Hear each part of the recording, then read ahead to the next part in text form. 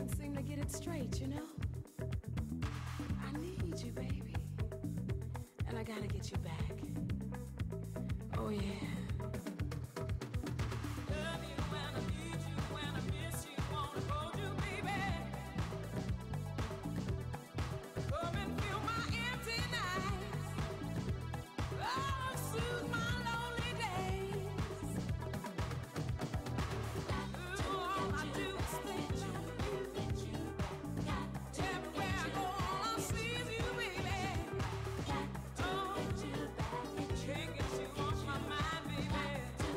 Gotta get you back, gotta get you, baby boy. Ooh, I gotta get you back. Hey.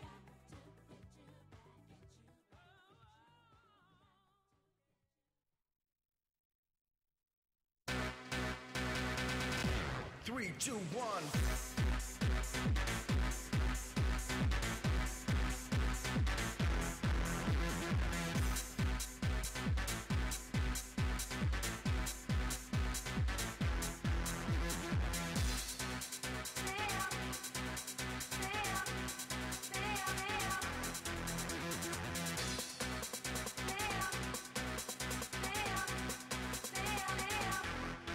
Give me more.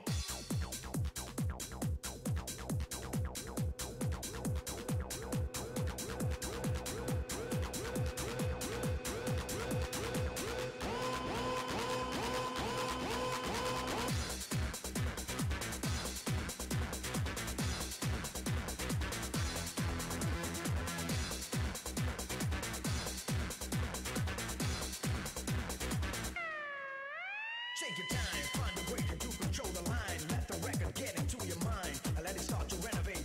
Do it good, do it now, and don't you wait. I'm an addict, I don't give none. Yes, I'm hooked up on music on the run. If you want to be high, take this for, then give me more.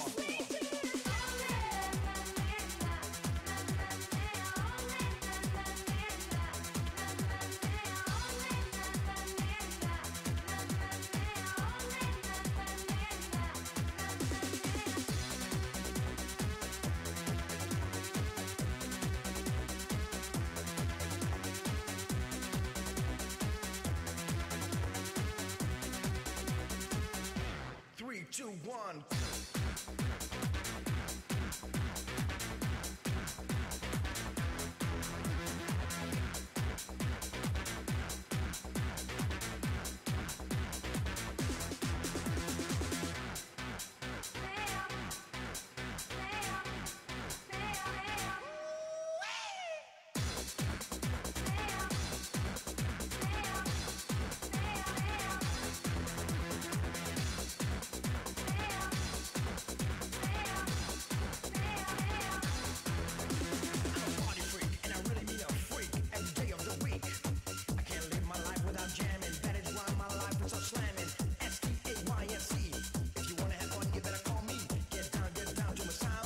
Town.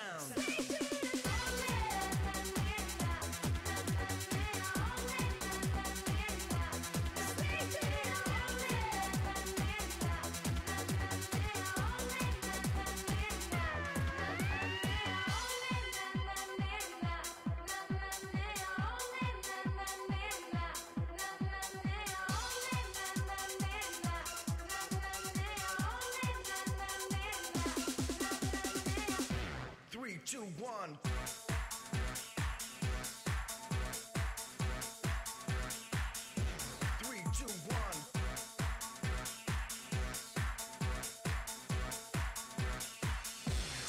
With the sound.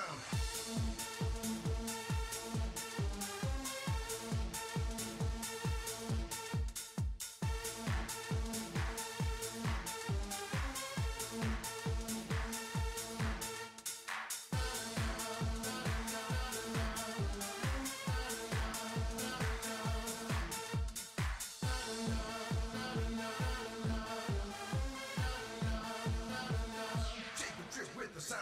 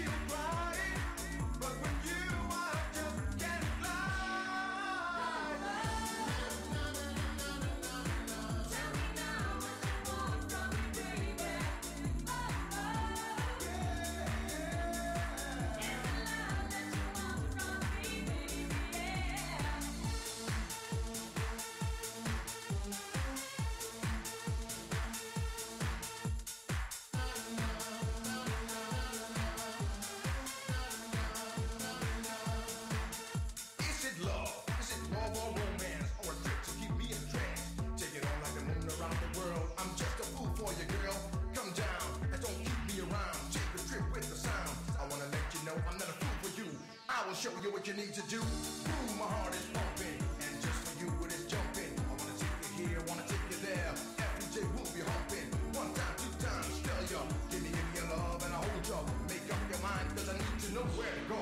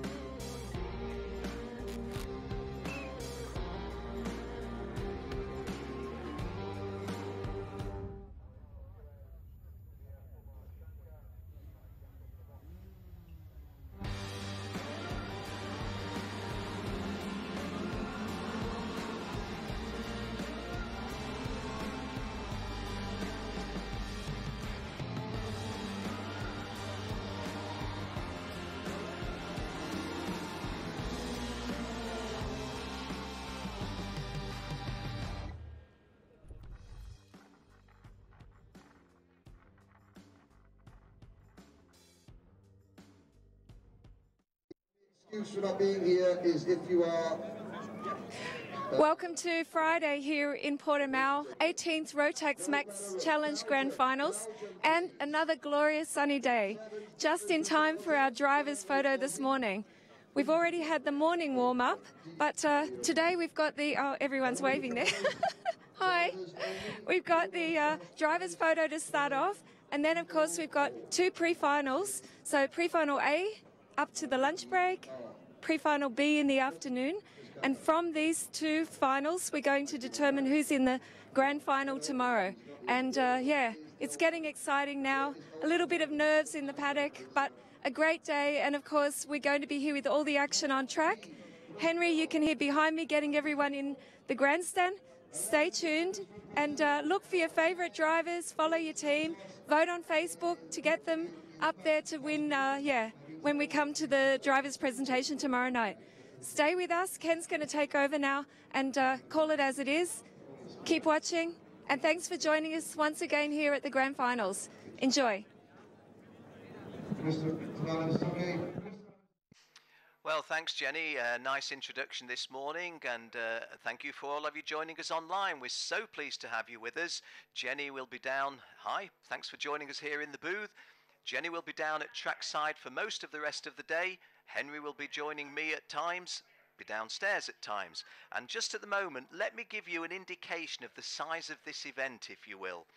360 drivers from 59 countries, and these are those countries. United States with 17 drivers, France with 15 drivers, Australia and Canada with 14 each, Finland, Japan and Poland with 12 each, Argentina, Brazil and the United Arab Emirates with 11 each.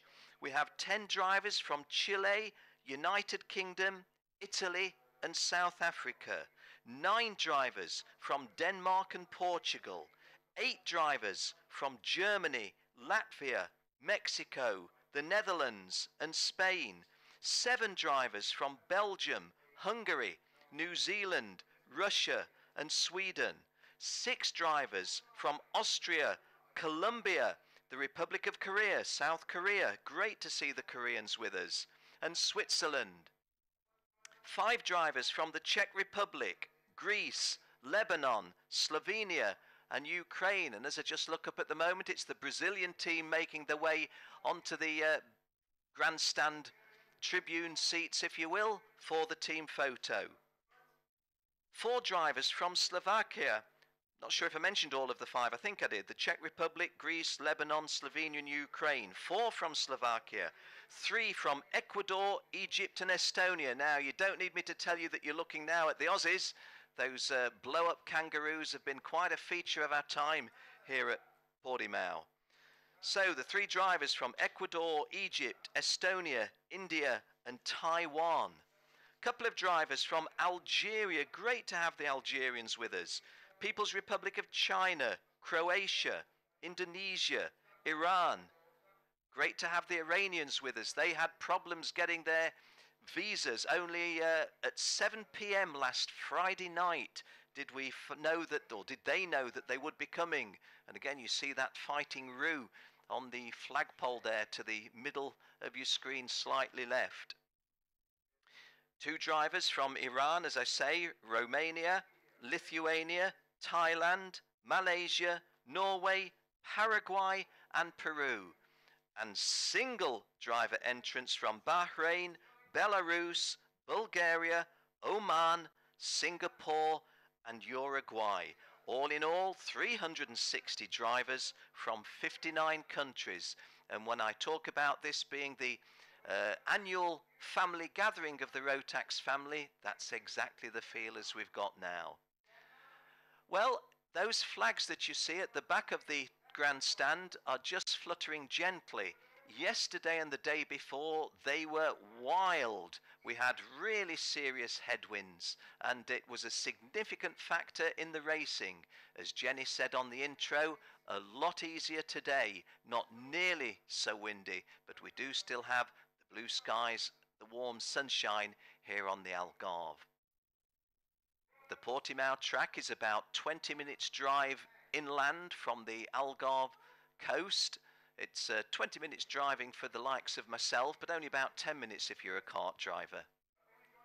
Reminder that this is the filling of the grandstand with all of those 360 drivers to make the team photograph, or rather the event photograph, which Henry, if you can hear in the background, our colleague, calling them in by nation.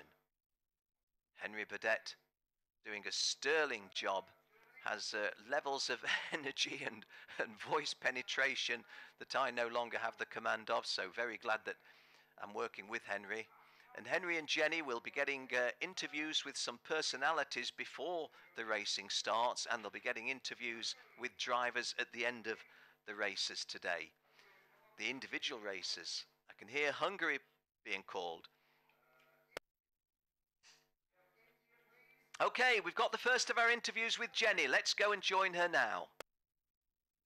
Cody, here we are, CKN representing the team from Canada. Yeah, How's it going? it's been a good week so far. Our Rotax seniors are really doing well. Our DD2s not so much, but the rest there, yeah, we're having a good time. Okay, they're having a good time, CKN. And Luis, hi, all the way from Mexico. Yeah, I'm here. I'm very happy to be here. It's my 12th grand final, and it's amazing. So hello to everyone in Mexico watching. Hey. Hola, Mexico. Okay, Gordon, all the way from down under. Yeah, about 35 hours, but great to be here for my 8th World Challenge final. So yeah, it's great. And of course, we've seen some of the Aussies have good luck, push hard, but also a little bit of bad luck out there. Yeah, so I think that, but the ones that we thought were having bad luck, they're in for a big day, hopefully, fingers crossed. And yeah, we had a couple of wins, so we've got a couple of pole positions for the pre-final and a lot up the front. So yeah, we're very excited. Yeah, it's great. I think it's going to be a really great day's racing, and I know these guys are going to bring it all the action to you. So nice to have you here. Thank you. Yeah, when I mentioned, oh, that's a nice shot, isn't it? Just going to say, when I mentioned moments ago that we talk about the Rotax family, have to say the family isn't just the drivers, mechanics, team members, and the press corps. The press corps, over the years, we've got to become good friends of many of the people in the press. Well, these pictures speaking for themselves, aren't they? So just enjoy what you're seeing. I'm not going to attempt to identify all the drivers because, one, I couldn't identify all of them, and two, those that I can identify, it's not really fair to single them out when this is a nation's event. I will single one party out, and that's the kangaroo at the top. Anyway, let's go back down for another interview. I think we've got Helmut with us this time. Hi. What's going on? Oh, well, we're just waiting for all the drivers to get organised. And so all the way from BRP, how's it going? It's going fine, you know. The weather is on our side, you know. The people are happy, so there's nothing else I can add, you know.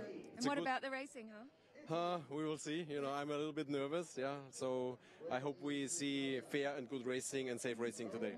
I think we've picked the perfect venue this time, huh? Yeah. Now we are, you know, we have been eating up every day, so, and we are getting now the feedback on this, you know, it's really, the weather is really of help. And of course, I'm looking forward to see that new project that you've got coming out tomorrow on the track too. Yes, yes.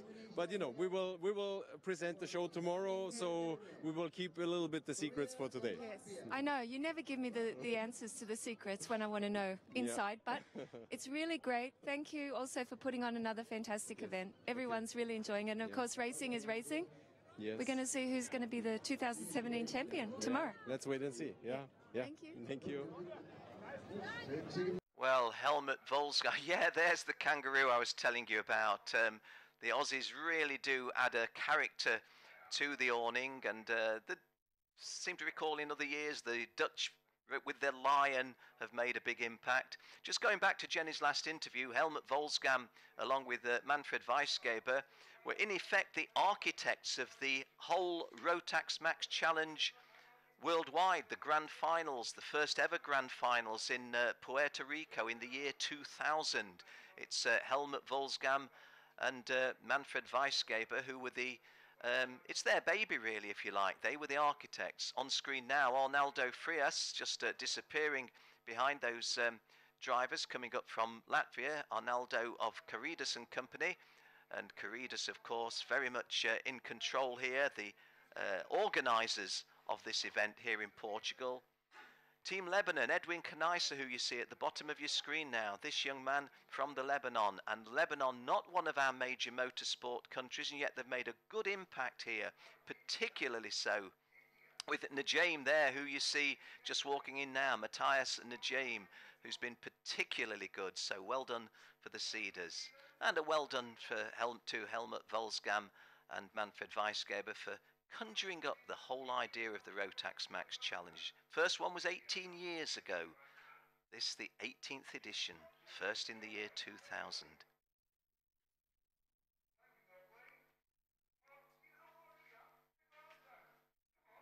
Well, Henry trying to get a little bit of a cheer going. have to tell you that all of the spectators in the grandstand had to be cleared out of there about 15 minutes ago. Anyway, Jenny's got someone else to talk to. Let's pop down that track side now. Julieta from Argentina. Sí, somos de Argentina, estamos muy contentos por estar una vez más en la gran final Rotax. Aquí en Portugal somos un gran equipo, somos 12 pilotos, estamos muy felices. También tenemos a Uruguay, Team Uruguay, así que estamos contentos y vamos por un gran resultado. Okay, she's really looking forward to the finals and going to see us at the podium. Gracias. Gracias a vos. There you are, the Rotax family, as I said. We've got the Dutch Lion. Lovely shot, lovely shot. Can't tell you who's in there. In fact, most of you... thanks for the thumbs up. Thanks for the thumbs up. And Arnaldo just to the right there. Well done. We do like the wave from the Lion and the Korean drivers just behind. Again, sport wiping political boundaries away. The South Koreans coming. We don't have any North Koreans because there's no karting in North Korea, but 6 drivers from South Korea. That's absolutely great. And as I said earlier on, the Islamic Republic of Iran struggling to get their visas, but their visas signed at 7 o'clock last Friday night, and they're able to bring their 2-man team here. And having gone particularly well in the shape of Bardia Boramand as well, so even coming with some success now. These helmets, I think that's Joey Alders from the Netherlands, if I'm not mistaken. Might be not 100% right. Henry, of course, doing a real good job with his own Viking helmet, which he was presented with by the Norwegians. Well, again, these pictures speaking for themselves. There's the best beard that we have on view. Oldest driver 60, youngest driver 8. So a span of 52 years across the age range. Those of you that have been with us throughout the week can see the gentle breeze on that Rotax banner in the foreground on screen. Well, the gentle breeze is very welcome. We did have something rather more than a gentle breeze yesterday and the day before, and that did have its effect on the racing as they went into a strong headwind.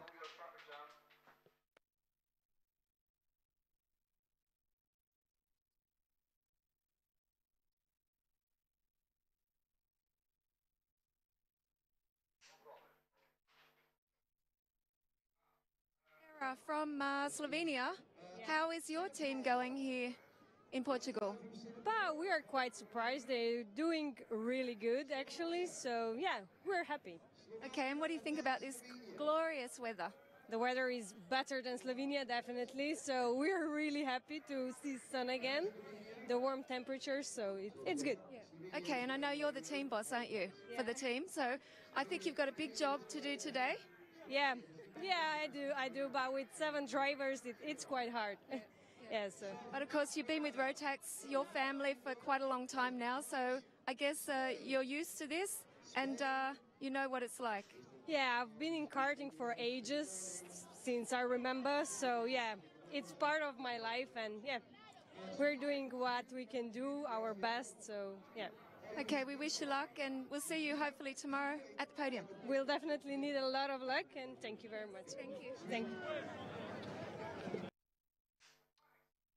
Well, only just caught the tail end of Jenny's interview there, so I'm not 100% sure who we were talking with. I think that might have been Cassandra Rua's girlfriend. So when I talk about a family event, it really, really is a family event. From absolutely in the top end, if you will, the drivers, right through the Blood family and the Rotax family with mechanics, tuners, etc. And of course, in recent years, the Micro Max and Mini Max classes have been added to the seniors, juniors, and the 2 DD2 categories, making for an even wider age span.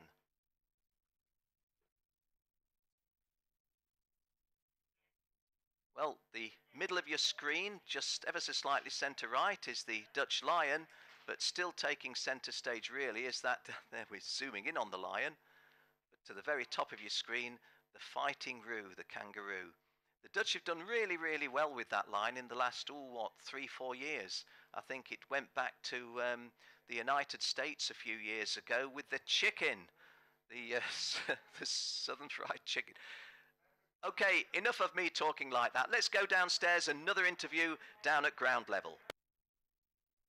Taiwan, are you enjoying the event? Yeah, very much. And you're looking after Japan as well for the media? Listening now. Yeah. Okay, so you think you're going to be on the podium with the team? Sure, of course. Yeah. Okay. Welcome to Portugal. Great to have you here. Yeah, you too. Thank you.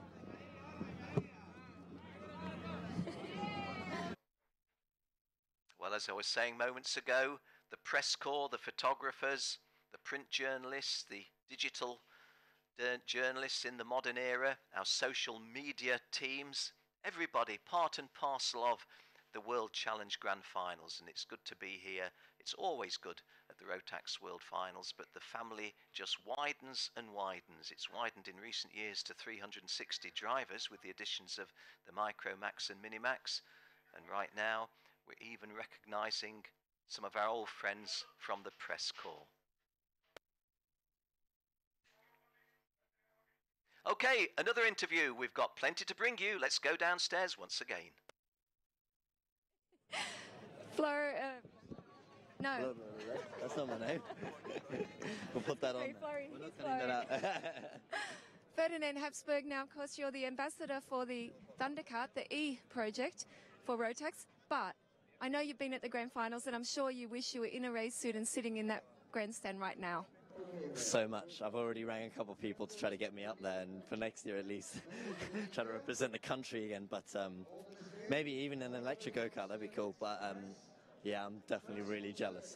I'm just as nervous driving as watching, actually, so I'm fevering with. But yeah, I wish they could just let me have a go, you know, just a couple laps, It's always that way that the race drivers hate to be at the race unless they're racing. Yeah, no, it's weird. I've done this maybe like 2 times this year, and that's the whole time of my life.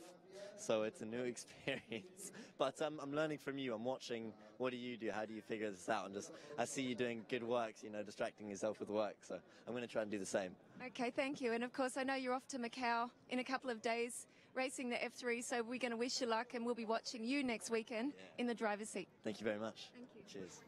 Yes, good luck to Ferdinand Habsburg at Macau next weekend. Do remember him racing in the karts when he first started. And I also remember writing that had European history taken a different turn half a century, 3/4 of a century ago, a full century ago, then Ferdinand Habsburg, who you were watching there, might not have been an ambassador in motorsport, but a ruler of an empire of some mega proportions. But there we are, a lovely young man, a worthy ambassador. Okay, let's go and talk with someone else again now. Our chief scrutineer, how's it going up there in scrutineering? Very good this year. It's a nice change to see there's no major problems. People are doing what they're supposed to be doing, and we're not having any technical issues at all. So you're here for a holiday, it sounds like. Looks that way this year. That's great. Okay, then I might come up and visit you later and kick back and watch the racing. Thank you very much. Thank you. Well, I think that Paul's a little tongue-in-cheek when he mentions, yes, it's all a holiday. The scrutineers have been working hard, no question about it. And, of course, a lot of us having some early starts and late finishes, and that's certainly applied to the scrutineers. Well done, Jenny, talking with Paul Klassen. Paul, a fixture at the Rotax World Challenge Grand Finals in recent years, and looking pretty fit and healthy, wasn't he? Well, my colleague Henry Burdett has been calling all the nations up into the grandstand, and our pictures on screen suggest it's pretty full now, so we may well be getting to the point when the official photo will be taken. Okay, we've got someone else to talk to. Let's join Jenny again. Lisa. Lisa from Rotax, how's it going? Well, pretty busy, but as you can see on the grandstand, we managed to get all the drivers up there, so we are pretty excited to have them here. They're so organized, it's fantastic. Well, we did our best, and basically they were all really good and following our instructions, so thumbs up for the drivers. Well done drivers. Thank you. You're welcome. Yeah, and well done, Lisa, one of our hard-working team of Rotax personnel here. So many different duties, in the... Oh, happy birthday to Juan Diego Alzate. The gentleman standing up is Juan Diego Alzate of Colombia in South America, and it's his birthday today, 17 years old. And amongst... oh, and there's someone else being identified as a birthday boy on the back row. Can't just see who that is. It's another of the South Americans, isn't it?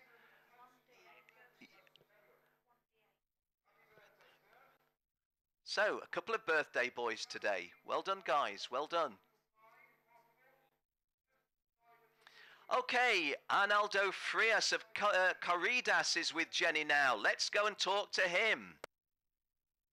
Here we are. The drivers are all there for the photo. A glorious day in Portimao. And you've organised all this for us. Yes, we were lucky also with the weather, and I think the event is running very well, so everything is helping us to have a very, very good event. How long have you been organising the events now with Rotax as the distributor here in Portugal? 7 years. Yeah. 7 years. Would you say this has to be one of the best so far? For me, this is the best. It has to be always the best, because this is a challenge for us to have a better event every year. Yeah, I think so as well. But of course, you've got to always look forward and, as you say, come up with something new and better. But really well organised this year. Thank you very much, and it's been great. We're looking forward now to the finals. Thank you. Thank you so much.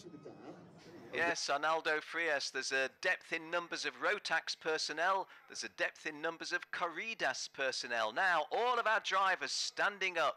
What a nice sight that is for our team photo. I would have only one tiny disappointing feature to say, and that is amongst 360 drivers, we only have 4 ladies. There was a time when we'd built the female racer population in Rotax world up to double figures, but just 4 at the moment. But nevertheless, Henry and myself in commentary, always happy to identify them and give them their due credit.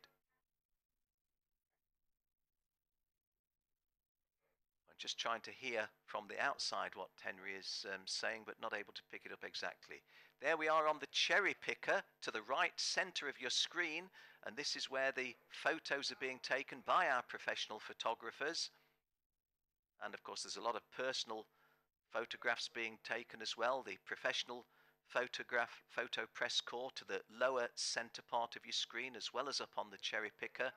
And there is the official photo of the Rotax Max Challenge Grand Finals 2017 driver photograph. Hope you're feeling some of the atmosphere of this here at Portimao. For those of you tuned in online, we're ever so grateful that you do tune in to us online. We really appreciate knowing that you're there, and we hope that you do feel part of it through our pictures and our sounds.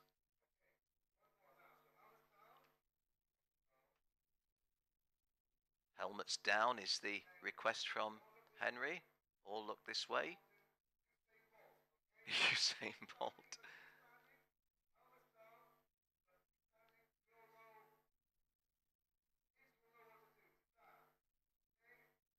There we go. The Usain Bolt. What shall we say? Tribute or acknowledgement? Okay, there we go. Usain Bolt. Let's all do the arrow, the bolt, the flying bolt. And what's Usain Bolt's connection to Rotax World Challenge Grand Finals?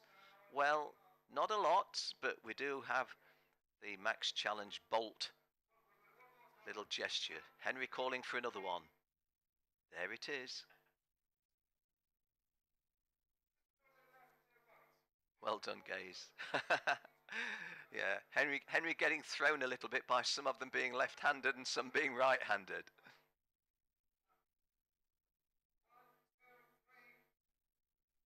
That was a lot sharper. All in the same direction.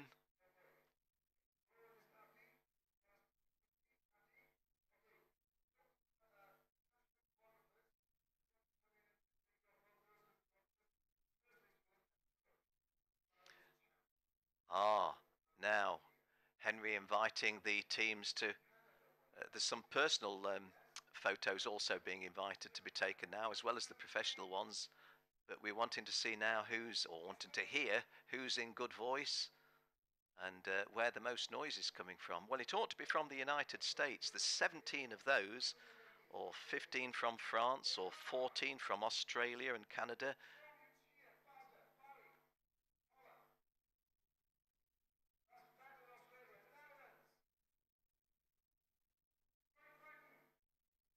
Henry calling the Netherlands, there's 8 of those. Calling Great Britain, 10 of those.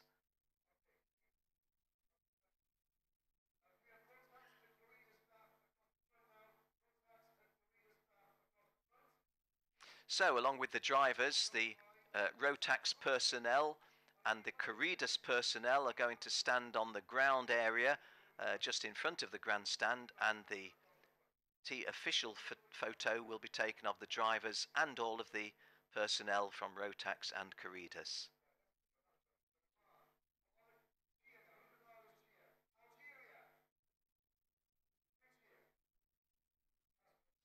Henry calling for a cheer from the teams of Algeria. Well, they're just too strong. And India. India are also not too heavily represented, but just 3. But great to have there is our good friend Henry, or my good friend. And I think most people... Austria! Well, Henry's from Barry Island in South Wales. Doesn't have a strong Welsh accent, but he does have a strong Welsh voice.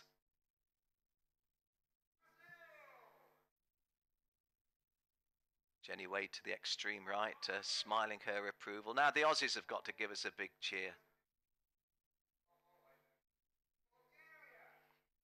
He's calling for Bulgaria now. There's only one Bulgar here. Canada is 14 strong, so we should hear something. China is just 2 drivers, I think, from the People's Republic of China.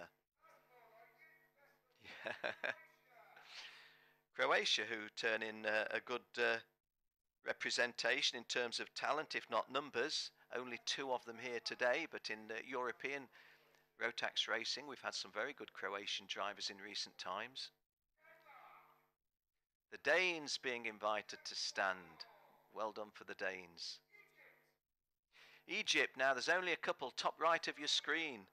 Estonia, we've had a world champion, we've had 2 world champions, Kevin Hildebrand and let me think, Martin Rump from Estonia.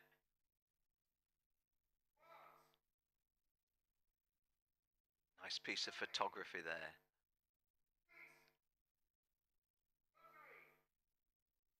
Well done.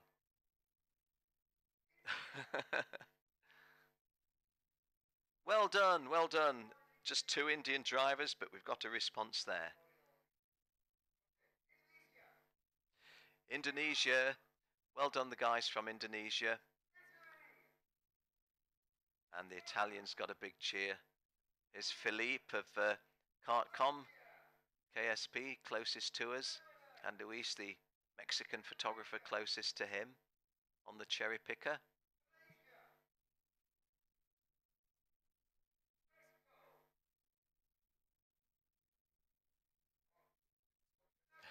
Yeah, good shot that was from the Netherlands. Netherlands, complete with Lion, have given a good response. New Zealand done well. One of our lady drivers, you see the blonde lady there, Tiffany Chittenden. Didn't go so well in the heats as she did last time we were racing on the Iberian Peninsula when she looked a potential winner. But still all to race for.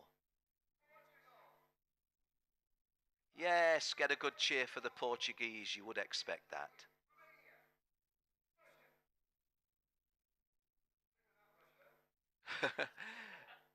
Yeah, Russia a little bit slow off the mark, but then Henry didn't announce it in Russian, did he?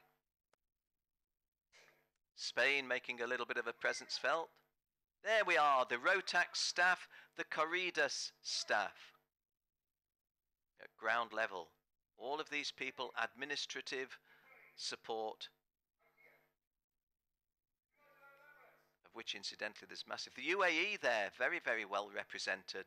United Arab Emirates. Got to say hi to all my friends at Al Ain Raceway, and amongst all of those from the UAE, have to say a special hi to the lovely Gina. That was a request from Guy, talking with us yesterday as a guest commentator.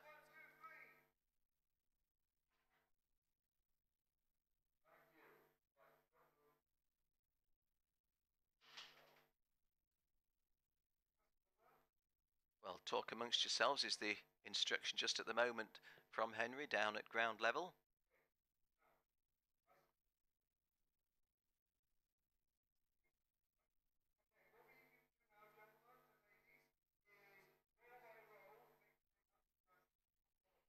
So that, excuse me, that is the end of our driver's photo, and all of the drivers now being asked to make an orderly exit, which you can see is precisely what they're doing. Thanks ever such a lot for joining us nice and early, you early birds. We do appreciate it, and I hope that you gained something from that, a feel of one of our happy little colourful occasions, the driver's photo. Of course, we do it in more animated form tomorrow when we have the driver parade. But thanks for joining us this morning for the driver's photo and all that went with that. We are racing in, let me see, 20 minutes time, I think.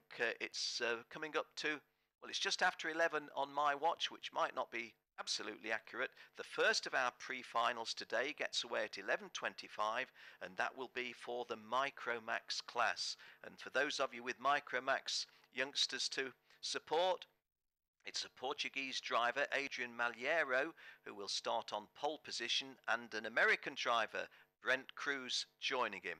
Okay, let's go back down and talk to Jenny and Henry.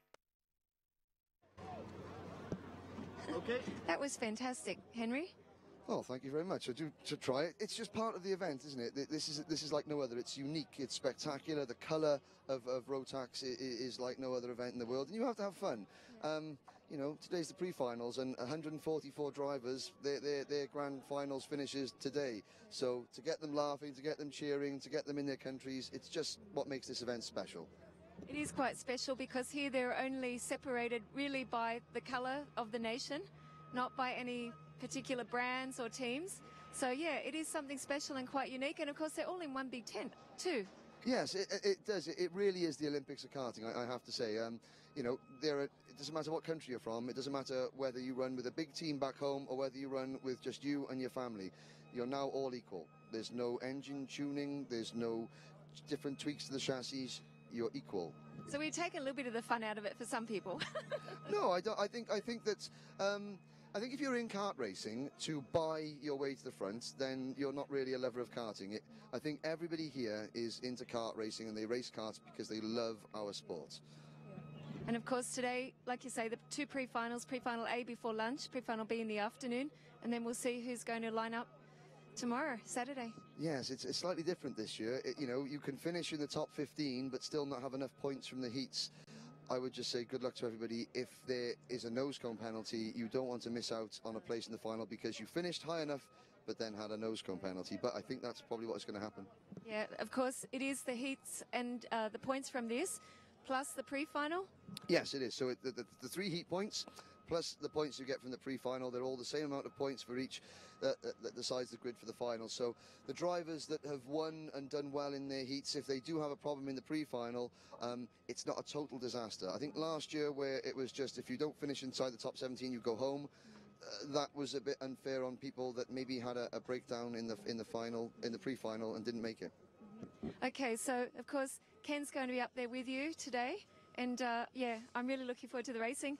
I'll catch some of the drivers as they come in, hopefully, and then we'll see what happens as it unfolds. As it unfolds. You can borrow my Vikings hat if you want. I won't be able to see anything then. I can't wait, can't wait. Okay, thank you, and also what a fantastic driver's photo this morning. All the nations, all the colours. The lion was also there from the Netherlands. There was a lion, there was a kangaroo, yes. There was a French hen. They even did the dab, which is good. Yes. Did you do the dab? I did. I was doing it with you, and I don't know what was with those guys going the wrong way. Okay, Ken for sure is doing it up there in the commentary box. Stay tuned with us, and yeah, follow the live timing online. I don't know, post on Facebook, do all these things, and get involved in the event, and push really for your team, your nation, and your drivers. Thanks, Henry. Thanks, Jen. Thank you. See you later. Bye.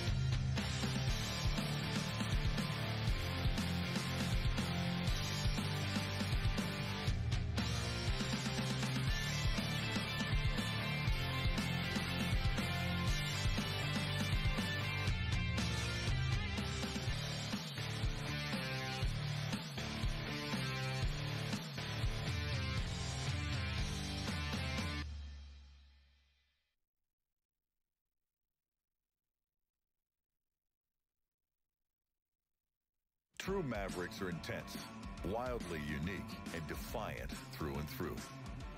Which is why only the most exceptional and powerful side-by-sides are fit to carry the name. But there are times when even a maverick wants to bring the family along for the adventure. For those times, Can-Am has created the all-new Maverick X3 Max line. The most aggressive four-seat side-by-side vehicle to hit the trail yet. The X3 Max line is a full-on assault on the senses. From the aggressive next-generation design of the slope-back cage to the superior fit and finish, it's clear that performance is baked into its very DNA. Its ultra-rigid, lightweight chassis is based on the Maverick X3's two-seat design, extended 33 inches to support a 135-inch wheelbase, creating a more spacious four-seat cab with greater legroom for all. The Ergo-Lock cockpit is designed with racing-inspired steering and controls, optimized for speed and precision, while the low-mounted seats all feature four-way adjustability, maximizing comfort without sacrificing the adrenaline rush. Attack rough terrain head-on, and the X3 Max shines thanks to a best-in-class TTX suspension with up to 22 inches of suspension travel. The X3 XRS further enhances the ride with Fox 3.0 Podium RC2 bypass shocks. Few four-seaters offer a truly thrilling ride, but with the X3 Max's 154 horsepower, thrilling just might be an understatement. Powered by a turbocharged, intercooled Rotax Ace engine mated to a QRS XCVT shiftless high-performance transmission, the X3 Max delivers hard-in-your-throat, press-you-in-the-seat power.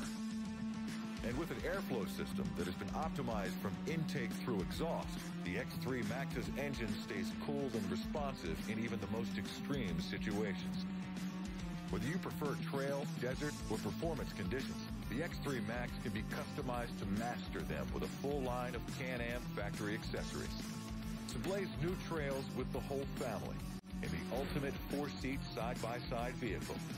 The all-new. Yes, welcome back up into the booth. Hope you enjoy our commercials. There's a lot of great scenery, isn't there, in those Canadian shots. The ultimate holding company of Rotax, based of course in Canada. Always enjoy watching those. So we're back in the booth for me to just bring you up to date and say thank you for joining us, those of you early birds. We've already had a little flavour of the morning with the driver photograph, and the racing, the real thing, starts in just a few minutes time. 11:25 our first race, the pre-final for the Micromax group. At 11:50 it's the Minimax pre-final.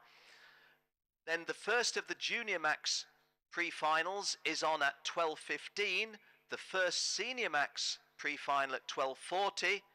DD2 Masters come out at 13:10, and the last race of the pre-lunch session is the DD2 class coming out for pre-final A at 13:40.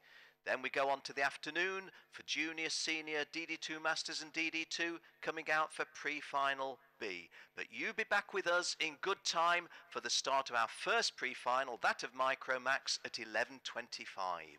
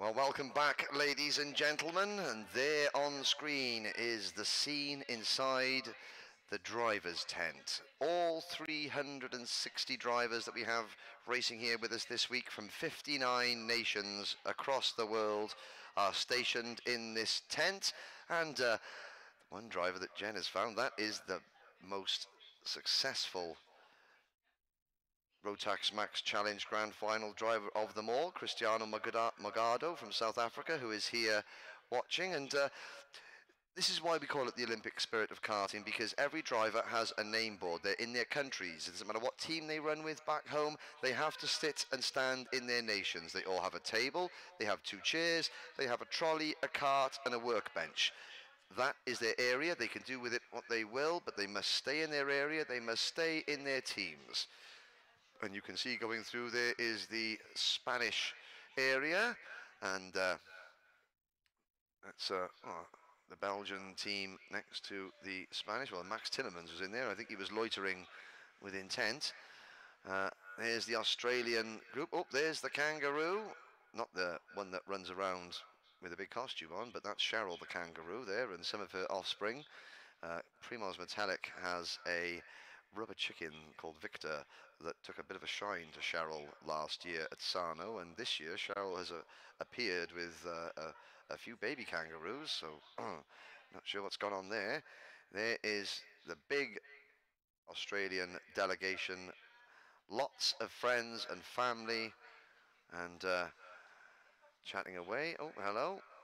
And next to Australia, there's Jaden Pope's and Jack Preston. Jack Preston yesterday providing us with a lot of great on-board footage.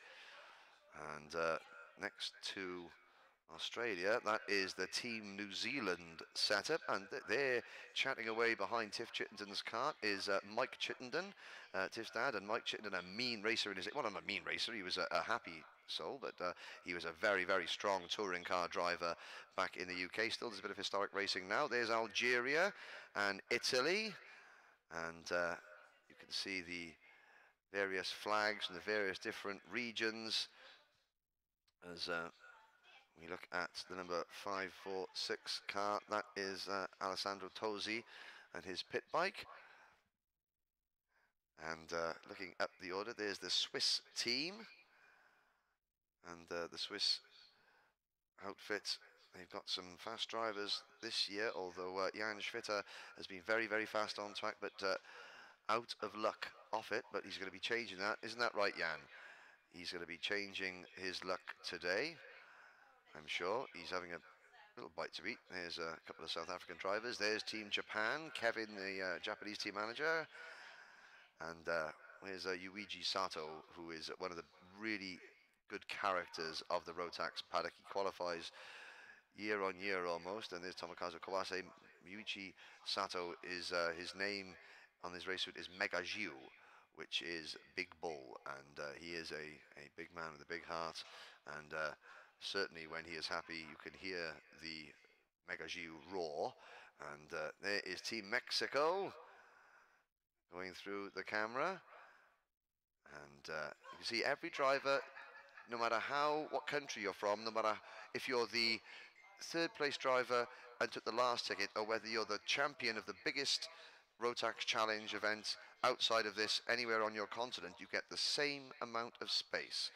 There is no favoritism, no preference. The only rules are you must stay in your country. Here is more Mexican, and those Mexican shirts are very nice indeed, I have to say. And you can see that it's not just the drivers that have their national race suits, it's their mechanics, it's the parents, it's the families. They have t-shirts, they have polo shirts, they have jackets, they have hoodies, they have the works, you name it. And of course, in the driver's tent, they are watching the same pictures that you are back home, and the cheers and groans and roars from the driver's tent can be heard from miles around.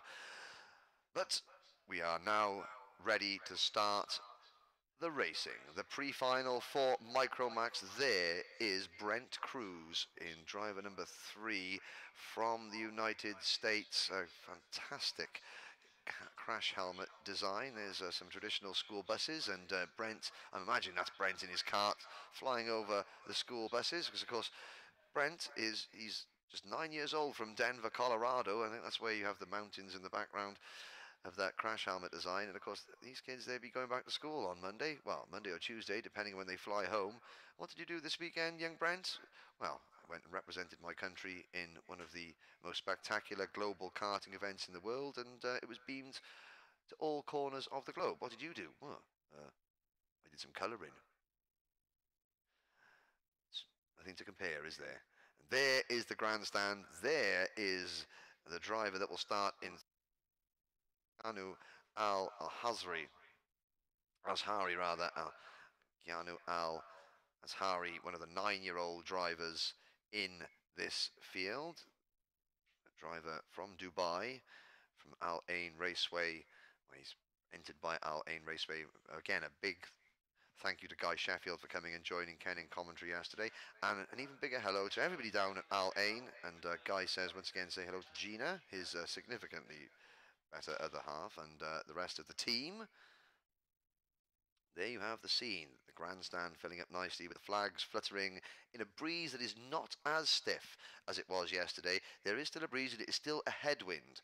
So that will make the slipstream effect even greater. So the grid as follows. From Portugal, Adrian Malheiro in kart number 19 on row 1 alongside Brent Cruz. Then you have Keanu Al-Azhari and Danny Van Rooten on row number 2. Row number 3, Leon Zelenko from Croatia in kart number 9. And the youngest driver here, the only 8-year-old in the paddock in kart number 24 at the right-hand side of your screen there from the Ukraine, Alexander Bondarev. Matish Gladish and Jack Jeffers are on row number 4.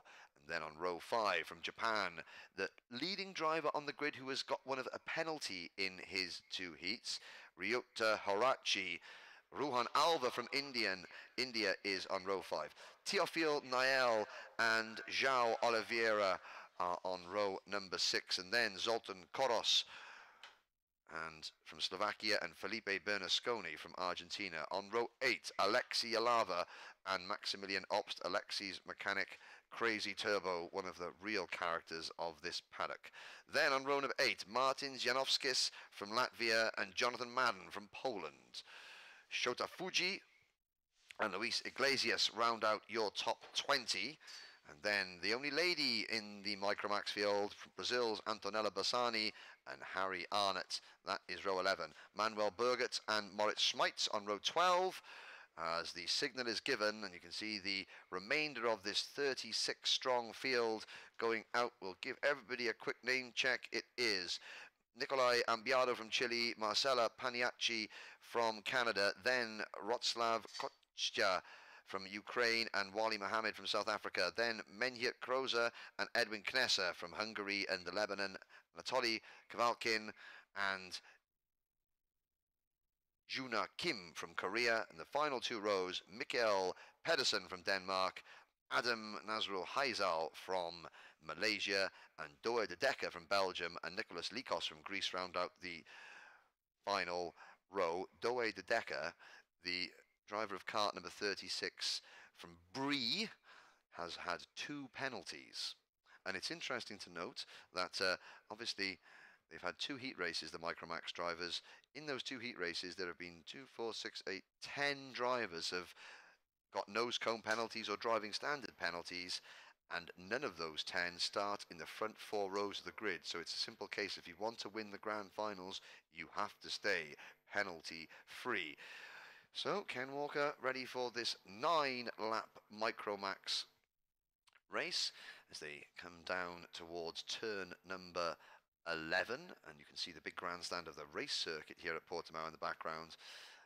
All 36 drivers on identical Praga chassis.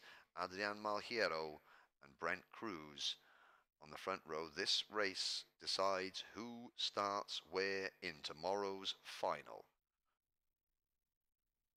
Up the hill past Manuel, one of the clerking team here. Now this area, for those of you tuning in for the first time, this straight from turn 12 up towards 13, that is steeply uphill. And it gets even steeper when they come around this next right-hander up towards. Now, Henry, has Yes. that been a voluntary detachment from the back by one of the youngsters, or is that a problem that we were spotting? Well, I think... Can't tell from there, but we're going to have to concentrate on the start, so here we go. Ken Walker brings them to the line. Adrian Maliero is on the left-hand side, Brent Cruz to the right-hand side. Good start by Brent Cruz from the outer, but he's not going to be able to get into the lead from there. Adrian Maliero, not his best start, but making his pole advantage start. One or two drivers just putting wheels on the dust there, as you saw. I think that was a good start I noticed by Danny van Routen, the Dutchman. Kenu Al-Azari, I'm spotting there now. Kart number 5, I think passed that through. may have been Antonella Bassani was starting in the middle of the pack. Yeah, it can't be. That was a misread, because Anatella, much as I'd like to see the lady up front, it was a misread. But Keanu Al-Azari getting the good call. And moving forward a place there, I think, was Danny van Routen on this open. Now we've got a yellow flag at some point, Henry. I've not spotted where that might have been. Well, there was a bit of an incident going out of turn number 5. And carts number 35, Keanu Al-Azari. Sorry, I was thinking that was going to be something of a judicial, a black and white flag, if you will. Not to worry. Leon Zelenko having an early start for the a good start for the Croatians, nice and early. So coming round on the opening lap of 9 for these youngsters. Confirmation that it is the Portuguese, excuse me, it is the Algerian driver, Kena. I'll start again.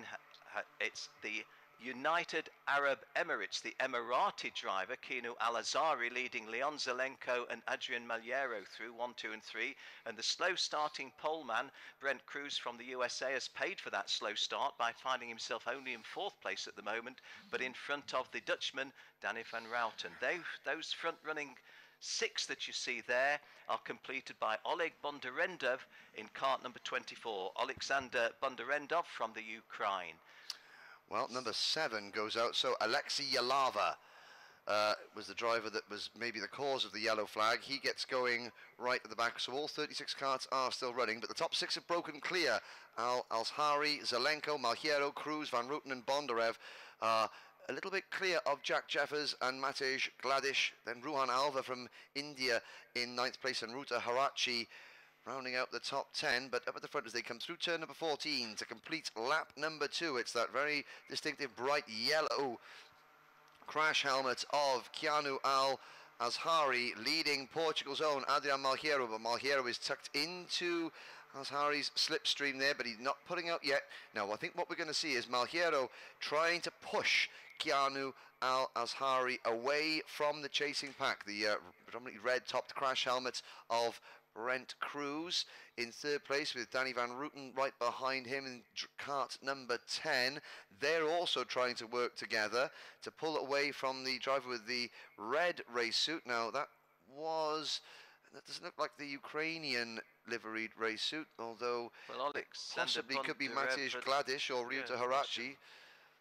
And just pick up on something you've said, Henry, which you say these two trying to be kicked on, and I do identify with Adrian Maliero, as you've said. He glanced over his... now are we seeing a change for 3rd, 4th? Certainly changed for 5th position there. There's a bit of a mix-up there. Brent I think that Cruz might be... is still 3rd, but it's Bondarenko and Van Routen, was it? No, Bondarenko and Zelenko having a dice. I think it was the Croatian driver moving into P5. Now let's see if Malheiro, who is right tucked underneath Al-Azhari's rear bumper. No, he does not make a move. Well, I was just going to pick up, when I interrupted myself, as it were, on what you were saying. He glanced over his shoulder, which can so often be a prelude to a potential move, and glancing over his shoulder, he would have seen a lot of empty tarmac, but there was no attempted move. It was clearly the indication, come on, keep going, you and me can kick well clear of the rest of this following pack. And of course, in the case of Adrian Maliero, he'll be feeling that when the time comes, he'll take the lead off Keno Al-Azhari. Brent Cruz has been shuffled to the back of this chasing pack, but just gone wrong look for at the gap American. that the top 2 have pulled out. Al-Azhari and Malheiro. Malheiro with the fastest lap of the race, pushing the Emirati driver away. Cruz has dropped to, I would say, 8th or 9th place. Yeah, from 3rd, so something going seriously wrong for the guy who started on the front row. Although, has he got that back? Because I looked up and there was a lot of chopping and changing, but then I think he may have sorted himself out. He certainly lost 3rd place, but has gained it back. It's now Ryota Harachi in 4th, Alexander Bondarev in 5th, then Danny Van Rooten, followed by Leon Zelenko. Then it is number 33, the Argentine driver Felipe Bernasconi, followed by Matish Gladish. So 3rd to 9th in this group you're watching on screen, and a big gap back to 10th place Maximilian Obst in kart number 1 from Poland. Then Ruhan Alva, Antonella Bassani is up into 12th place, the young lady from Brazil. Alexia Lava still circulating. Now the yellow flag that is out, I think, is for Jonathan Madden, who has slipped all the way back to 33rd position, and Edwin Knesser, the Lebanese driver, who has slipped back to 35th. Nikos Likos from Greece is also in a bit of difficulty there at the back. Doe de Decker is up into 31st place from the back of the grid. Harry Arnott has dropped back, the Australian driver, kart number 29. He is down in 30th position, but the top two with Malheiro, well, is Malheiro winning this race for himself, or is he winning this race for Al Azhari? Because the top two, as we complete lap number 5 and enter lap number 6, they are 3.1 seconds in front, Ken, and still the group for 3rd battle. Yes, I was thinking just moments ago, if there's one thing I've learned in my karting career, it's never, never, never call a race until the checkered flag comes out. And there's a nice piece of passing, nicely executed there. So Ryota Harachi conceding 3rd place to Brent Cruz, if I've read that correctly. He wasn't really looking closely, just saw the tail end of the move. Danny Van Routen captioned on screen in 4th place. Yeah, I really think that because of the way that Adrian Malheiro has not forced Kino Alzari to have to defend they're getting a little bit dicey there. Sorry, Ken. I think. No, go on. Well, no, Brent Cruz had lost 3rd place. Harachi was up into 3rd place. Cruz dropped to 5th behind Van Routen, and there you can still see Brent Cruz is there, but Leon Zelenko was trying very, very hard to make his presence felt, and Cruz squeezed the Croatian onto the curb, and I thought there was going to be a situation where they touched wheels and one of them bounced through the air. Adrian Malheiro, meanwhile, has received a warning flag, and you can see the two leaders coming through your screen now. There's a slower kart in front of them who's going to be lapped, and they're on lap number 7 or 9, and there's lots of defending going on. This is early, and effectively, Ken, this group of karts on screen now, they have cost themselves any chance of a win just by fighting over 3rd place, and here's the move again. Here's the move, let's have a look. That's Van Rooten. Yeah, Danny Van Routen, the Dutchman.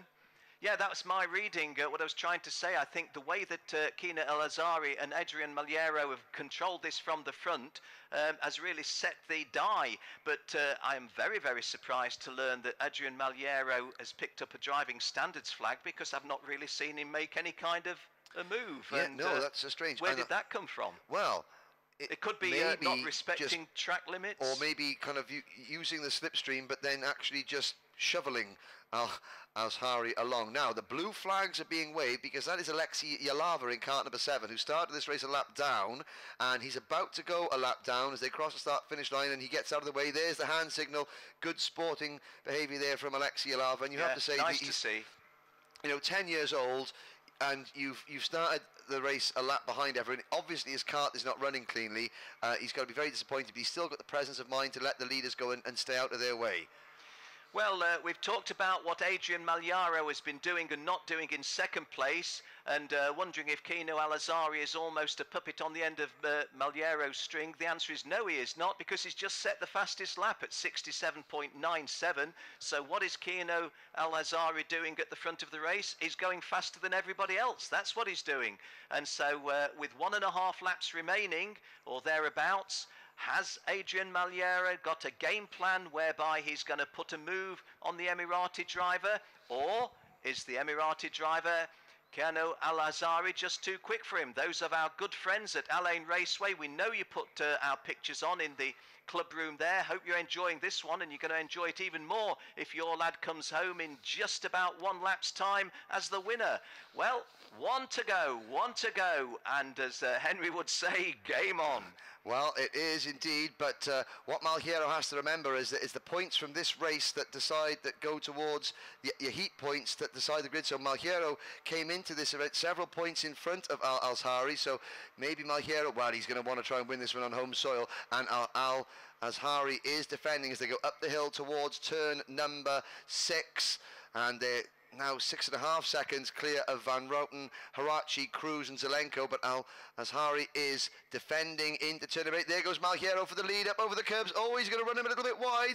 There was maybe a tiny little bit of sticker swapping there, but he did make the move stick. Yes, he's made it stick. It wasn't quite as cleanly executed as it might have been, but there was a sense of almost inevitability that the move was going to come. And I have to say, there's yellow flags waving. I think that battle for third place has gone overboard, and Danny Van Routen is out of the race. Yeah, One corner to go though, Ken. Thanks to Jill, Danny Van Routen goes out, which is a real disaster for him, but coming home to take our opening victory in the pre-final A in Micromax. Home victory for Adrian Malheiro. Adrian Malheiro coming home in front of Kiana Al-Azhari. And Danny Van Routen, who was third at the end of the 9th lap, is not going to finish, the 8th lap is not going to finish the 9th lap, because third was Brent Cruz of America, Ryota Harachi of Japan came home 4th, Leon Zelenko 5th, Maciej Gladish 6th, Felipe Bernasconi 7, Teofil Nile 8, Maximilian Obst of Poland 9th, and hey, we didn't give her the love that we could have given her. We've got Antonella Bassani, the only girl in this race with the guys. She's made the top 10 at number 10. From 21st, on the grid. No Great less. drive by the lady. And just outside the top 10, well, Martins Janowskis in 11th place, and that battling between the tactics from the front two, Ken, the great, really good, mature tactics, coupled with the fact that everyone seemed to want to take third place and defend it from almost the first lap, meant that the first two, they were separated by less than 0.2 of a second at the finish. There's Malheiro, there's the fist pump. Keanu Al-Azhari would have been happy with that, but they won that one by 7.5 seconds. Absolutely so. Did you see the incident whereby Danny Van Routen lost his third place and eventually lost his momentum on the track? I didn't, but I can imagine that it was a case of everybody scrambling to the inside lane. That was going into turn number 8, which is that double apex left-hander. And just interrupt you if I may. Now, what was the body language there from Kino Al-Azhari? Was that exuberance? Or was that a little bit of a fist in a different direction? That may have been a kind of mentioning to his mechanic. Did you see what happened? Did you see him give me a slight tap when he went in front? Well, who knows? It's there's the scene as well. The body language right there is the number 20 driver. There's Ryota Harachi, who finished 4th. Brent Cruz is on the weighbridge as we speak. The driver with the bright red crash helmet there is Leon Zelenko, the Croatian driver. There's a good well shake done, of the guys. hands. Well done. That's always good to see. That's Leon Zelenko and was it Maciej Gladish? No, Ryota Harachi. It's Ryota Harachi of Japan and Leon Zelenko, who did have quite a close dice, as indeed most of the drivers in that group. And at the bottom of your picture there, as you were describing Ryota Harachi, you could see the fist pump there from Maximilian Obst, who was really pleased with that. He obviously gained a few places on the last lap. There's Maciej Gladish, who will be pleased with 6th position. And it was funny because I'm around speaking to the drivers in the paddock during the start of the week, and Ryota Harachi speaks no English, and Leon Zelenko speaks no Japanese. Well, but they can do the international language of sportsmanship. And have you just noticed also we're getting one or two, a helmet comes off and you see a wide beaming smile, so some of these drivers finishing in the not quite lower order of the top 10, but out of the top 3, feeling pretty pleased with themselves. And as you said earlier on, of course, points in the heats aggregated with those scored here to determine where they are in the final.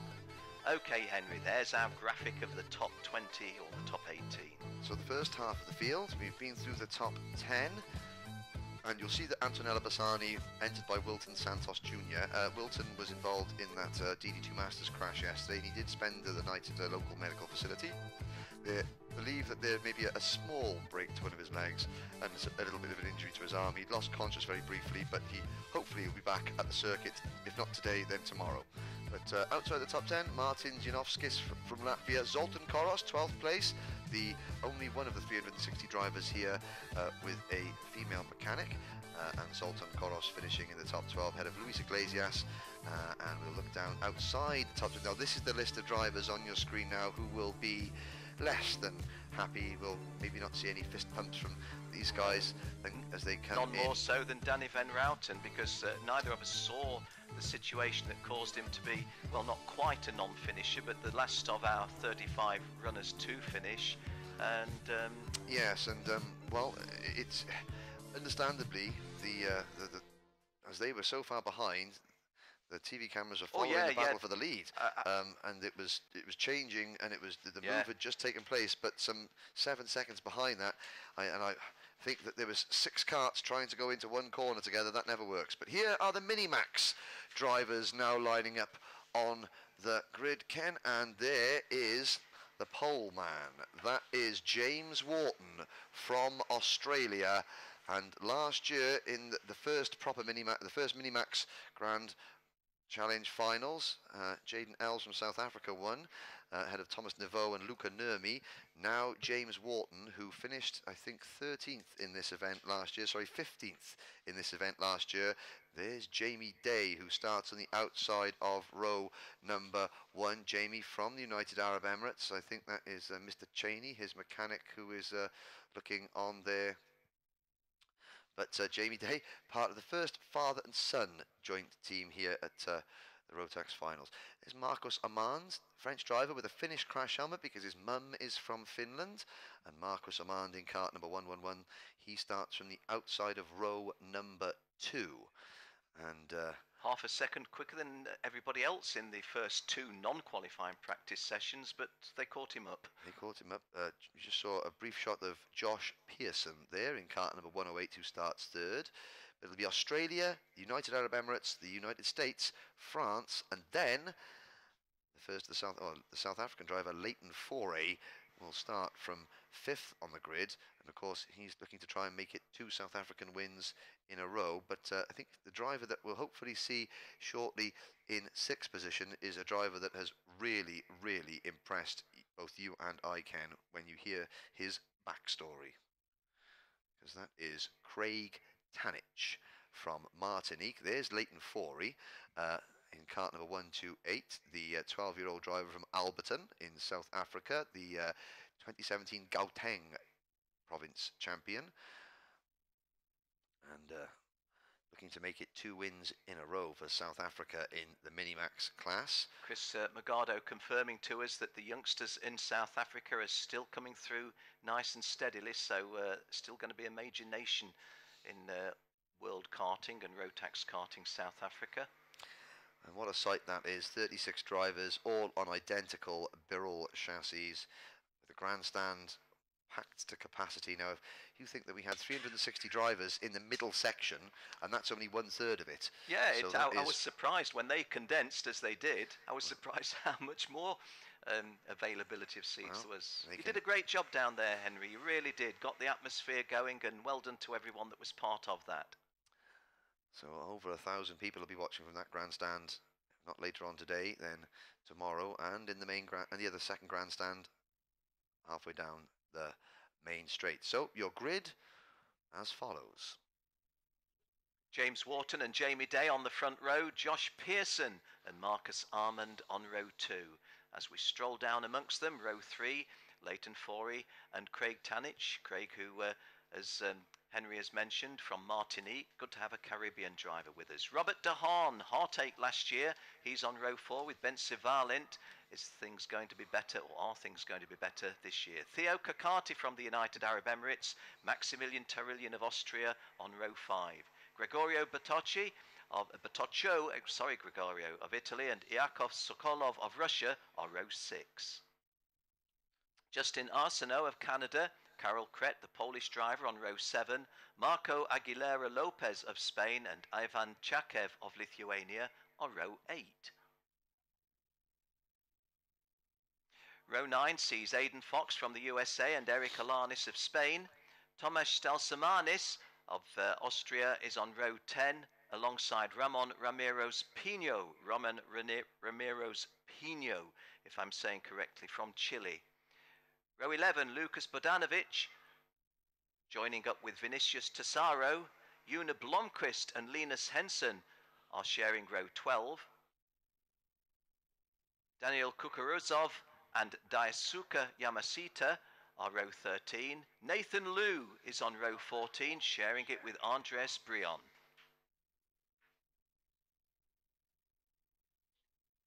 Row 15, Sasha Klavadetscha, one of the Swiss drivers, Hwang Kim from Korea, completing the top 30. Eloy Lopez and Balázs Valint, the second of the Hungarian drivers, are row 16.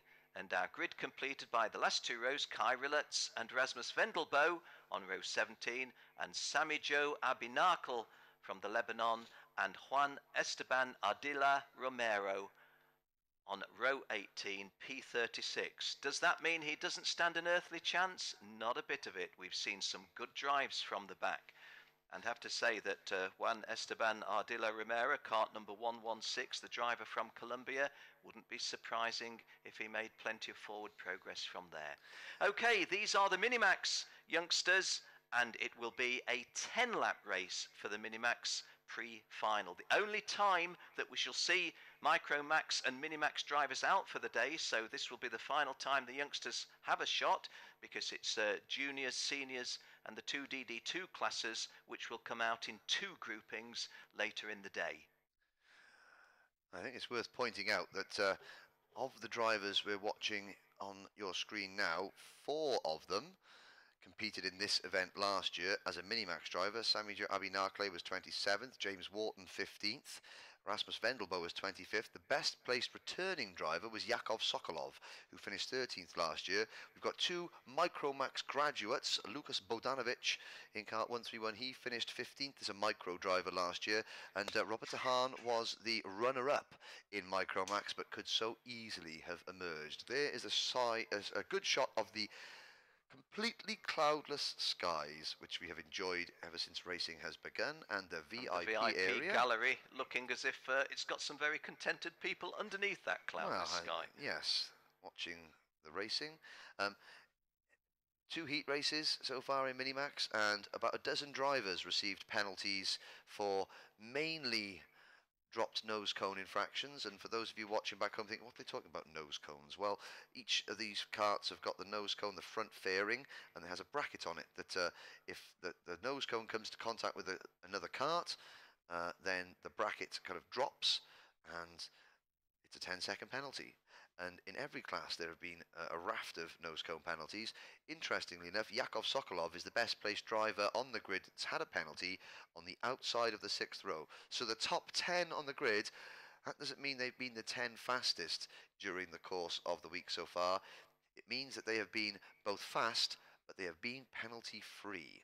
And looking down the back of the grid, well, there's a raft of drivers down at the back that have all received penalties. So when you said about Juan Ardila Romero gaining positions, yes, he probably will gain positions, because he's not been 36th fastest. He's just had, I believe, let's have a little look, what number 116, he has had 2 penalties. Nose cone in heat 1 and a start line infraction. Not only is my colleague Henry Burdett a fine commentator, he's an encyclopedic statistician. Anorak, I think is the correct phrase. No.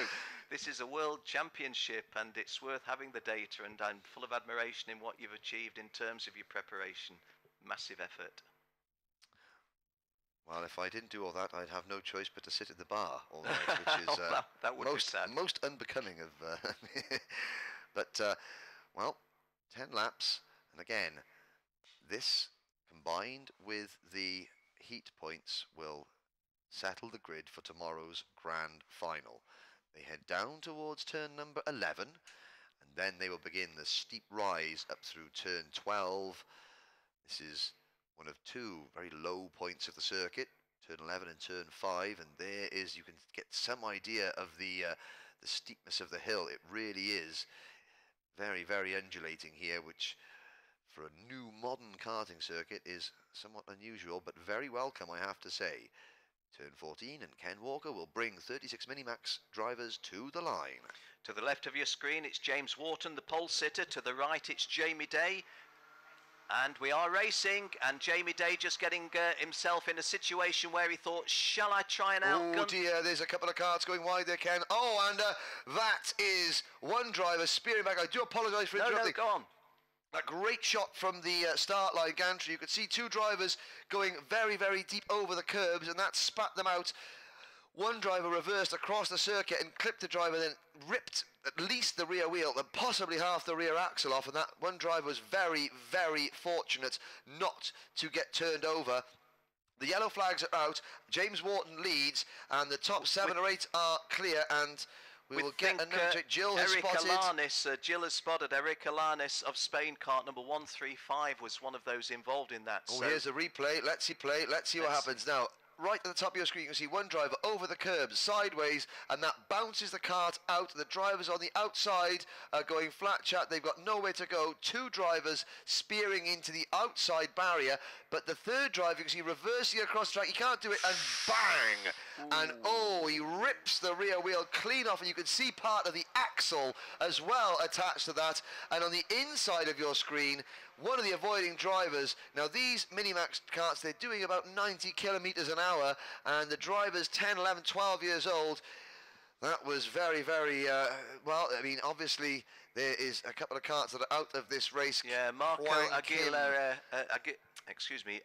Lopez was one that Jill identified, and as our screen is showing us, Hwarang Kim from Korea, a third one not to come round. In many ways, Henry, we're fortunate to have 33 of 36 come round to complete the opening lap. Yeah, and I would hazard a guess that looking at the names of those that have been delayed, Yakov Sokolov at the back, it was Yakov and Marco and Eric Alanis who were starting on the 6th and 7th rows together, or Aguilera Lopez, sorry, the other Spaniards, they were starting on the 6th and the 7th. I think it was those two that collided to start with, and then Hwang Kim, who was starting a little bit further back, and Eric Alanis were the drivers that then got caught up in that very potentially nasty incident. But on track, we have a change at the front, or do we? Yes, the South African driver did get his nose in front. Has he lost that?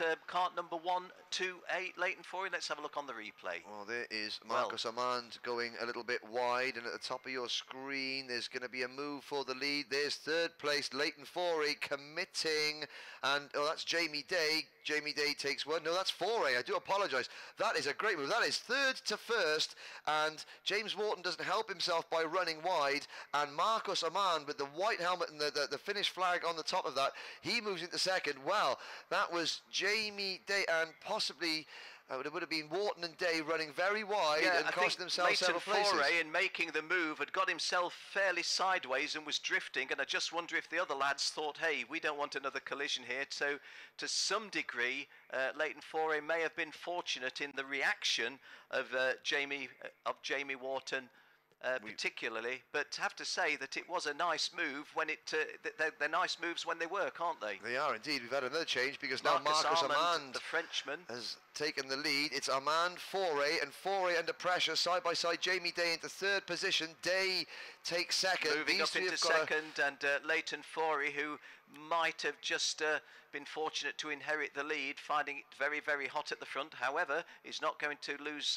P3 for anytime soon, because they're well clear this front running 3. Yeah, now further back, Maxi Tarillion, the Austrian driver in kart number 101. He has now moved to 4th place, and he's got Robert Hahn, Bence Valent, Theo Kakati, and Vinicius Tesaro behind him. Craig Tanich was running in 4th, and I was just about to say the driver that competes in a car park in Martinique most of the time but he has dropped back, so he has been off somewhere. But now can Marcus Amand, his countryman, although they live on different continents, mainland Europe and the Central Amand is pulling away though, Ken. Yeah, he has kicked away, hasn't it? It's impressive. You gave me a stat that I wasn't aware of. Was it Marcus's grandfather, or you've read something out? Marcus in the Armand family? in kart number 111. No, he's the NSK champion. I haven't got well, not to family worry history. if it's maybe it was me who misheard. Have to say, Maximilian Terillian, who was running in 4th at one time, dropped back now to 7th. He's had a very, very good season in Europe, in domestic, and is such European racing as you can get as a Minimax driver. But spilt 4th place there to go down to 7th, and just trying to spot 1, 2, 3, 4, 5, 6, 7, maybe even spilling another place. But that close front running 3 have spread themselves somewhat, haven't they? Because Jamie Day is refusing to let Marcus Armand get too far away. At the end of the last lap, Marcus Armand had a full half second, if there is such an expression, and that does look like a full half second, doesn't it, coming out to complete the half race distance. Marcus Armand, the Frenchman, his advantage is now 0.626, so increasing his lead over Jamie Day. But Jamie Day, in turn, pulling away a little bit from the short-term race leader, Leighton Forey, the South African, in 3rd place.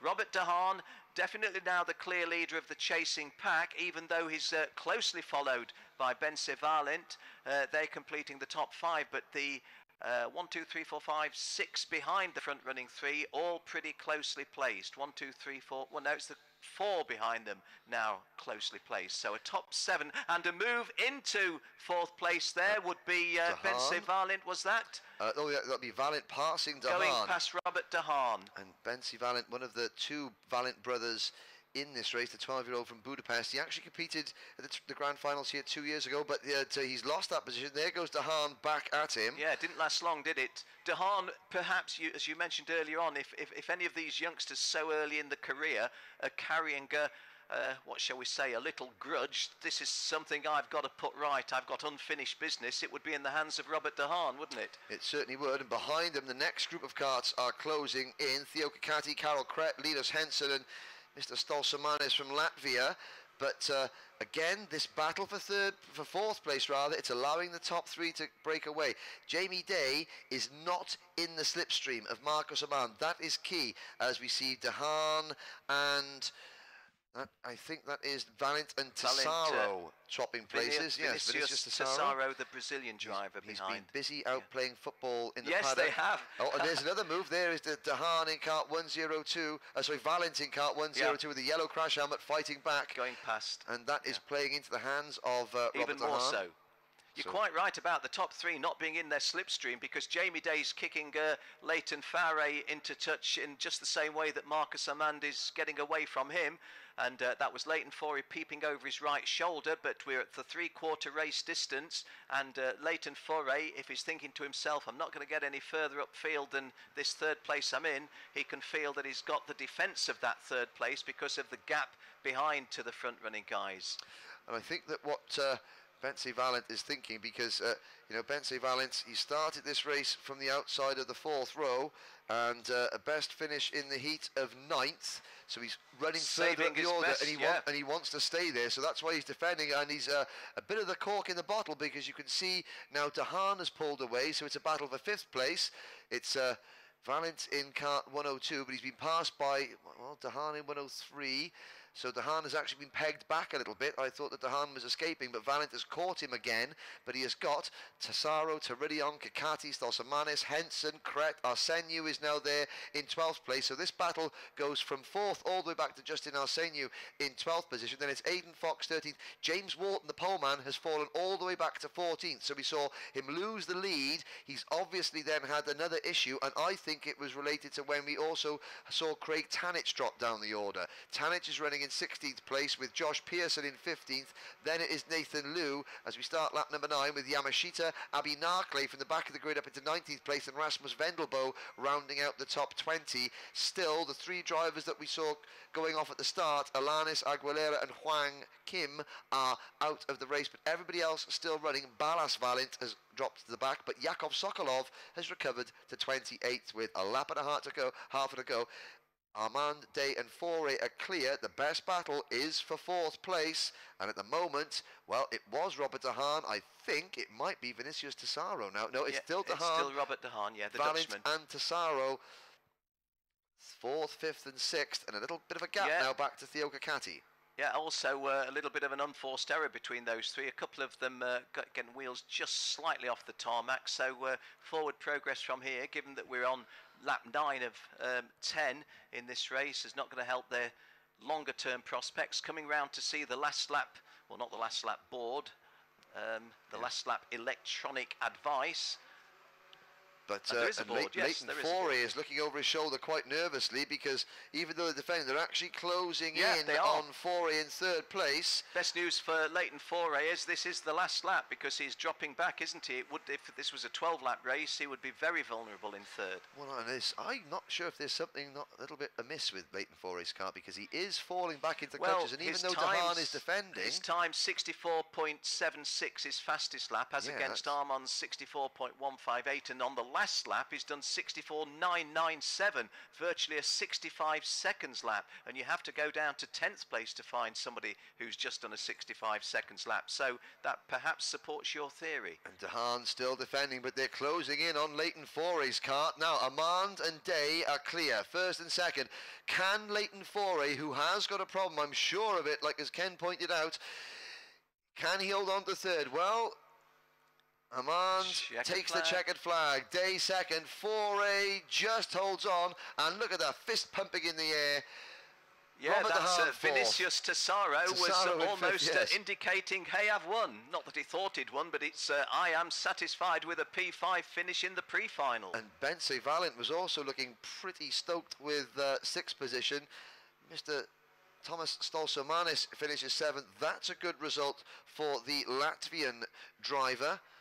And a quick check of Mr. Stolsomanis' heat results in kart number 126. Well, he is pleased because his best finish in the heats was a 13th place effort. He's now come home in 7th. Theo Kakati in 8th, Carol Kret 9th, Maxi Tarillion rounding out the top 10, then Justin Arseniu, and they were caught right at the end, that group, by James Wharton, who still will be bitterly disappointed with that night.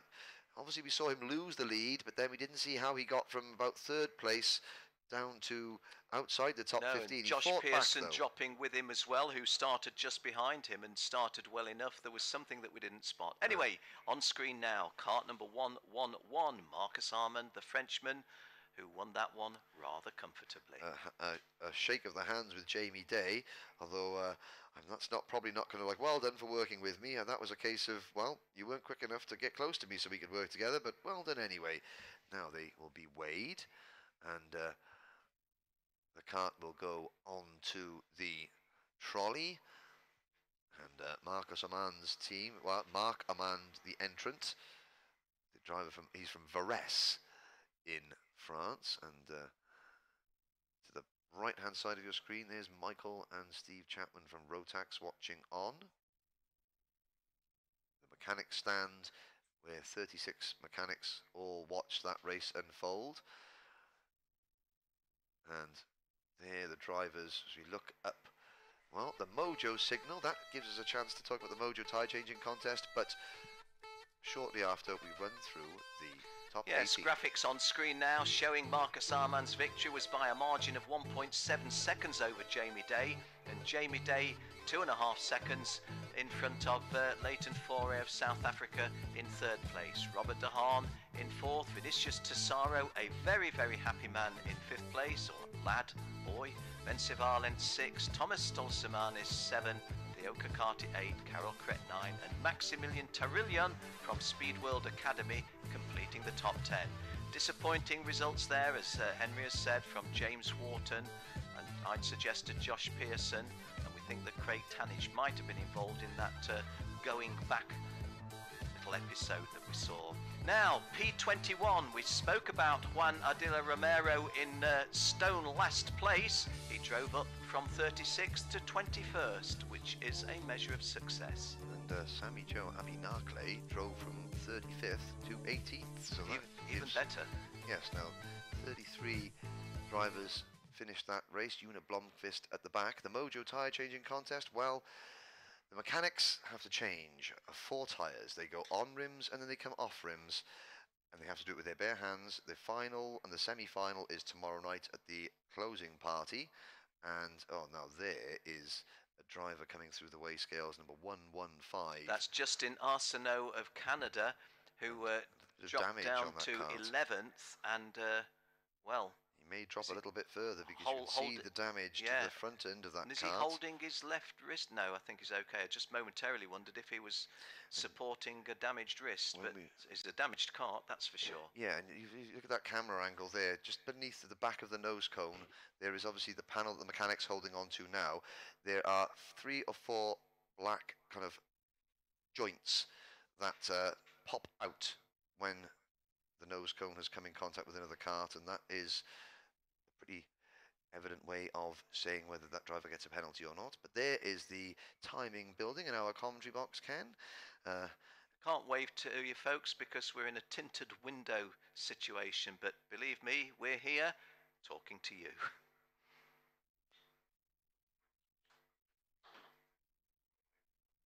Okay, let's just go to a commercial now.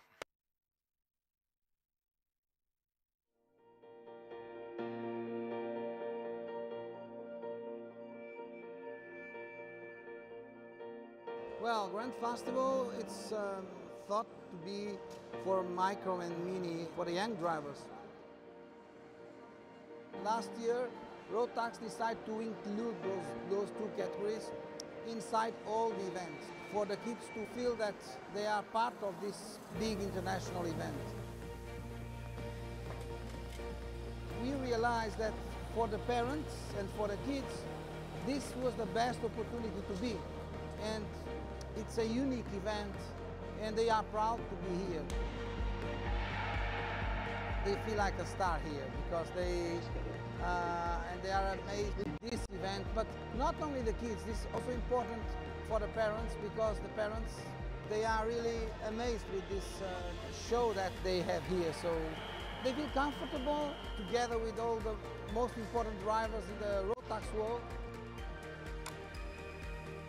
We see here that the difference between the drivers is really, really small. And having the chance to have the same vehicle, the same kart, and the same engine raffle for everybody, I think this is the best to have an equal opportunity for that.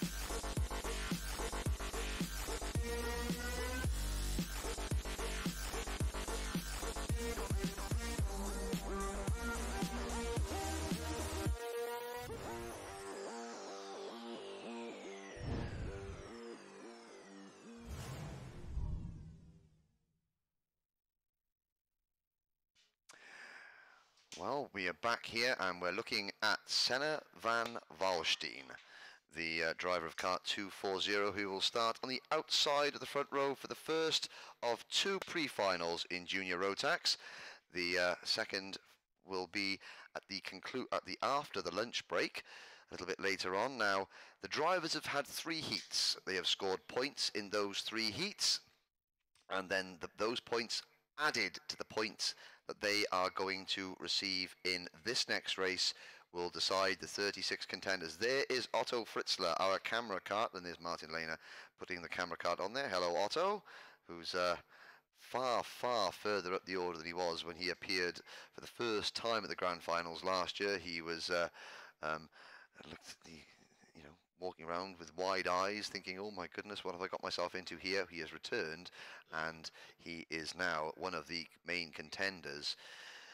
Tommy Foster will be on pole position, and there is the view from Otto's kart, and there is the view from the, what should you call it? That's the Sky Cam. That is the kind of Olympic 100-meter style camera, the NFL style camera that will give you some great images of just to give you an idea of the scale of this event and the speed of the karts. But 36 drivers in Junior Rotax. This is a class that has been running here at the Grand Final since 2003.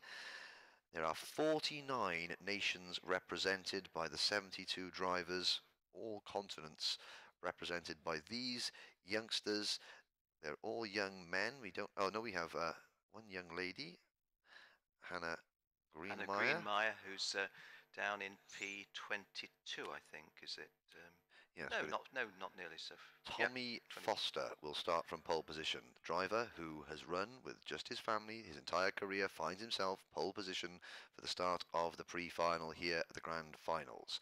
Senna van Valstein from the Netherlands is second, and on the second row, Camille Proutot and Otto Fritzler from Argentina.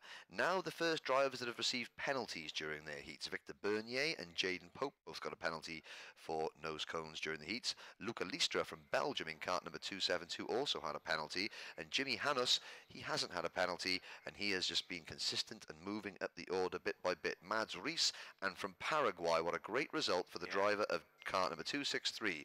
Paraguay's Joshua Dirksen, and Paraguay have yet to get a driver into the final. Clayton Ravenscroft, you can see there on the left-hand side of your screen briefly, kart 209. He starts from the 6th row alongside Mike van Vogt from the Netherlands. Row 7 is Ryan Wood from New Zealand and Arias Jukmajian from the United States via, he's got a Korean mum.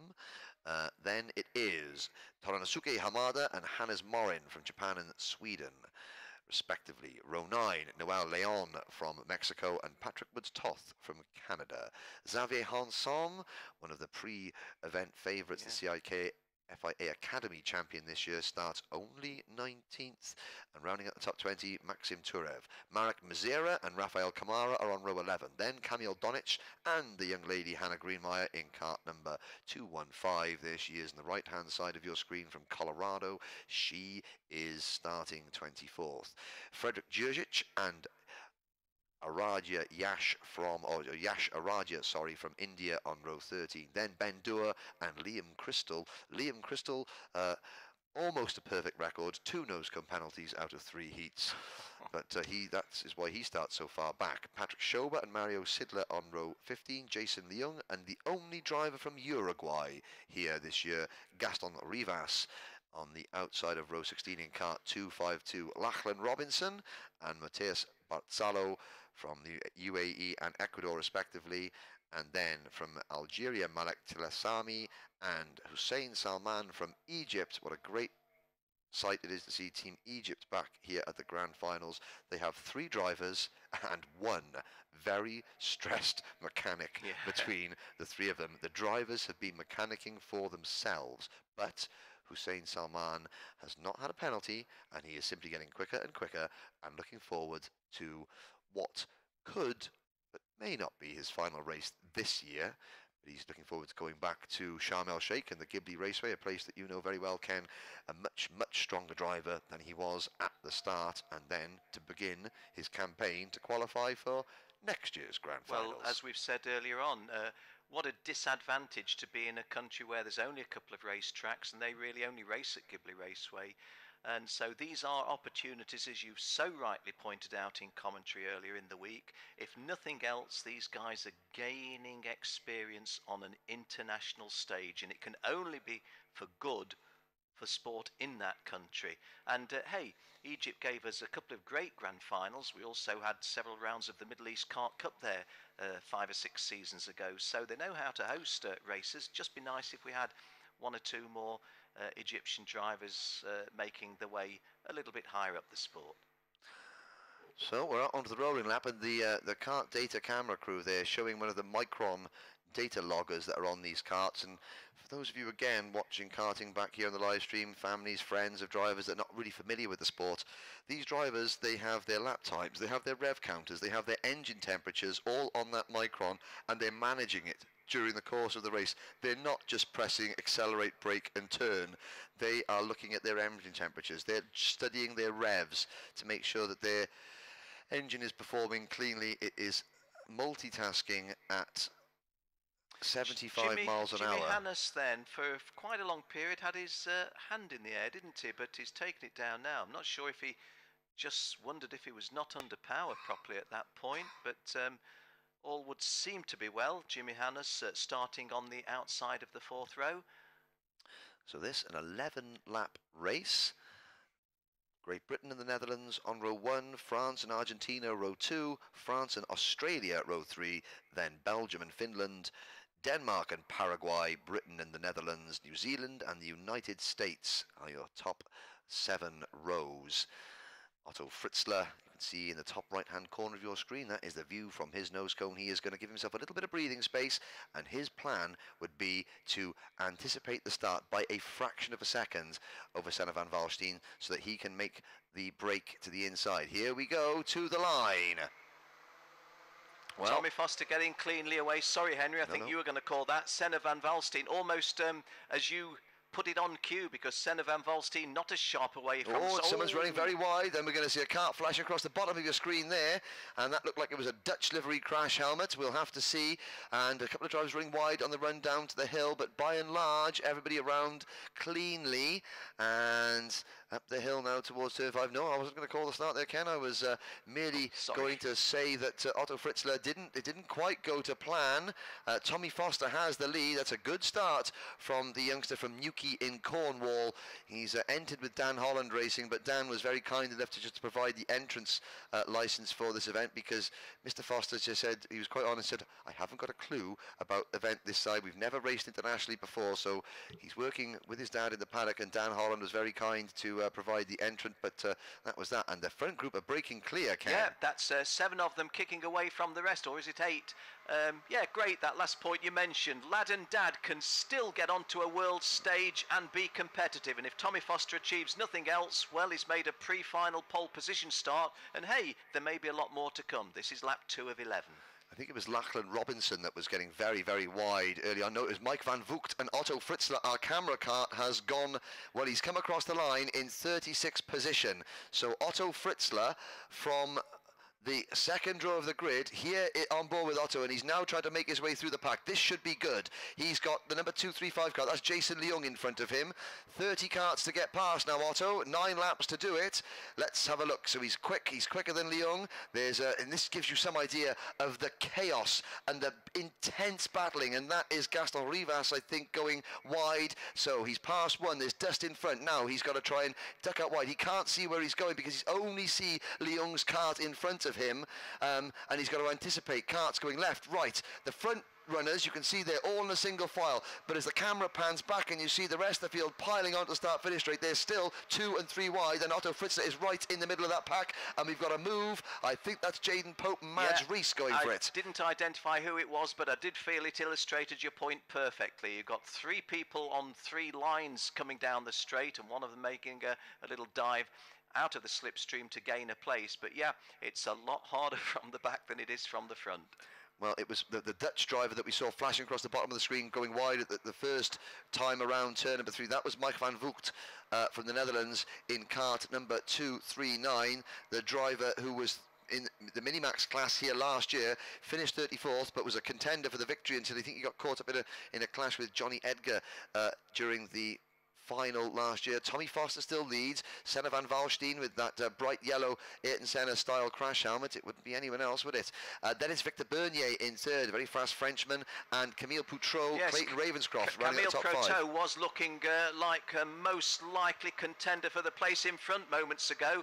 Now, 4th moving into 3rd. That's yes, Clayton Ravenscroft. Because Ravenscroft gets Victor Bernier's 3rd place. Luca Listra, the Belgian driver in kart 272, the driver with the yellow and red race suit, the Belgian Red Devils.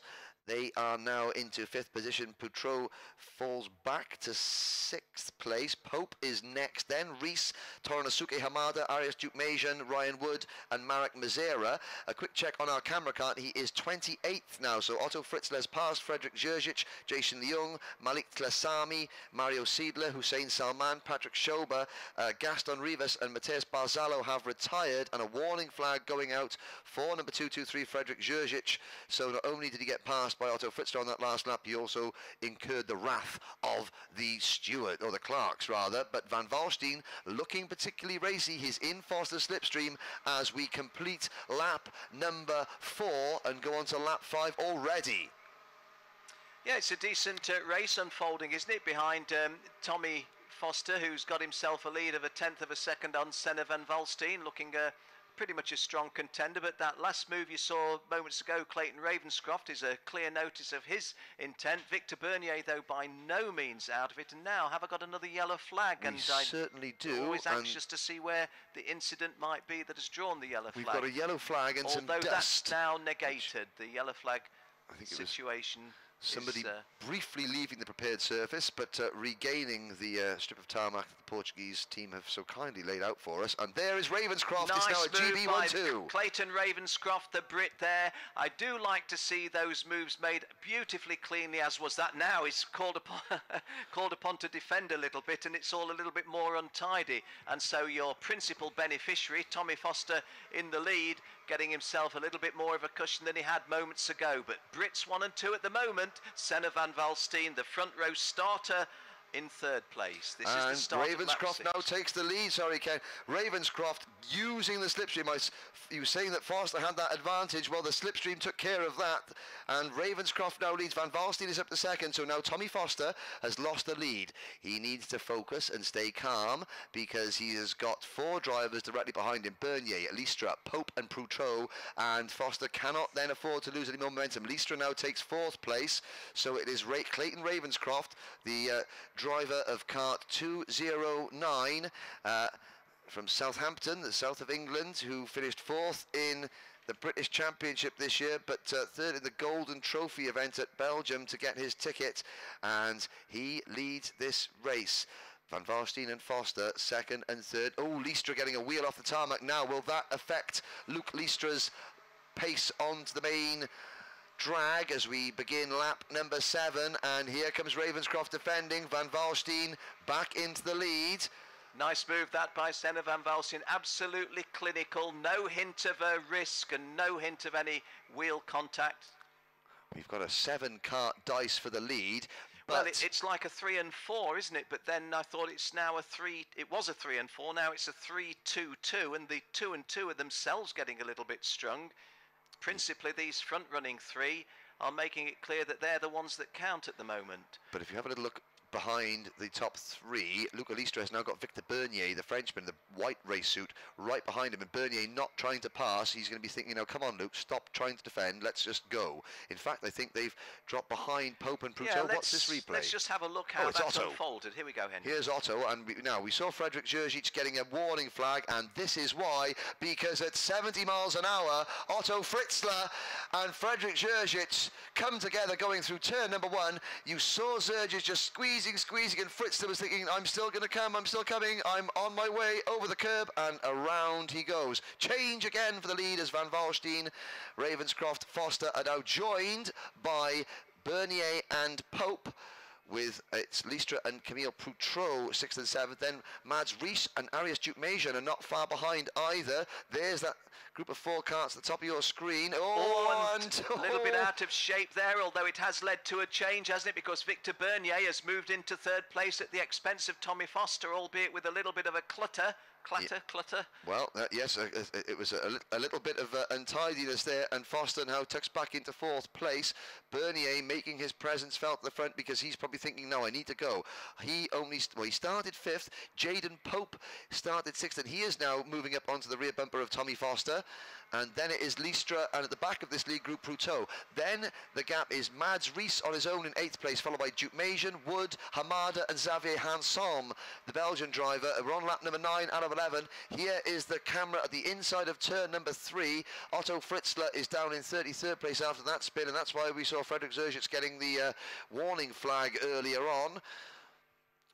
And up the hill come the leaders 2, 4, 6, 7, and it is now Van Valstein being pushed by Ravenscroft. And indeed pushed to a situation where he defends. Sorry. No, Van Valstein started to defend. I don't think that was in Clayton Ravenscroft's mind to make a move. I think Ravenscroft was trying to push away. Yeah, it was, yes.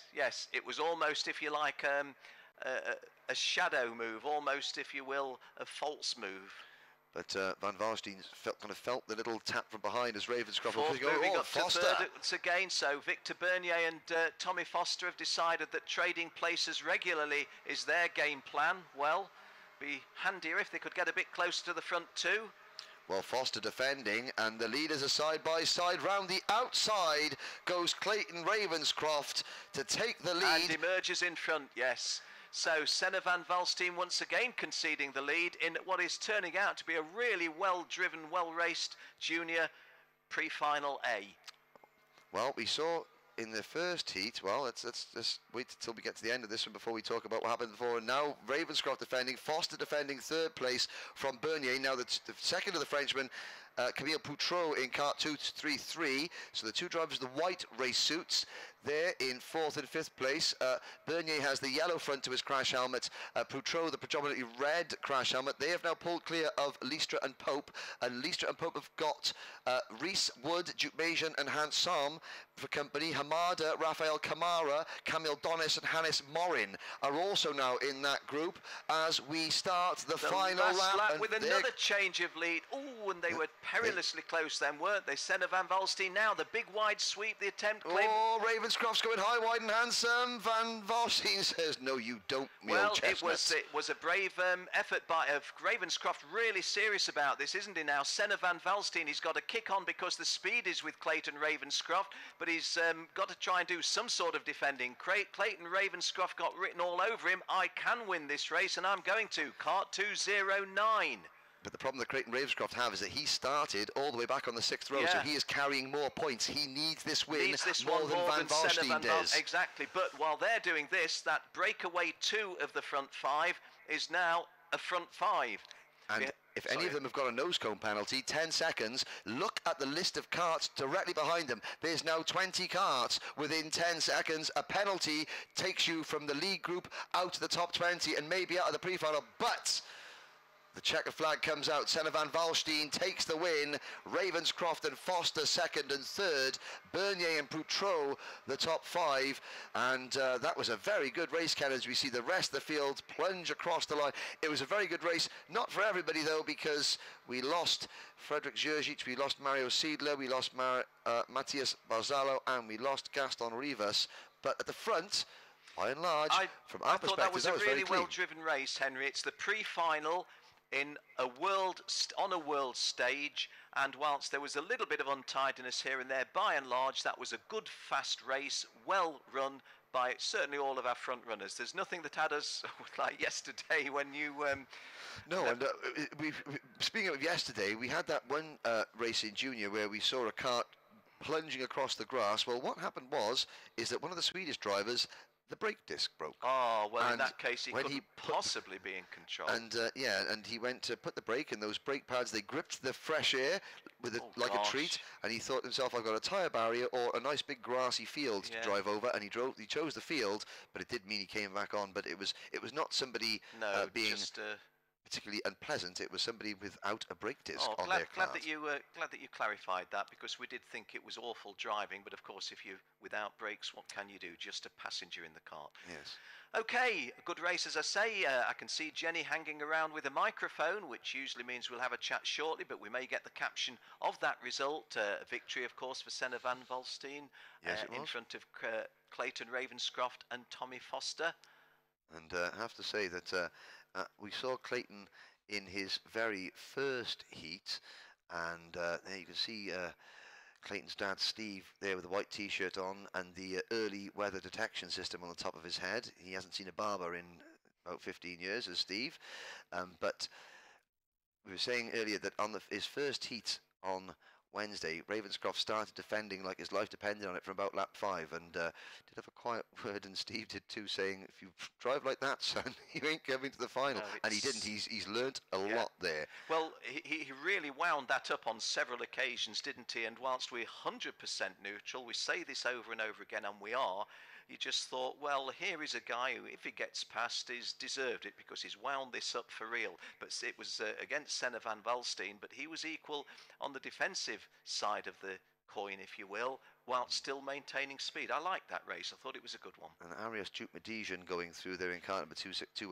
Again, speaking to Arias' dad, and after they were 72nd fastest in practice, they were bereft of all sort of inspiration until they went back to Rotax. You can see Daryl Smith in the bottom right-hand side of your screen, the kind of one of the leading lights of Rotax karting, who heads the technical department here. They realised that I think the fuel pipe was a little bit too tight. It's something as low-tech as that. Yes. And, confirmation then of Senna van Valstein's victory by 0.15 of a second over Clayton Ravenscroft, and another Brit in third place was Tommy Foster. Victor Bernier and Camille Prutot, two Frenchmen, fourth and fifth. Luca Lystra going well in sixth. Jaden Pope and Ryan Wood, seventh and eighth, both Aussies. Arias Duke-Majan going through in ninth place, and Toranasuke Hamada of Japan completing the top 10. Outside the top 10, a better drive by Xavier Hansem than some that we've seen from him. On the other side of the coin, Kamil Donic, who was a regular front runner in the heats, in 15th place in that one. Looking there, Mike van Vogt recovered to 18th position. Jimmy Hannes dropped from 8th down to about 24th place. But before we read the rest of the results, Jenny has found some. Okay, Senna, now what a great race for you, the first pre-final for today. Yeah, I'm very happy. It was a really fun race, battling with guys, so I'm very happy. Tell me, have you enjoyed this racing against different drivers this weekend already? A lot, yes. In Holland you have a kind of style how everyone drives, but the Englishman has another style, and it's really fun to drive it. We don't know you very well, so are you the Dutch champion? No, I'm the second one. I'm second in the Dutch championship. Okay, so you got a good team there, and now I think some good points to see you through to tomorrow's final. Yeah, I hope so. So we will see. Well done. Thank you. Always great to see the smiling faces, isn't it? But we will bring you the raw bits as well. If there's people who are coming in with steam coming out of the ears and the nostrils. If Jenny Wade's holding the microphone at arm's length, we'll still try and just see what their thinking was, but their nice big smile at the end of a satisfactory race. Always good to see. Hope you enjoyed that one as much as we did. Okay, interviews thick and fast. Let's pop down to Jenny again. Mandy, here's Manfred Weisgerber now. I know was gut bei dir heute. he's always trying to run away from me. Mandy, a great event. I know you were here from the beginning of the Rotax Max Challenge Grand Finals. This is our 18th event. You're still here representing Mojo, Heidenau. What do you think about today? It's really a great event. I mean, we have 300 plus drivers, and 360, and the organization is amazing. I think it's at least 360 people or staff for organizing an event like this. So honestly, I never thought that when we started 18 years ago that it will be an event like this. Makes me speechless. So you didn't realize it was going to turn into something like it is today, but I agree with you. I think it's really fantastic. And of course, you were one of the guys here working behind the scenes to support the drivers and the teams from each country. I can tell everyone at home it's not a holiday. Definitely not. Okay, well, of course, it's an important job that you're doing, and it's great to have you here. And I think, one of the guys behind the scene, Manfred, all the way from Austria. So nice to see you, and keep up the great work. No holiday for you. We will try. Holidays later. Thanks, Holidays Jenny. later. Thank you. Yes, I'm glad that we could talk with Manfred Weisgerber. Definitely, he and Helmut Volsgam, the architects of the Rotax Max Challenge, the World Challenge, the Grand Finals, and everything came out of the heads of Helmut and Manfred. I guess it was, biggest part of 20 years ago, because they first conceived this idea then, manifested itself for the first time in the year 2000 at Puerto Rico. Only one class in those days. Only one class in the 2001 and 2002 events, but we had the juniors emerging in the 2003 season. Now we have 6 classes, and may the growth just consolidate from there. Well, you just saw the pole sitter for our next race, which is the first of two senior Rotax pre-finals. That's Jordan Brown-Nutley sitting on the barriers there with his mechanic Russ Carter, and Russ is one of 9 semi-finalists in the Mechanics Mojo tyre changing contest.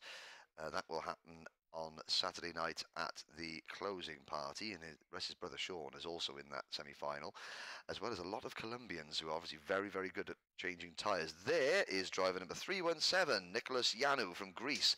Really Looking strong very performance. confident, wasn't he? A very, very positive thumbs up there.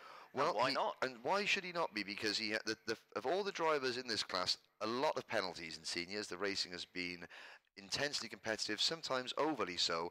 The front 8 drivers in this grid, in fact the front 9 drivers, are penalty free, and behind the front 9 there are only half a dozen of the remaining 30 or so drivers on the grid that have not received a penalty. Once again, the message is clear: if you want to win this event, don't get a penalty. Jordan Brown-Nutley and Felix Varget on the front row, and you've got drivers there up near the front that haven't shown front-running pace, like Nicholas Diano, to be fair to him, and Matthias Kaprichk and Ruben Verkild, who start 8th and 9th. But they have just driven, they've done every lap, they haven't crashed, they have not incurred the wrath of the stewards, and they are now in front of a bunch of drivers who are, over the course of a single lap, much quicker than them, but over the course of a full race distance, not quite as adept at keeping away from their rivals, so to speak. Well, it's interesting, isn't it? On the front row, Jordan Brown-Nutley and Felix Varget, nobody can say they've just had a trouble-free parade into this pre-final, because no. Jordan Brown-Nutley was involved in a horrendous incident and With had to make a Gazelle, good yes. double save, if you like, at the time. Felix Varget, we found him in the middle of a cluster on a couple of occasions in the same race, but as you make the point, staying trouble-free or penalty-free really is key. And the signal for the mechanics to clear the grid has been given. And again, this is the original class. 72 drivers. We'll whittle them down to 36 by the end of today. 48 nations represented. Of all the drivers, of all the nations rather, in senior Rotax, since the 18 or the 17 previous runnings, the UK has won 5 of them. South Africa has also won 5. Then the Netherlands, Ireland, Russia, France, Spain, Italy have all won this class. And there's Jordan Brown-Nutley, this year's European champion, on the front row of on pole position with the Belgians, Felix Varget, who was 4th a year ago at Sarno in Italy. Behind him, Rhys Hunter from Horton-le-Spring near Manchester Way, but he spells his name the right way, the Welsh way, so he's my adopted Welshman. And you can see the rest of the grid, Mario Novak and Marco Signoretti on row 3. Our camera cart, Ryan McDermott, he starts 4th, missed Ryan out, Marco Signoretti there, and then it is Nicholas Yanu and Matthias Kaprichk, Ruben Verkild. There he is on the left-hand side of your screen, driving number 318 from Norway, and Gonçalo Coutinho from Portugal on the outside of row 5. There we have Philippe Vava, cart number 360. Problem in qualifying has come from the back of the grid in all of his heats, including a penalty. He lines up 11th alongside Luca Selican, who finished the runner-up when the grand finals were last here 2 years ago. Jakob Grigula and Arnaud Sarrazin. Sarrazin, the Frenchman, who is now maybe the wrong side of 40, but still very competitive, 14th on the grid. David Hreme and Brad Jenner are on row 8th, then Diego Portel and Ragnar Vieros from Estonia, James Johnson and Anzi Dovjak on row 11, Benjamin Ramos from Chile in kart 301, you just see going through your picture, and Kyle Dupel from the United States. Carl Risk, and then Badia Boroman from Iran. Now, Boroman has had 2 nose cone penalties, and he still is quick enough to start 24th, a triple champion in Iran, but this is the first year that Iran have been allowed to enter this event since sanctions have been lifted. He does have a chance of making the final if he can keep his nose clean. Luke Herring, Hurricane Herring, and Sofian Salhi from Algeria are on the next row. Again, Algeria, Sofian. He may not make the final, but he is much, much further up the running order than he was here last year when he was Algeria's first. entry into the grand finals. Dennis Chernisov and Rasmus Kortelainen. Well, 363 Ken, Rasmus Kortelainen, he has had a nose cone penalty in all 3 of his heat races. He is fast enough to be in the top 10. He lines up 28th, and he needs to basically finish in the top 5 and be penalty free to have any chance of qualifying for the final. Jules de Bock and Juan Pablo Pilo, Khalid Al-Sai from Bahrain and Rasmus Friedel, Logan Kuzon, Patrick Loya, Ryosuke Matsuzawa and Artsemi Kaminok from Belarus, another driver with a perfect penalty record. 3 out of 3. He starts 36, shotgun on the field. There is the view from Ryan McDermott's kart. Now, he starts exactly the same place in the grid that Otto Fritzler started in the last race, and I'm pretty sure he'll be wanting to avoid the same situation that befell the young Argentine driver. But Ryan has been holding our camera cart all weekend, some great pictures, and he was very, very happy to hold it as well, because he's been doing very well. But the grid, 2 British drivers, first and third, a Belgian and a Canadian on the outside of the front 2 rows. This is a 15-lap race. Hold tight, ladies and gentlemen, because it's going to get pretty spectacular in the next few moments. Ken Walker, 2 corners to go. Okay, Jordan Brown Nutley on pole position, Felix Warzier joining him on the front row. Reese Hunter and Ryan McDermott row 2. Mario Novak and Marco Signoretti row 3. Nicolas Iano and Matthias Kapschik row 4. And the top 10, Ruben Kverkild and Gonzalo Coutinho on row 5. Here we go. And Jordan Brown Nutley getting a very clean start, not choosing to hug the inside white line. There's already one of our top 10 starters getting a little bit of a rattle, but Jordan Brown Nutley leading from, I think, Reese Hunter in there. Good start by Felix Warzier, but he's not featuring too. Yes, in third place is Felix Warzier. From our onboard camera, you can see where Ryan McDermott, starting on the outside of row 2, had got himself placed fairly handily. And there are the pictures of Jordan Brown Nutley in the front, the Canadian maple leaf at the bottom of your screen indicating that Ryan McDermott's is the vehicle that we're watching. Just in front of him, kart number 340, which Mario Novak from Austria. Mario Novak from Austria, just trying to look where Mario was starting. So he's made some fairly useful progress. Yeah, from the inside of row 3. The inside of certainly row 3. The odd-numbered starters, 135, got the better run, and there's Varjay. That was part of my thinking. He was probably one of the better starters after. Well, anyway, that's history. Coming around to complete the opening lap then, and as Henry has said, the European Championship already in the bag for Jordan Brown Nutley, and his margin at the end of the opening lap. Oh my word! Sorry, Ken. But there was some battling going there. Reese Hunter and Felix Varjay. Hunter was going to make the move. Varjay made a late move to kind of block it off, and Hunter had to just, you know, skittle a little bit closer to the inside and then make the move. The momentum was carrying Reese Hunter, nothing he could do, and then get back online. It was Gonzalo Coutinho that we saw going into first. That drew the kind of sharp intake of breath through turn number 1. There was a little collision at the back of the pack. Rasmus Friedel and Badia Boromans getting involved. So the Iranian driver, I think, is pretty much now on the back foot. He's got to try and get back into contention.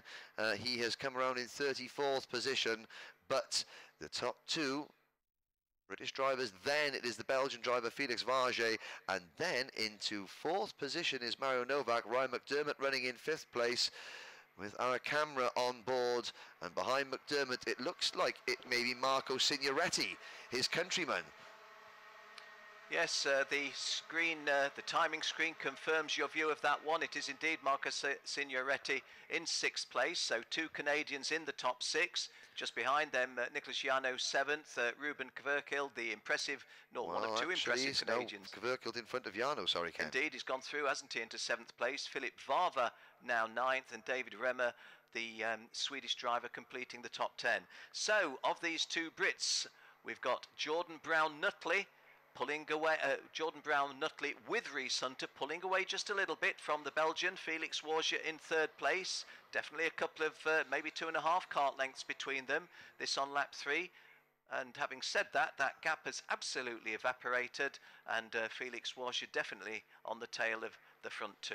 And I have to say, Ken, I think that the dark horse in this race, and even maybe in this class, is driver number 360, Philippe Vava from Spain, as we have a change for the lead. Watch for the Spaniard. He's already up into 9th place. He's passed more drivers this week than anybody else, and he is showing no signs of stopping his progress. As well, Jordan there's Brown Varja getting shuffled wide, and that's cost him. Having been first, second and third in the space of about 400 metres, now finds himself in 2nd place, having shoveled Felix Wood. Not in an unsporting way, but...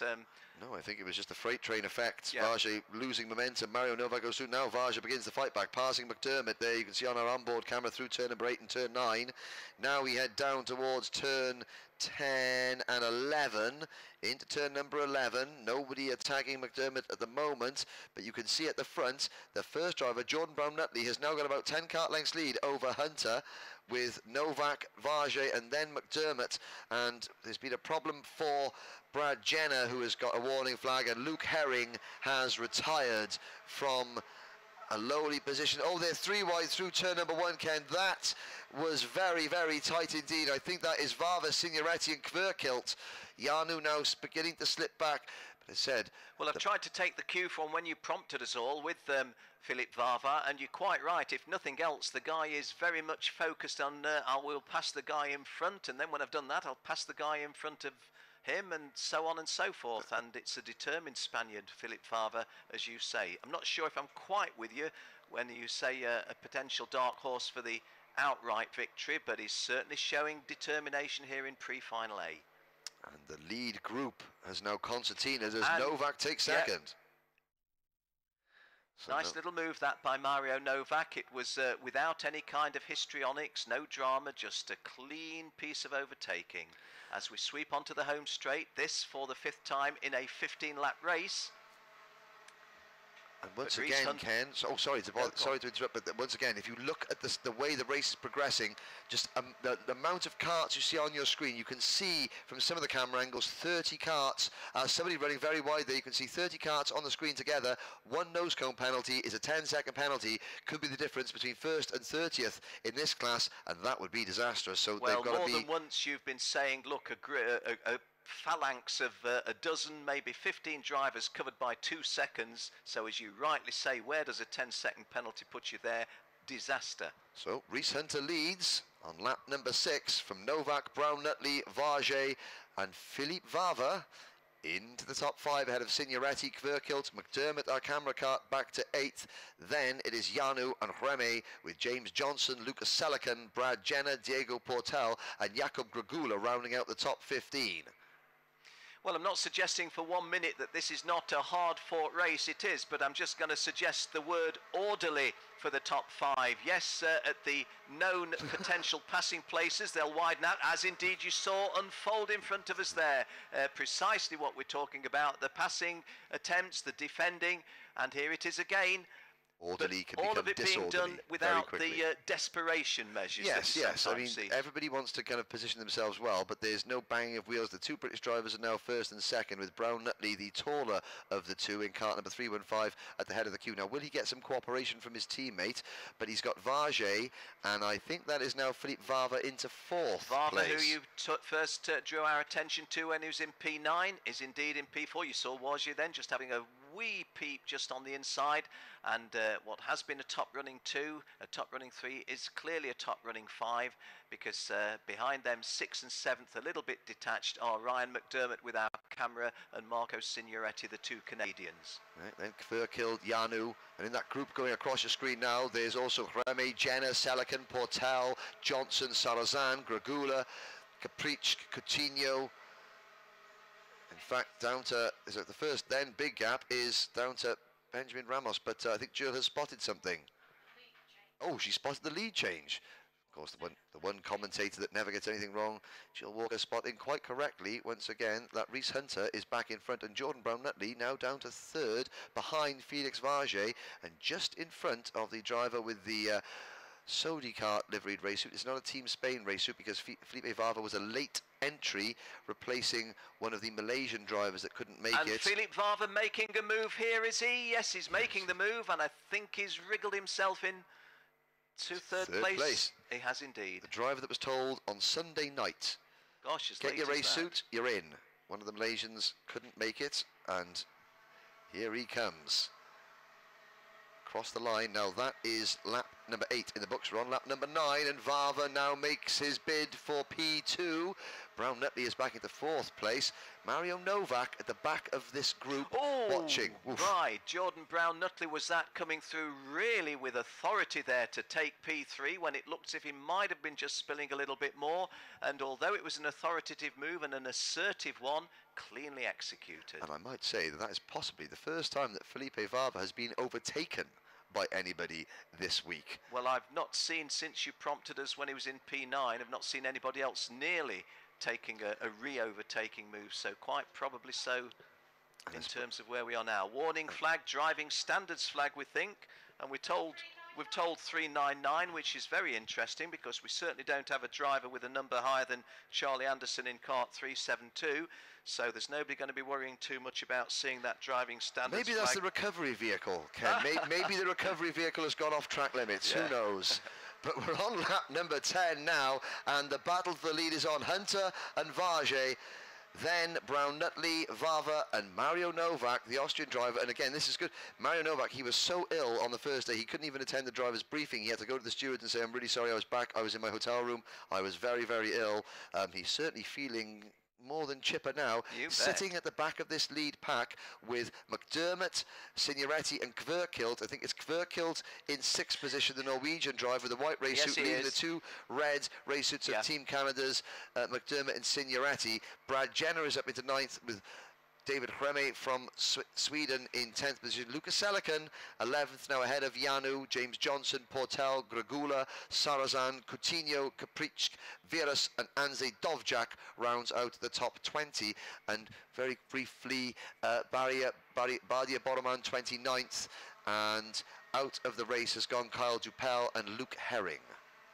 So, on lap 11 of it now, when I talked about an orderly race 4 or 5 laps ago, I'm not suggesting this is disorderly, but on lap 11 of a 15-lap race, you're finding a lot more jostling now, and the track widths are being explored. Henry, you've seen something. Well, no, the gap between the top 5 and Ruben Kverkilt, or it's now one of the Canadian drivers, I think it's Marco Signoretti, in 6th position is 1.2 seconds. Will that come down the next 4 laps? I think it is. Visually it is, because the leaders are defending. Well, yes, and that was starkly illustrated to us, so I think that that will be another prophetic utterance of yours that it comes to pass. And well, no change of positions there, but you did see a gap emerge and a little thought, do I go through here?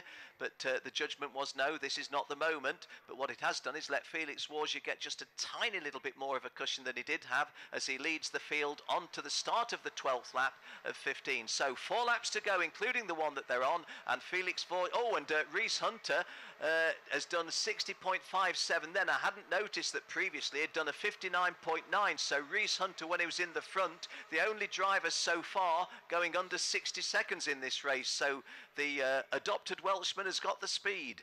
I think he might be the only driver in that front group that's going to go underneath 60 seconds in this race, judging by the way things are going to pan out, because defence seems to be the name of the game. Varja, Hunter, Brown Nutley, Vava in 4th, then Novak, then a gap of 1.1 seconds. So Signoretti, Kverkilt and McDermott are closing in, but they're not closing in as fast as I thought they would, although Varja, you can see him not defending. So Felix Varja now saying, right, well, I'm not going to defend, let's just go. Yeah, your and point pull was away. perfectly illustrated by our television cameras there. There was a clear gap, of course there was, because Warja wasn't defending, as you say, but he's maintained that pace. He's kicking for home from now. Is it going to be a little bit early, or is this a tactic that's going to work? There's 3 laps to go. Warja's advantage, 0.36 of a second. Oh!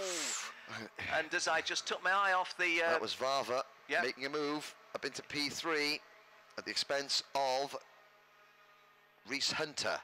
And there was a little bit of contact there, so have to say Warja may be getting in a defensive mode there. Hope that there was no front cone problems as a result of that tiny little bit of touching.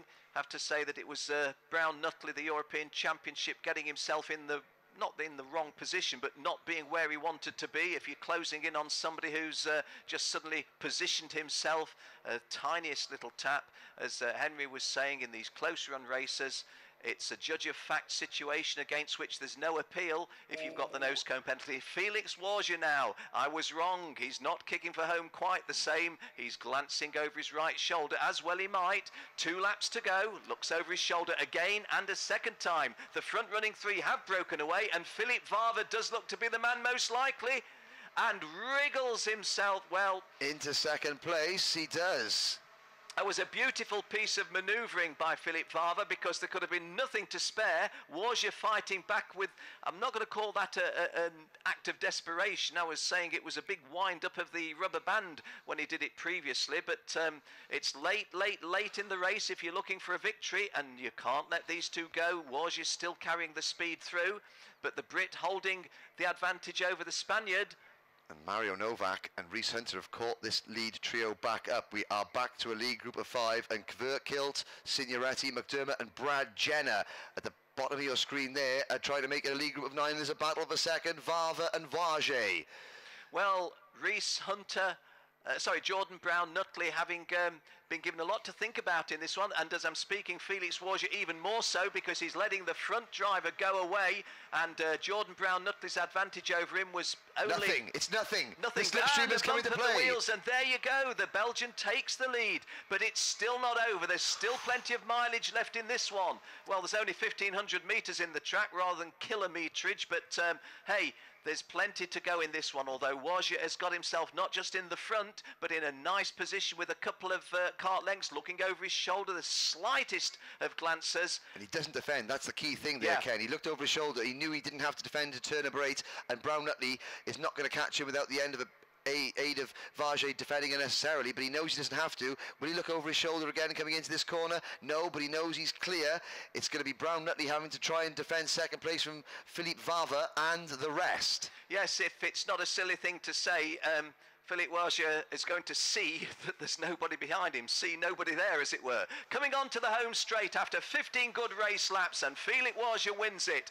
Good drive by second place, the European champion Jordan Brown Nutley, and the hard fighting, and I say that in a sporting, not in a non-sporting way, Philippe Varva, well worth his 3rd place. Mario Novak, we didn't give a lot of love to in commentary, but he's nudged himself into 4th place, and Rhys Hunter may did an awful lot in that race that was good. I deserve better than 5th, but 5th it is. Ruben Kverkild going home 6th, Marco Signoretti 7th, Ryan McDermott 8th, Brad Jenner 9th, and Lucas Selican, a former vice champion, completing the top 10.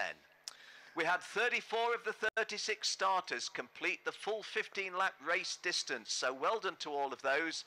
Commiserations to Kyle Duppel and Luke Herring, the only 2 non-finishers.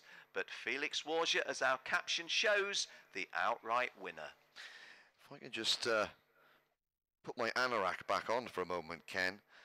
72nd fastest in qualifying, which is last, after an exclusion. Philippe Varva finished 11th in all 3 of his heats. The one heat he got a nose cone penalty, that dropped him back to 17th. So on the track, Philippe Varva passed 25 drivers every race. That's 75 drivers he passed. Started this one in 11th and finished in 3rd. So that is another 9. Fighting 3rd. Henry, for the record, let me say, not only do you produce a thoroughly admirable vocal commentary, I don't count you as an anorak one little bit. I'm in awe of that thorough encyclopedic data that you have in your brain and at your fingertips. Here we go. Felix Warja's victory over Jordan Brown Nutley was by half a second. Philippe Varva 7/10 of a second away in 3rd. Mario Novak 4th, Rhys Hunter 5th, Ruben Kverkild 6th, Marco Signoretti 7th, Ryan McDermott 8th, Brad Jenner 9th, and Lucas Selican completing the top 10. Good drive by Arno Sarazan in context, though he's not going to feel that overall it's a lot to write home about. He came home in P16. Also in context, that's really how you have to see these guys. The one that Henry did mention was Badia Buramand, who had consistency on his side in terms of where he was finishing, but he was pretty consistent with picking up penalties, and in that one got himself where he didn't need to be, 29. Okay, let's talk to the winner. Let's go down to Jenny. Alrighty, Felix, great race. Could be anybody's race towards the end there, but you had a good lead for a little while and lost it just before the end. Yeah, it wasn't easy. I was watching the other guys catching me. I had to stay calm, but yeah, did great. So yeah, I'm really happy. Now, of course, you've got a little bit of experience at the grand finals last year. You knew it was going to be really tough competition. But what are you thinking now? You've won and I know your mechanic, Philip, said, why couldn't it be the final? But it's not the final, but a good start. How are you feeling now going into tomorrow's race? I feel good. I mean, as you say, tomorrow is the final. This is the race. So we show we have the speed. We just have to stay calm, and then we'll see what's going to happen. But as you say, we are a lot of drivers able to win, so it won't be easy. But I think we have a chance. You have a great chance, but it's going to be a really good race, and it's been great racing today. And I'm sure all your friends and family at home are watching and cheering you on. Your mum and dad, I know they are. Yeah, they are. So, yeah, really looking for tomorrow. We'll see what we can bring home. Okay, thank you and good luck. We'd like to see you tomorrow at the front. Thank you very much. Thank you.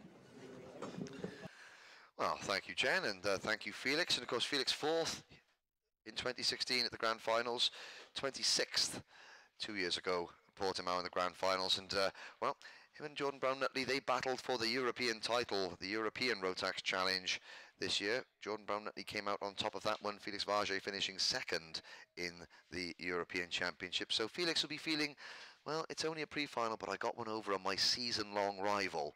And you've got two drivers, Varget and Brown-Nutley, who have spent all year. This would have been the event they targeted. When they looked at what they were going to do in karting this year, they thought, we're going to do the Euro Challenge, and we know that if we win that, or come second or third in that, we get a ticket to the final. And another interview down in the pits with Jenny Wade right now. It was okay, you said it was okay. Yeah, only okay, just because it's so hard to get back through here, you know, I mean, when you have a bad qualifying, to come through all those drivers, when there's people on the inside and people crashing and the bumpers, it's so hard to get back through, but I think I've made the final, and that's what I came here to do, you know.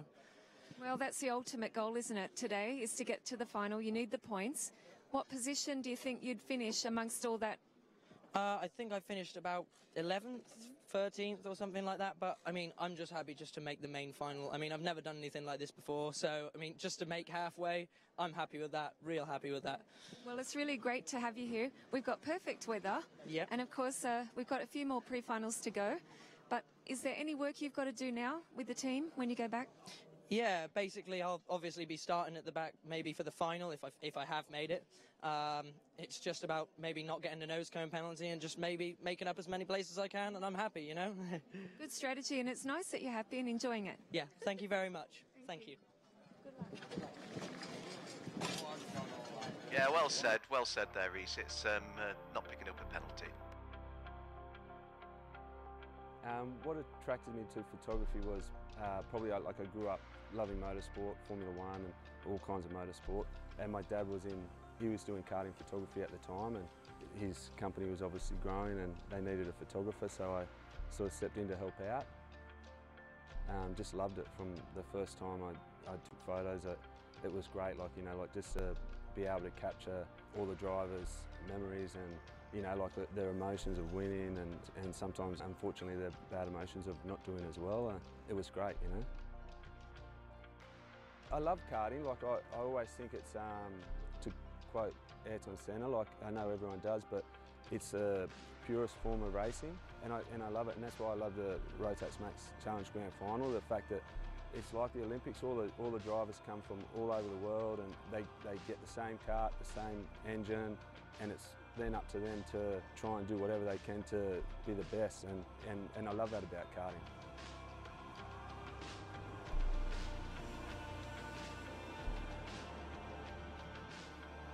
Goosebumps, I guess, is just capturing that amazing photo.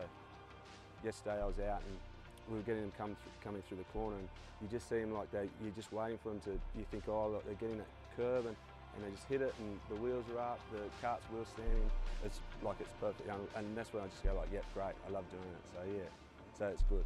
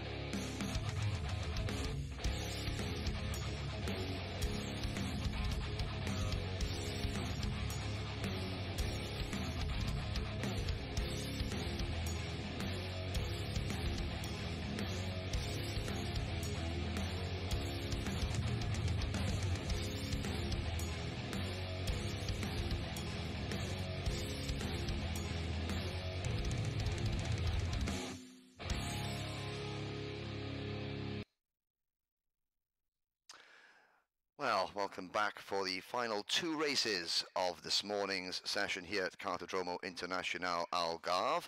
And a very quick 2 points to make. Firstly, that was an excellent film from Michael Houndstedt and Sebastian Funk, who are here working for Rotax. They make the daily clip videos and a lot of the help with a lot of the commercials and things that you see on the track. And a great video there, Gordie Cooper, the Australian photographer, and I shared that on my Facebook page last night because it just shows the passion that you have working in karting, his passion for photographs and him describing how getting a kart at a certain angle coming around the corner, he absolutely loves that. That gives him a sense of satisfaction. For us commentators up here, like Ken Walker and myself, it's the same kind of satisfaction as that when we pronounce Anathorn Tanganachai's name correctly, something like that. But I know Gordon's secret. I know why they chose him to make that video, because every morning he goes up to the VIP area and brings Alexandra and Christina a cup of VIP coffee down to the media room.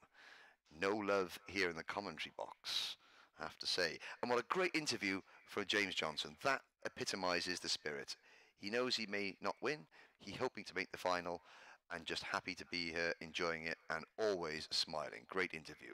Now we're on to the DD2 Masters, Ken, and this is, say without being kind, this is the real heavy metal of the Rotax Max Challenge Grand Finals. Some of the most experienced names in our sport here in this next race, with Antti Ollikainen from Finland and Charlie Hipp from France on the first row, Michael Stephen from South Africa and Primoz Metellic on row 2, Christoph Adams and Scott Howard on row 3, Tomokazu Kawase and Tiff Chittenden on row 4. We'll just catch up Ariel Castro and Rodrigo Eckholt row 5, Dimitris Zervos and Robert Pazewski row 6, then Jonathan Peters and Jesus Perez Santander row 7, Chris Thomas you can see on the left on row screen, right, Michael Berenson on your right, row 8.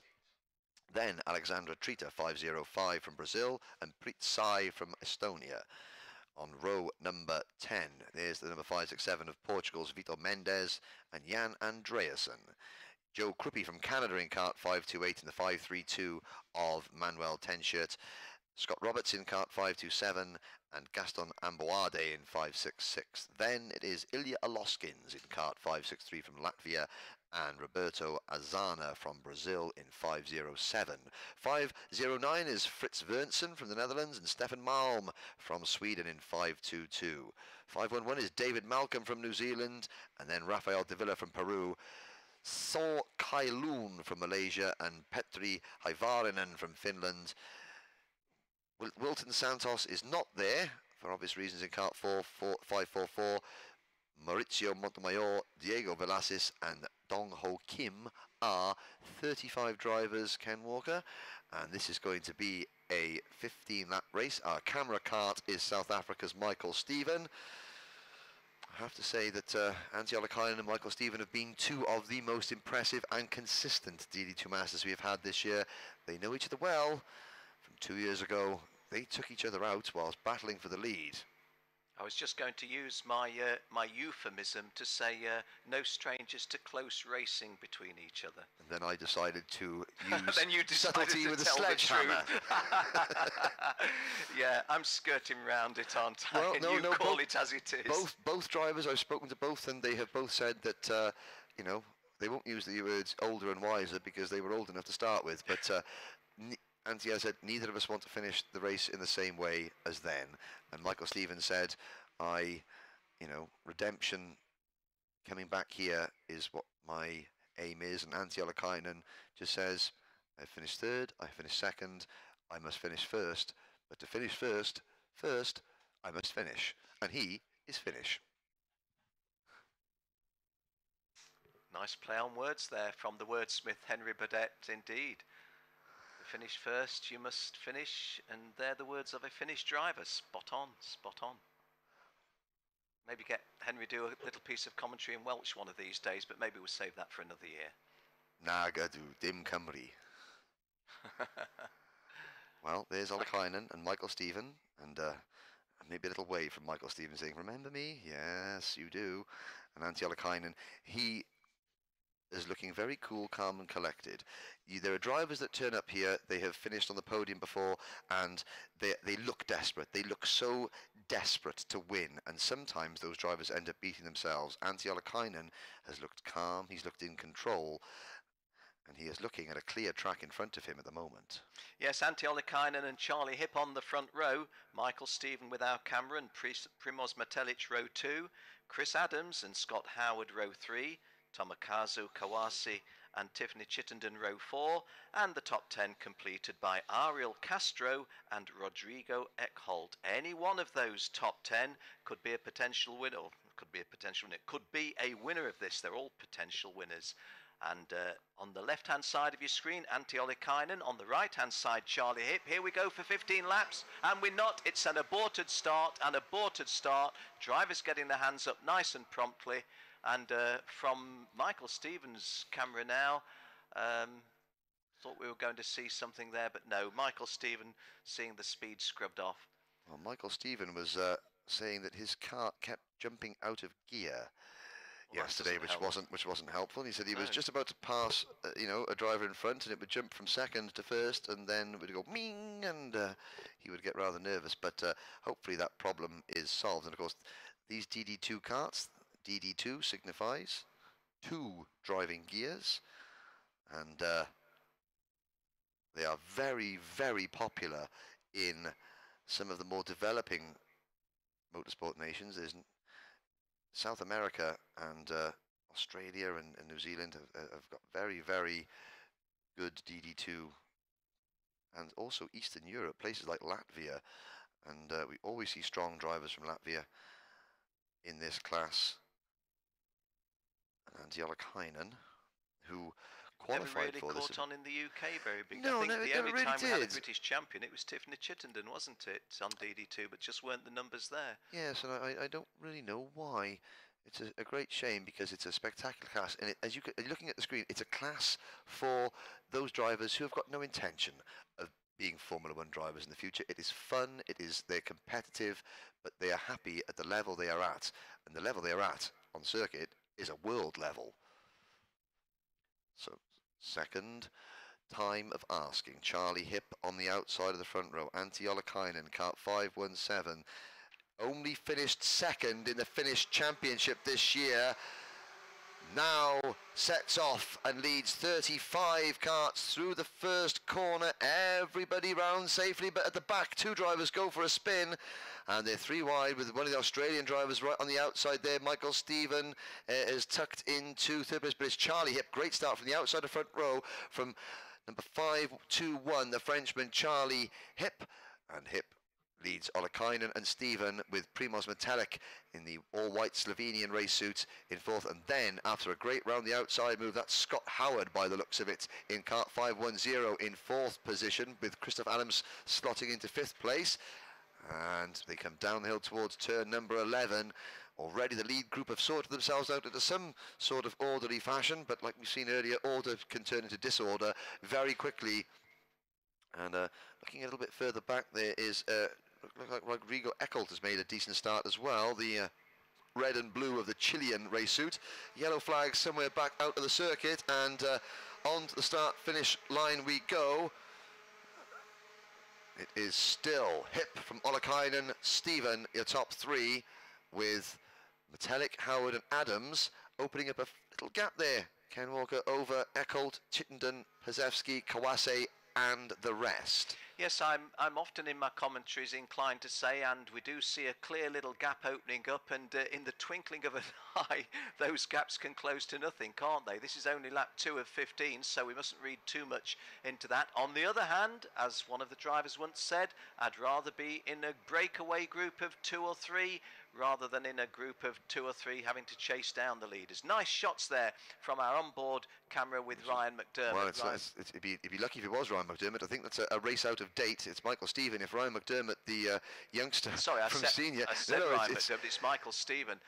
Just following my cue, if you will, but it is Michael Stephen, and Michael Stephen going rather well, but doesn't want to let kart 517 Antti Ollikainen disappear too much, and coming alongside, no, Antti Ollikainen not creeping alongside Charlie Hip, but Charlie Hip, nice grandstand pictures of Charlie Hip in the lead from Antti Ollikainen.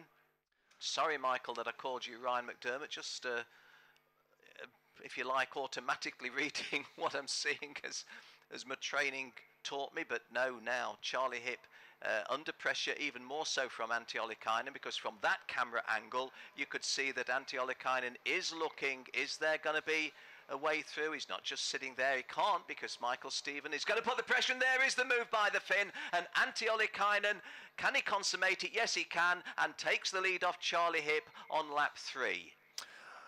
Well, Ollikainen will now try, and Charlie Hip, who was 7th 2 years ago, finished outside the top 30 both in 2014 and 2016, but that wasn't because he was 30th fastest. That was just because of bad luck. But he's going to lose second place here if he's not careful. No, and that is a good illustration there, because I wonder if Michael Stevens' kart jumped out of gear there, because he was making the move and then suddenly Charlie Hip pulled away under braking, and that will be a little bit of a frustration just to look Michael a little Stevens. stop-start at times, doesn't it? Now you've told us what you'd said, but don't want to sound wise after the event, but just felt, even on the previous race yesterday, that Michael Stephen wasn't in total control, and now we know a little bit about that. But of course, it's going to be playing on his mind, though. Sorry, Ken. If it jumps out of gear at the wrong time, and suddenly the engine, and you know, he'll only know about it when there's a piston that makes a break for freedom, so to speak, and the engine revs far higher than the Rotax engineers intended it to. But it's going to be playing on his mind ever so slightly. Yeah, it's bound to, isn't it? But he's an experienced touring car man, is Michael Stephen, and he will be, you know, now shaking that off. Metallic, Howard and Adams following, and those 6 have still got that breakaway, but Eckholt and Pazewski 7th and 8th, followed by Kawase, Castro, Berenson, and Tiff Chittenden has lost a couple of places down to 12th. Then it's Perez Santander, former world champion, and Jonathan Peters. Chris Thomas in 15th place for the British team, then Sai, Trita, Jan Andreasen 18th, another former podium finisher in this event. Now Joe Kruppe, the Canadian driver, so Scott Campbell watching back home, the Team Canada legend, as it were. His countryman Joe Kruppe is out of the race, and Petri Haivanen and Dimitri Zervos also having problems. They're still in the race, but they were the 2 drivers that spun on the opening lap, and Roberto Anzana has also lost ground as well. Well, a surprise fastest lap coming up on screen. Robert Pazewski, the Austrian driver in P8 in kart number 514. Make that P7, Ken, because he's just gone P7, past Rodrigo well Eckholt, spotted, and he's well the first spotted, driver yes, in the he second has. group now. Yes, he has. 1, 2, 3, 4, 5, 6, 7 indeed he is. He's leading that charge. So we start lap 6 now, 6 of 15. I tend to give a lot of information on times, because years ago I was asked to, but sometimes the visual takes over. Our graphic shows Antti Ollikainen's advantage over Charlie Hip as 0.48 of a second. Shall we call that half a second? Michael Stephen close at hand. Primoz Metelic also making his presence felt. So many times in our commentaries, Henry, Primoz Metelic has just crept up under the radar, and yet he's always in contention. Yes, and Primoz, he's a bit of a character back in the paddock. He's got that rubber chicken that he carries around in his box that we've nicknamed Victor last year. But Primoz is always saying, no, the drivers must stay calm, it's only the final, they're just being silly and what have you. And this year he said, no, everything is good, though the leaders are behaving themselves, and it's good. And as a result, Primoz finds himself again in that lead pack, but not making any rash moves. Well, Antti Ollikainen is just quietly putting a foundation down, isn't he? Because he's 3/4 of a second to the good now. 0.745 rather than 0.75, but that's a significant advantage over Charlie Hip. And Charlie Hip has got not exactly a harsh challenge coming from Michael Stephen, but he can't do anything too extravagant in his attempts to haul in Antti Ollikainen, because Michael Stephen poised to make a move if he needed to. Little bit more of a gap behind Michael Stephen to Scott Howard. Scott Howard running 4th, Primoz Metelic 5th. They're the top 5. Chris Adams has never been a lot higher than 6th or 5th in his races, but he's never been a lot lower than 6th or 5th. No, it's a very consistent week so far from Christoph Adams, the double former Grand Challenge champion, the inaugural DD2 Masters champion. But this is what Antti Ollikainen has done all week, as you rightly pointed out, Ken. Charlie Hip simply cannot stay with Ollikainen lap after lap after lap, and Michael Stephen isn't looking threatening either. The man on the move is Robert Pazewski, who has bridged the gap between the first group and the second group, or we can discount Antti Ollikainen from that first group because he's now on his own. The first chasing pack and the second chasing pack, as it were, Pazewski now right behind behind Adams as they head down the hill. Off camera, Scott Roberts has had a bit of a moment for the Team USA, and he has retired. But another new fastest lap for Pazewski, 59.135. Well, I mean, 59.135 is not to be sneezed at, is it? That's really shifting, and you feel that a dividend is going to be coming his way, or ought to be coming his way. But of course, as you rightly say, if you're the leading contender, the leading chaser after a group, it's catching the guys in front that your fast laps will do, but it doesn't gain you any positions initially. And if you've got somebody like Antti Ollikainen putting up a, what would you say from those pictures? 25 kart lengths, perhaps? And yes. Charlie Hipp getting a little bit sideways there, and Michael Scott keeping the pressure on. This is the start of lap 9 of 15.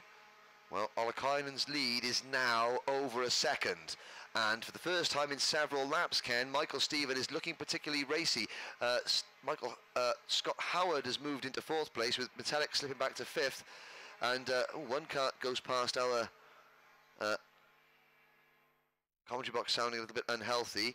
But Michael Stephen had a bit of a lull, and now he's making a move. Oh, and Charlie Hipp was late on the brakes there, but Antti Ollikainen is pulling away, and Charlie Hipp, I think, is beginning to fade ever so slightly. Charlie's having to work hard to hold on to this second place, isn't it? Is he going to lose it here? No, no, no. Well, I really thought Michael Stephen was going to go there. The gap was shown, and is it your point of a couple of minutes or so ago, Michael Stephen not perhaps got the 100% confidence in the kart? Because from what we could see from the angles shown on our screen, a gap was there, but Michael Stephen didn't think that it was worthy of a challenge. Yes, I don't think it's a fact. There goes Michael Stephen. I said, I don't think it's Michael Stephen. Can he make the move stick? No, he cannot.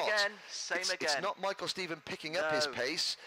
It's Charlie Hipp losing pace, and you can see that by the fact that it was just Pazewski who had bridged the gap up to that chasing group, but he has now been joined by Kawase, Eckholt and Ariel Castro, with Michael Berenson and Tiff Chittenden not far off that lead group as well. So it's Hipp is losing speed, not too much, and Antti Ollikainen is pulling out by about 0.3 of a second a lap now, and still Michael Stephen can't find a way past. Building, and we're only just heading towards the 2/3 race distance. So on this basis, Antti Ollikainen is going to build a country mile between himself and the chasers. Having said that, you just don't feel that Charlie Hipp will hold on to this second place if he can't find a little bit more speed, and if Michael Stephen's having some sort of problems. If anybody's going to get past Scott Howard, Primoz Metallic, very much in the queue to do so. And here's a move coming up, is it? No, no, no, same again. I was just about to say the same thing as you there, Ken, that Stephen Howard is the man that could benefit from this. Hipp, his kart is not as handling or feeling as good as it wants. Stephen is not confident enough or has a problem that will stop him getting past. The gap now 2.1 seconds. It's not because Charlie Hipp is defending. I think as now Michael starts, there goes Scott Howard rather. Scott Howard, as you said moments ago, has got himself in now. If he can pick Charlie Hipp off where Michael Stephen couldn't, maybe we'll get a chase on for Antti Ollikainen. Well, maybe we'll get a read on how much faster Ollikainen is against an all-singing, all-dancing, full of health DD2 Masters kart. Just done a 59.2 when Michael Scott's done a 59.7, so half a second quicker on that previous lap. Yep, and well, Tomokazu Kawase now beginning to move up into 8th position. He's now behind Christoph Adams, and that group that we're looking at now, and there's a move in the middle. That looks like Kawase making a bid, and Christoph Adams denying him the opportunity. So what can Scott Howard do? I have to say, Scott Howard, Michael Stephen, there's not a surname amongst them. It's a bit of a commentator's nightmare, that is. But Howard, will he make this move there? No. Metallic and Pazewski content to sit just behind Michael Stephen, and then that line that goes all the way back to Chris Thomas now in 14th place. So the British driver, Chris Thomas, in P14, but in this group, Tiff Chittenden is there in 12th, then Jesus Perez Santander and Thomas. Well, now let's have a look. This is where Scott Howard could make his move on Charlie Hipp as we start lap number 13. And that's just what he's looking at, isn't he? Let's see the exit from turn 2. Well, nicely placed, the kart by Charlie Hipp, actually, in anticipation of what you've just said. Well, Charlie Hipp. Fascinating duel. Yeah, 5-2-1. He's an experienced campaigner, the Michael Stephen 37-year-old. also coming back a little bit, so we don't have to write him off, not that we were doing, but there's plenty of combinations of what might happen here as second, third and fourth There he driver. goes. There's the move. Oh, and he and outshoots the corner. Yeah. Oh, chain reaction. It was the right decision, but poor execution of it. And as we say many times, you don't just not get the place you went for, you spill the position you were in. And Michael Stephen looking down at the front of his cart very nervously there, because what happened is that Scott Howard went for the move. Let's have a look at the replay. Just have a Howard peek at goes this. for the move, doesn't hit the apex. Michael Stephen was trying to follow him Now, through, and so Charlie far, hit. that ought, Oh, that was from a different postcode, that one was. Yeah, it was, wasn't it? Can't get the apex. Oh, and Michael Stephen, as Charlie hit cut back across, Michael Stephen there was with his nose cone, and that's maybe why he was looking down nervously at the cart. As you well might. Well, So, penultimate lap. just this lap and one more to go. And after all that, it's pretty much as you were, although Primoz Metallic in kart 533, the white race suit and dark coloured crash helmet, is now into P4 with Howard back to 5th.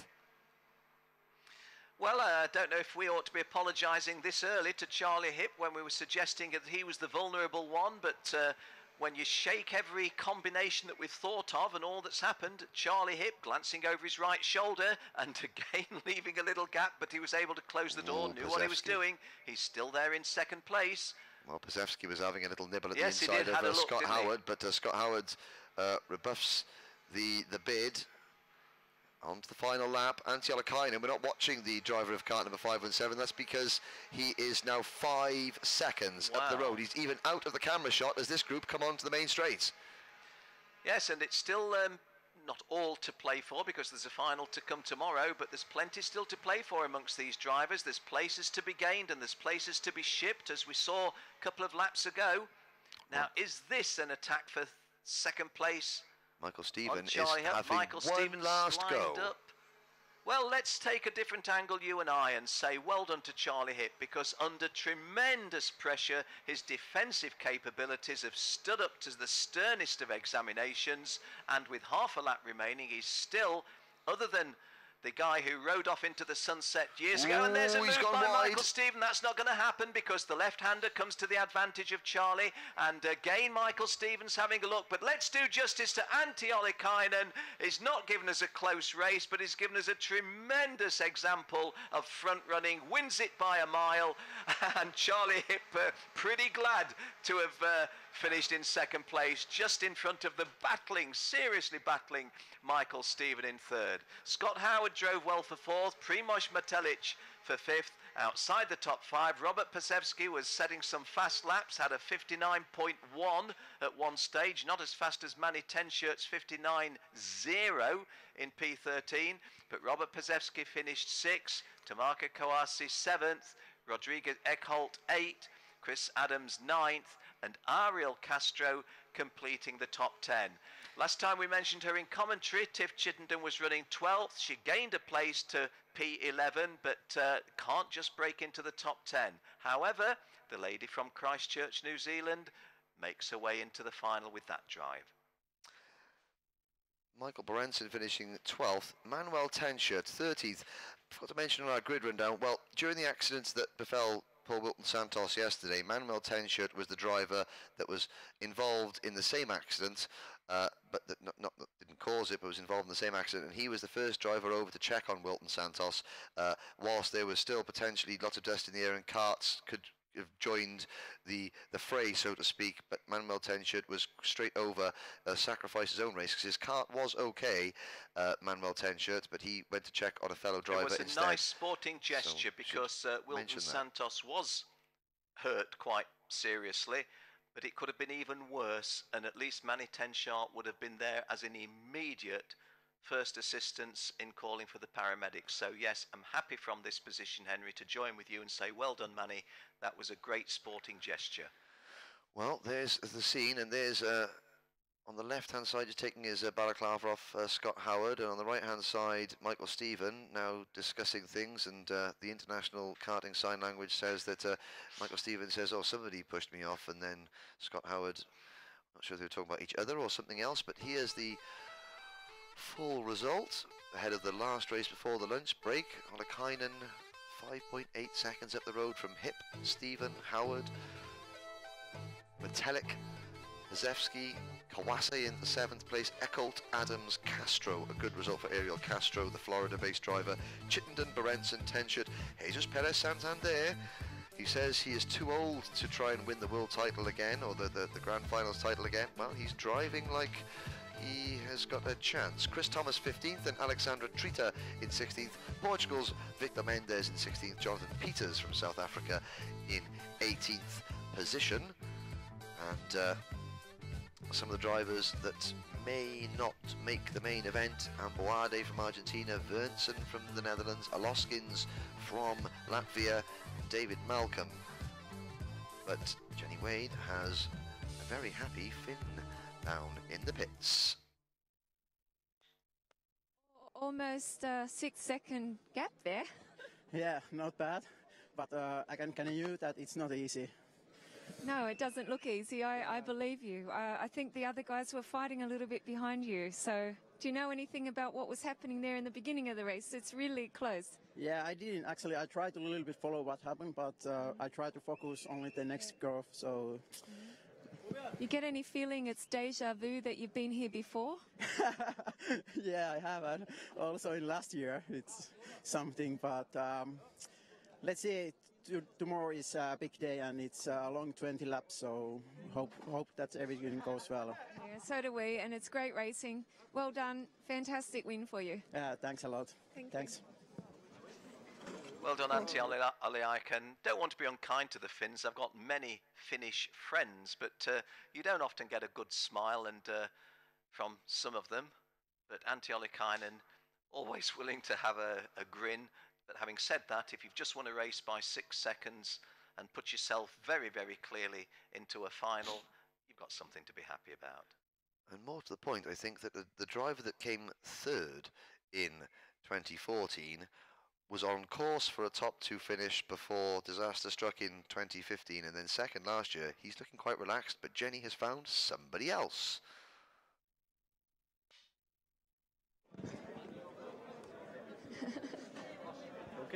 Okay, Alex, now back here where you won the world #1 title.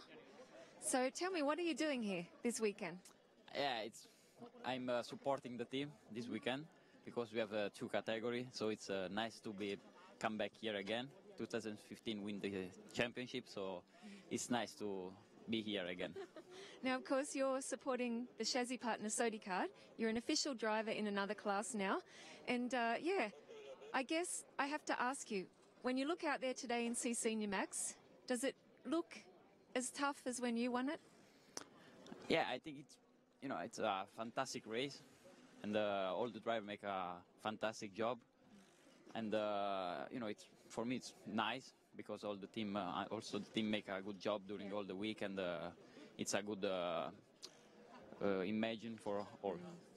It's a great image. You know, they do a really great job also at SodiCart to make everything as good as they can and support the customers. I see Baz Lemmers is standing there next to you, a little bit further up along the fence. So, yeah, a lot of work though, isn't it? Yeah, it's a lot of work, sure.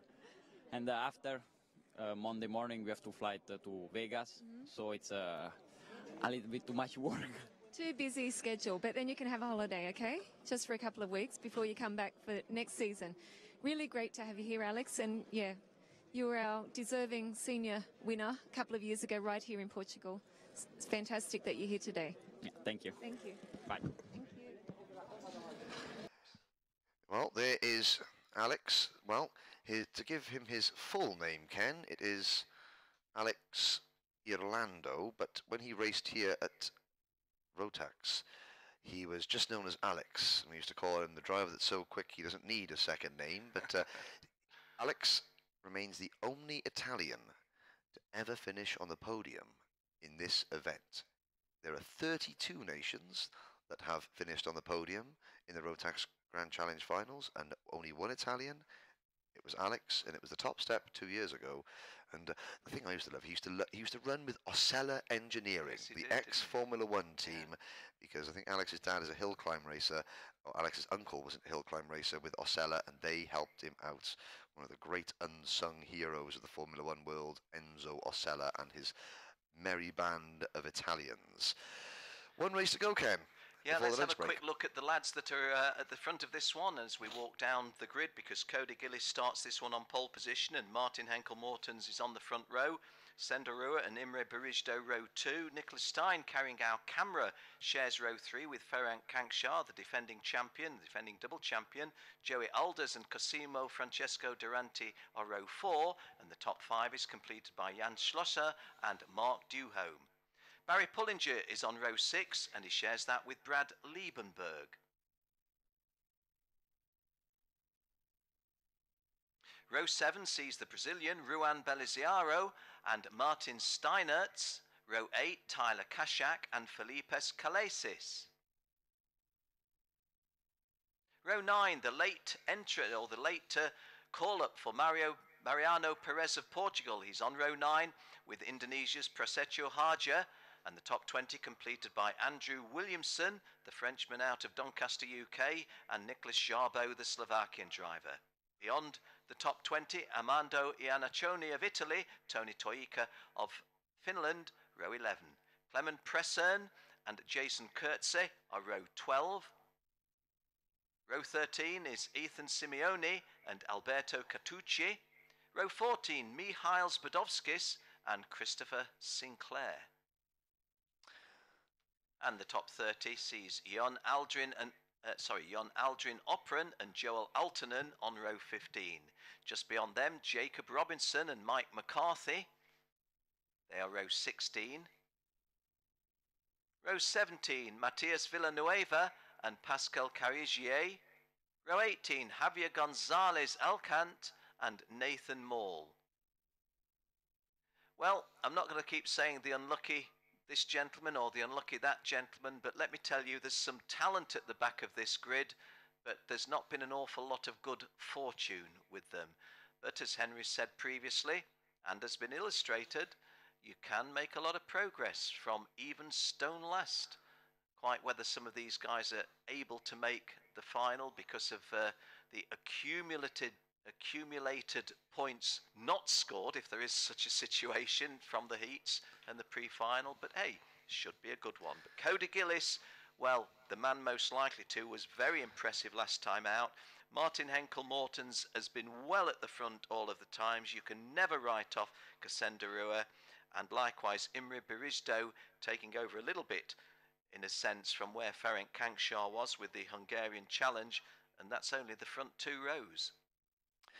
And while you ran down that grid, I have to mention Andrew Williamson in kart 436, the 17-year-old driver, the French Cup champion in Rotax this year, and from Doncaster, from Bonnie in the UK, and I know that Sarah Edwards, the wife of race director Nigel Edwards, who is not with us this year, she is watching the live stream back home, and Sarah hails from Bonnie as well, and not sure how many people, Alistair Williamson, who rocked up from Doncaster to Saint Hilier in France with a flat cap and whippet, because they love a flat cap and a whippet in Doncaster, as Sarah would tell me. But hello to Sarah Edwards and Nigel, who's watching keenly and wishing they were here.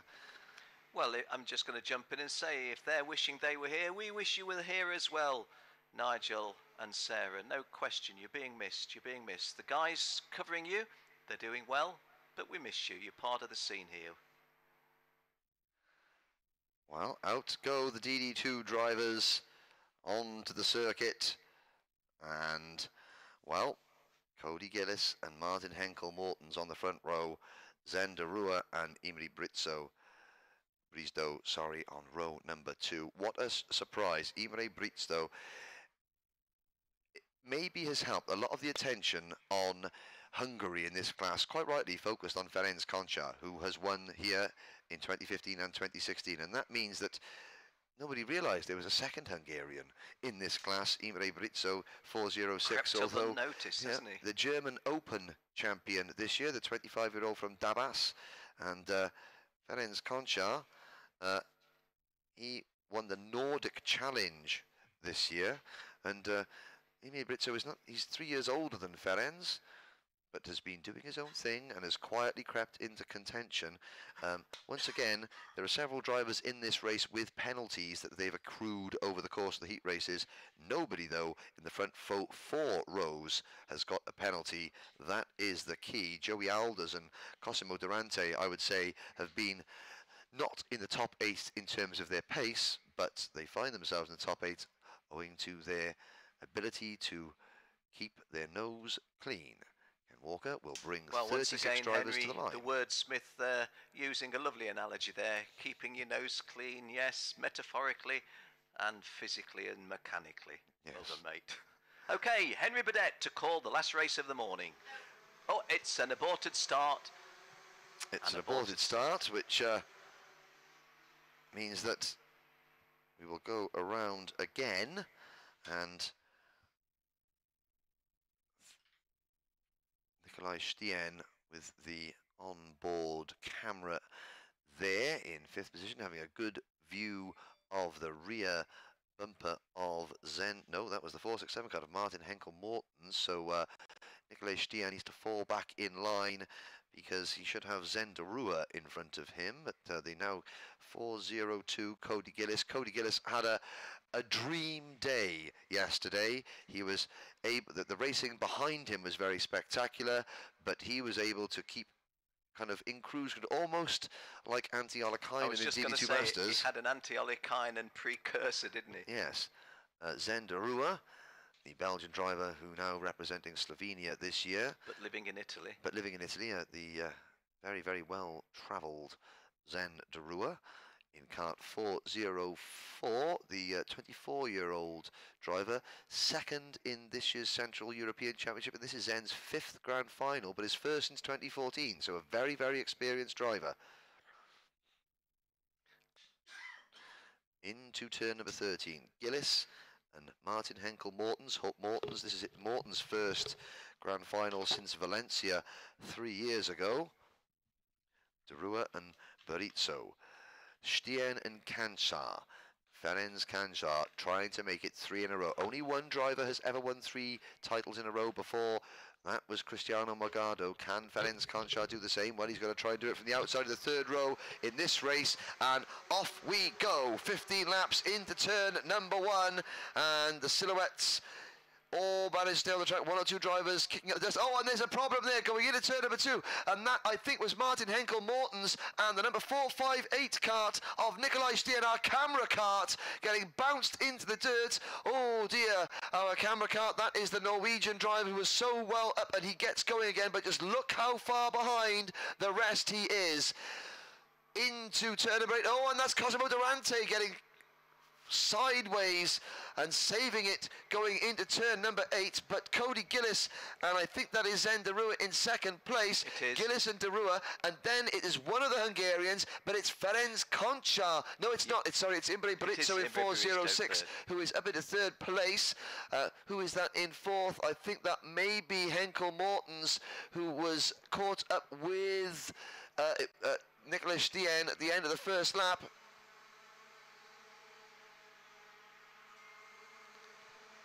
So we will have a little look now.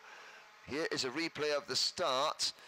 They're supposed to stay in the tram lines until they get to the yellow line. And who breaks early? Oh, and there is Imre Berizzo breaking up very early. Yeah.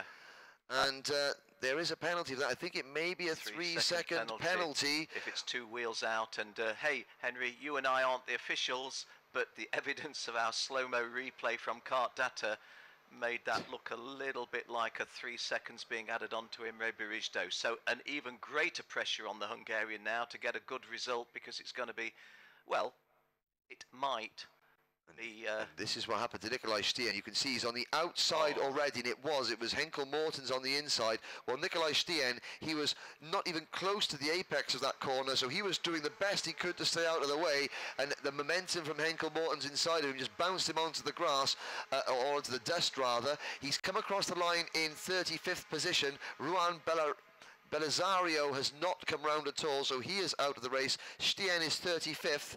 He is 2.9 seconds behind 34th place Pascal Carigier, but he is travelling at a rate of knots. 59.6 for the driver in P35. Nikolai Stehen just having gone back on the circuit. So a message, if you like, of what it might have been. Well, it's obviously KART-DATA, they put the onboards onto people they think would have some good footage at the front. However, if the race at the front is a little bit pedestrian, we should have some good pictures of Nikolai Stehen.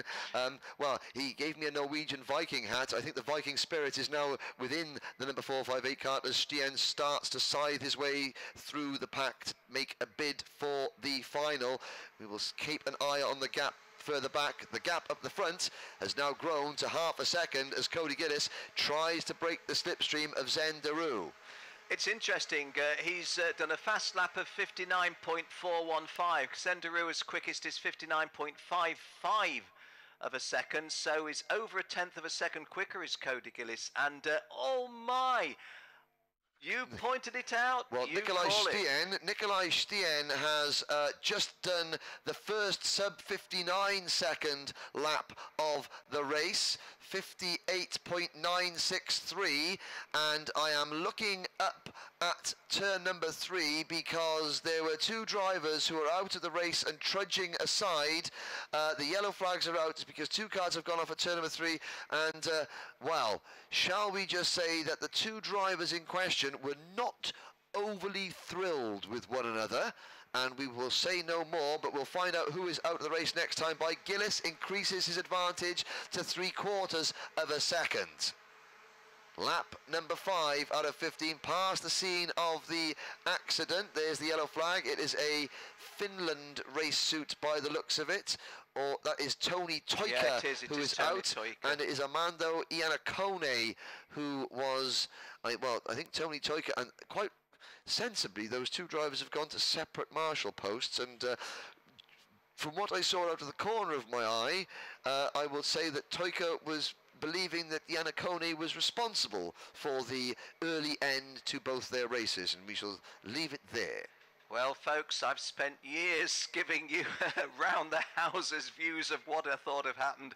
I sit next to Henry, and he calls it from, shoots from the hip, calls it as he sees it. Well done, mate. Coming on to the home straight then for the 5th time of 15 races. This is the start of lap 6. Cody Gillis's advantage is not quite a full second at Port 9, but it's pretty healthy. And trying to go into 3rd place from 4th was Joey Alders, the Dutchman. Didn't quite work, but that one has still got plenty of miles in it. Just behind him, Martin Henkels Mortens. And Cosimo Durante also featuring strongly there, if I've counted rightly. 1, 2, 3, 4. Yep, he's in 6th position. Ferenc Conchar down in 7th place. So Conchar, there's several drivers with white race suits on. Cosimo Durante has the... picking up immediately as you're talking of him, and that looked quite a determined body language, didn't it? But I don't know, it's part of the democracy as other drivers come through, but you sort of feel a little bit uncomfortable seeing Ferenc Conchar having to battle midfield almost. It's not midfield, he's in the top 10, but not what we're expecting. He's certainly, you know, the DD2 field has caught the Flying Hungarian this year, and a handful of drivers have passed him, but he's still in contention. But he did not make the move on that lap, but he lost a little bit of grounds to Cosimo Durante. Jan Schlosar and Bradley Liebenberg now into P9, the South African driver. Look for the dark green race suit of cart number 412, Brad Liebenberg. Mark Duholm is 10th, then it's Steinertz, Barry Pullinger into 12th, followed by Procetio Harger, Nicholas Sabo and Joel Alton in the top 15.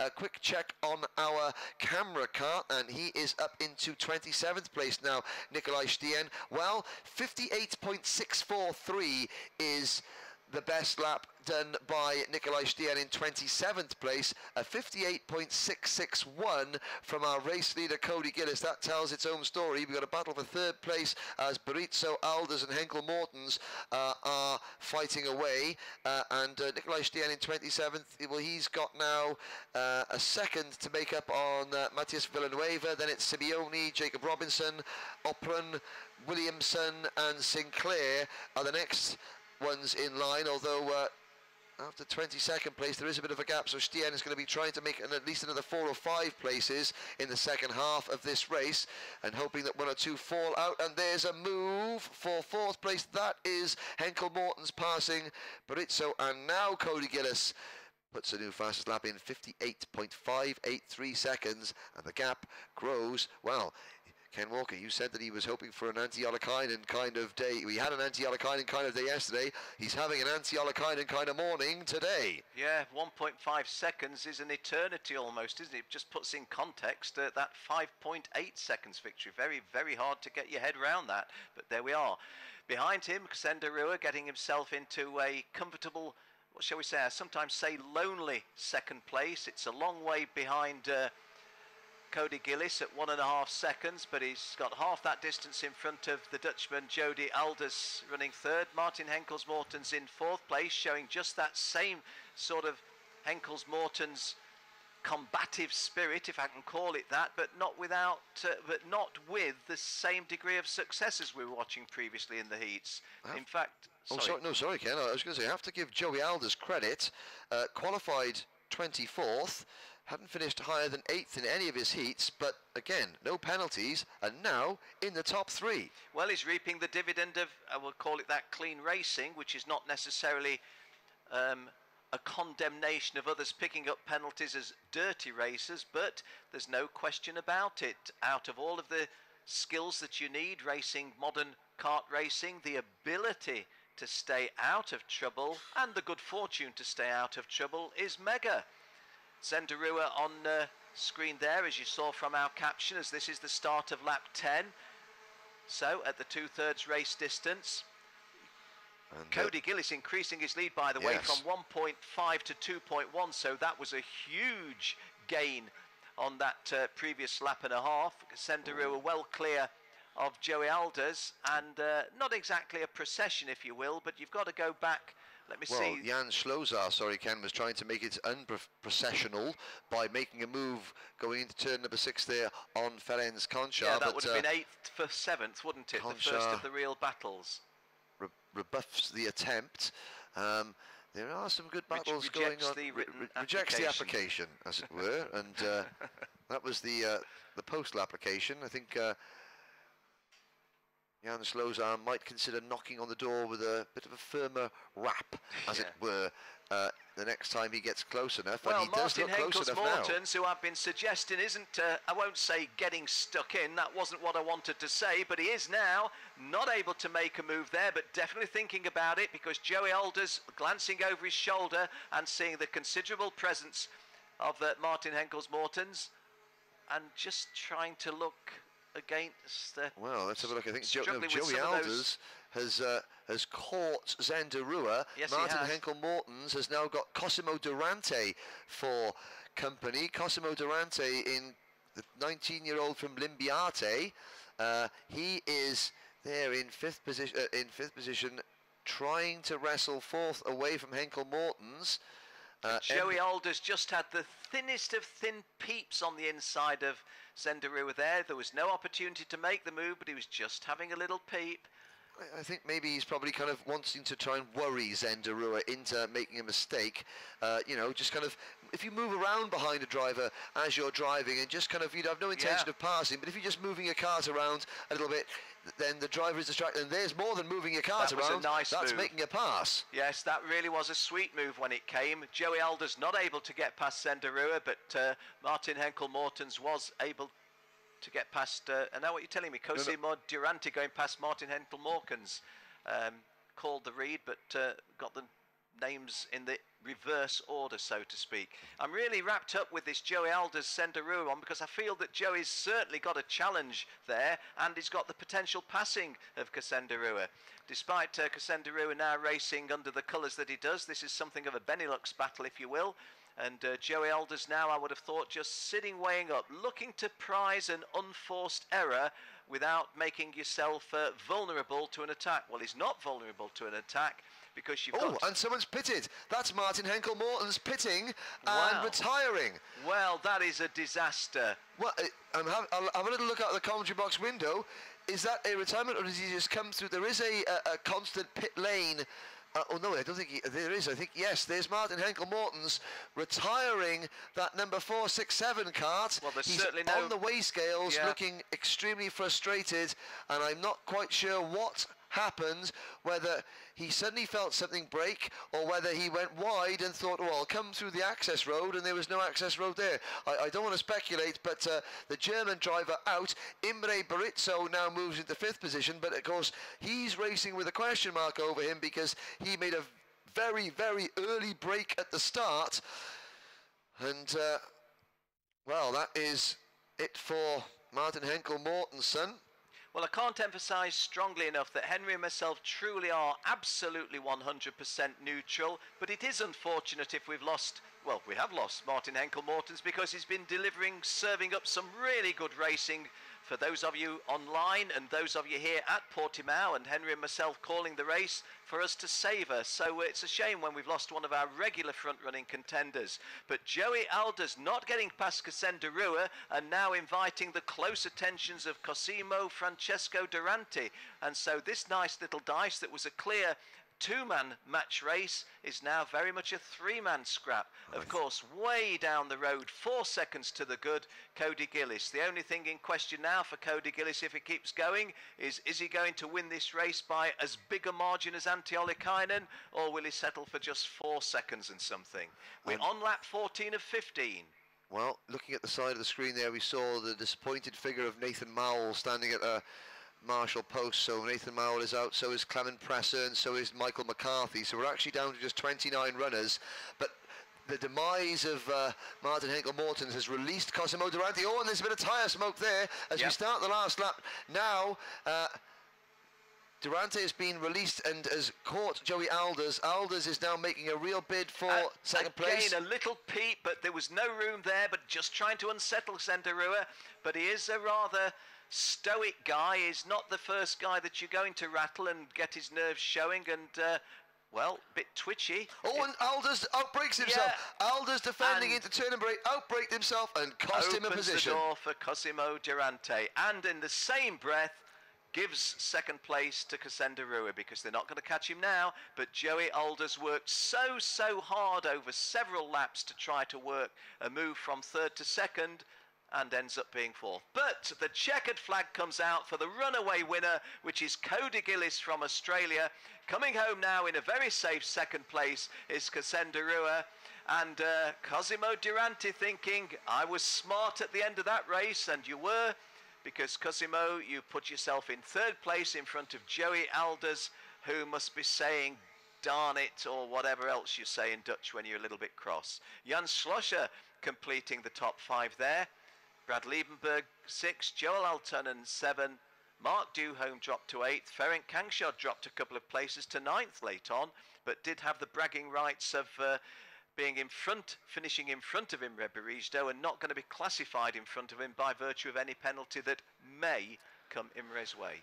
Yes, well, Barizdo finishing, rounding out the top 10. Well, good drive there from Jan Schlosser, and we will have a little look further down the order, and Ken quite rightly pointing out the progress made by our camera car, Nikolai Stehen, the Norwegian driver. Well, is that enough for Stehen, who was due to start 5th, or he did start 5th, went back to 35th on the opening lap, recovers to 21st, his best lap, 58.502. Cody Gillis's fastest lap of the race, 58.487, and Gillis was the only driver that went round in that race quicker than Stehen. And there's Ferenc Konchar, who just shaking hands with Bradley Liebenberg there. Konchar 9th. Jan Schlozar, well, considering that the number 403, the 17-year-old Sport Still Cup champion from Gelsana, has just finished inside the top 5, he was looking, well, looking quite cool, calm and collected.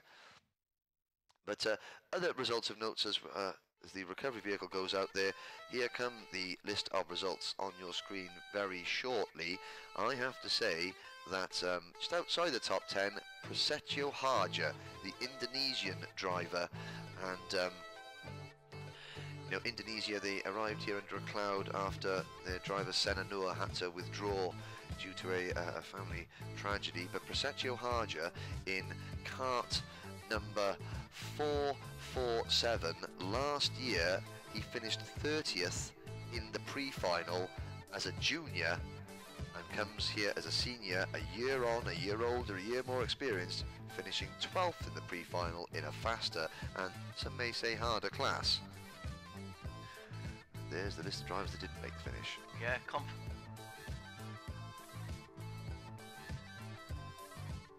okay, just having a look at the drivers outside of the top 20. We've mentioned Nikolai Stehen from that disaster that befell him, were tremendously creditable 21st place as a result, and hope that he stays in the competition. Beyond that, well, Alberto Cartucci earlier on you would have thought was going to be doing better, but he finishes P27, which is not going to help. Okay, they were the results shown on screen. Let's go down to the indefatigable Jenny Wade.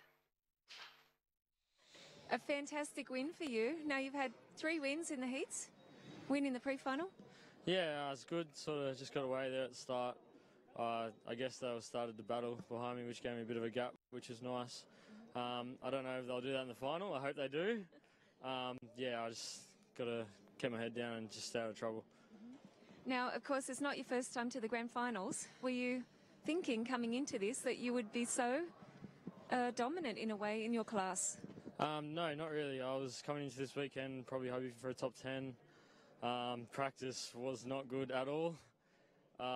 Pretty much the switch was at qualifying. I managed to get a lap out of it, and since then it's sort of been pretty good. So, yeah, I was not expecting this at all. Now, of course, you've got a really strong team this year coming from Australia. And do you think any of your competition is going to be one of your teammates? Yeah, Josh, he's had a rough weekend, but I'm sure he's in pre-final B. I'm sure if he gets anywhere near the top 10, he'll be a definite contender. Well, it's been really great to see you up there at the front. Well deserved, and whatever happens in the final, we know you're going to give your best. Thank you. Thank you. Cheers. Now, of course, we're going to the lunch break, so have some lunch. And yeah, we're going to take a short break, and then in the break, we're going to have a look at an interview that I made with Cam Walker, the voice from the Rotax Max Challenge Grand Finals. So sit back, enjoy your lunch, and we'll be back this afternoon with pre-final B in all classes. See you then. Cam Walker, here we are back in Portugal, 18th Rotax Max Challenge Grand Finals. And yeah, 18 challenges later, we're here together. But of course, we haven't been here the whole time, and normally we're behind the scenes. People don't always see us. Well, they see me sometimes, see you occasionally. But normally, it's the voice, Cam Walker. I'm happy that it should be that way. I don't like being in front of camera. But yeah, happy to have been the voice all of this time. There's been 18 World Challenge Grand Finals. I've done 15 of them, 15 consecutive, and I feel that that's been a massive, massive privilege. Not just to be able to do the commentaries, but to meet the people that we've met. And it applies again here, Jenny. We meet people from all of the racing continents in the world, all 6 continents bar Antarctica, and this is the one weekend or week a year that you meet up with all your friends, and that's what makes it so special. And of course, now that we have the Micro Max and Mini Max, you see these youngsters this big, and then you see guys racing at 6 feet too tall, and you think, yeah, but I remember when you were only that size racing. Yeah. And of course, we'll see the next generation come through soon, like we are in Formula One as well. So many of these guys that you knew, I think now their children are starting to race in Micromax. Well, we've got our first ever, as far as I can recall, and check me if I'm wrong and point it out to me, but I think this is the first time we've got a father and son who have qualified each through their own competitions. Jamie Day and Kevin Day, is it, from the United Arab Emirates. So you think, well, we talk about it being the family sport and the Olympics of karting, that sort of thing. Obviously, it's a serious competition, the Rotax World Challenge, the grand finals. There's something big on it in terms of what you can say, hey, I was this kind of champion. But isn't it great that you've still got an opportunity, not quite lad and dad in the van, but it's at a lesser level in terms of requirement for digging into the wallet and into the pocket. And I think that's one of the great features of these. And of course, every so often we come up with a champion. Where did we see that coming from? We didn't. No. And it's somebody who's come up almost unknown. I have to say, Ken, you have an unbelievable memory. Because when you start talking and telling me this, and then I'm thinking, when we think back through all these, events, and you can remember those details, 15 times now you've been here, but I actually would like to know, and I think a lot of people would like to know, where did this all begin for you? Were you into motorsport when you were younger, or Gosh, no. What were you doing when you were a lad? Something similar to yourself. I was interested in equestrian sport. The only sporting injury I've ever had was a broken thigh from a horse riding accident. And one day out of the blue, I had a microphone thrust in front of me. We were doing this little local competition, which I'd said I would be willing to help, and I was there holding a microphone. And the first, what did you say? I made it up as I went along, a bit like I do now, There was like the first fence, the second fence, the third fence, the fourth fence, and I thought, I can't keep saying this, so I gave the fences names which they never had before, names which they never had since, but for that purpose, I can remember them, because I used to say, over the first fence, and then the course fell away a little bit, and I called that the coppice, and a little bit further on, I can't just remember what the next one was, and all the time that I'm mentioning these names, I'm thinking, I wonder what exactly a coppice is, and I went and looked it up afterwards, and I thought, well, that was close enough, a little dell, and that sort of thing. So no, I didn't have an interest in motorsport until I was the announcer at a speedway, motorcycle speedway circuit near where I lived.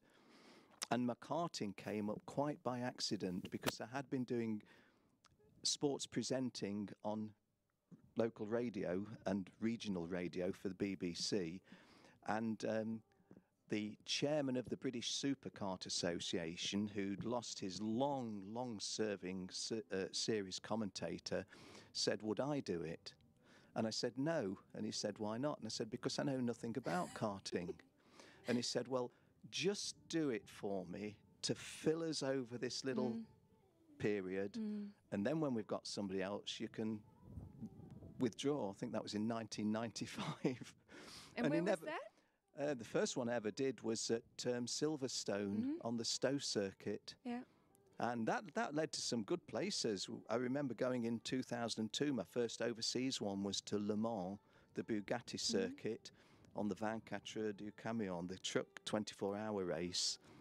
And that also took me to Hockenheim in Germany, Nürburgring, and Assen in the Netherlands. So I thought, this is really good. But of course it's really good. You've just named some of the most famous circuits in the world. Well, now let me tell you where Rotax has got the jump on all of those.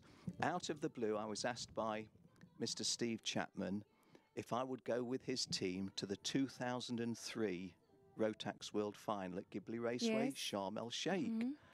And I really thought it was a wind-up, and I very nearly said, do you really think I'm so stupid as to think that's serious? And I heard nothing from him for ages. You thought it was really Jill looking for a holiday in a nice resort and getting Steve to organise it. That's it.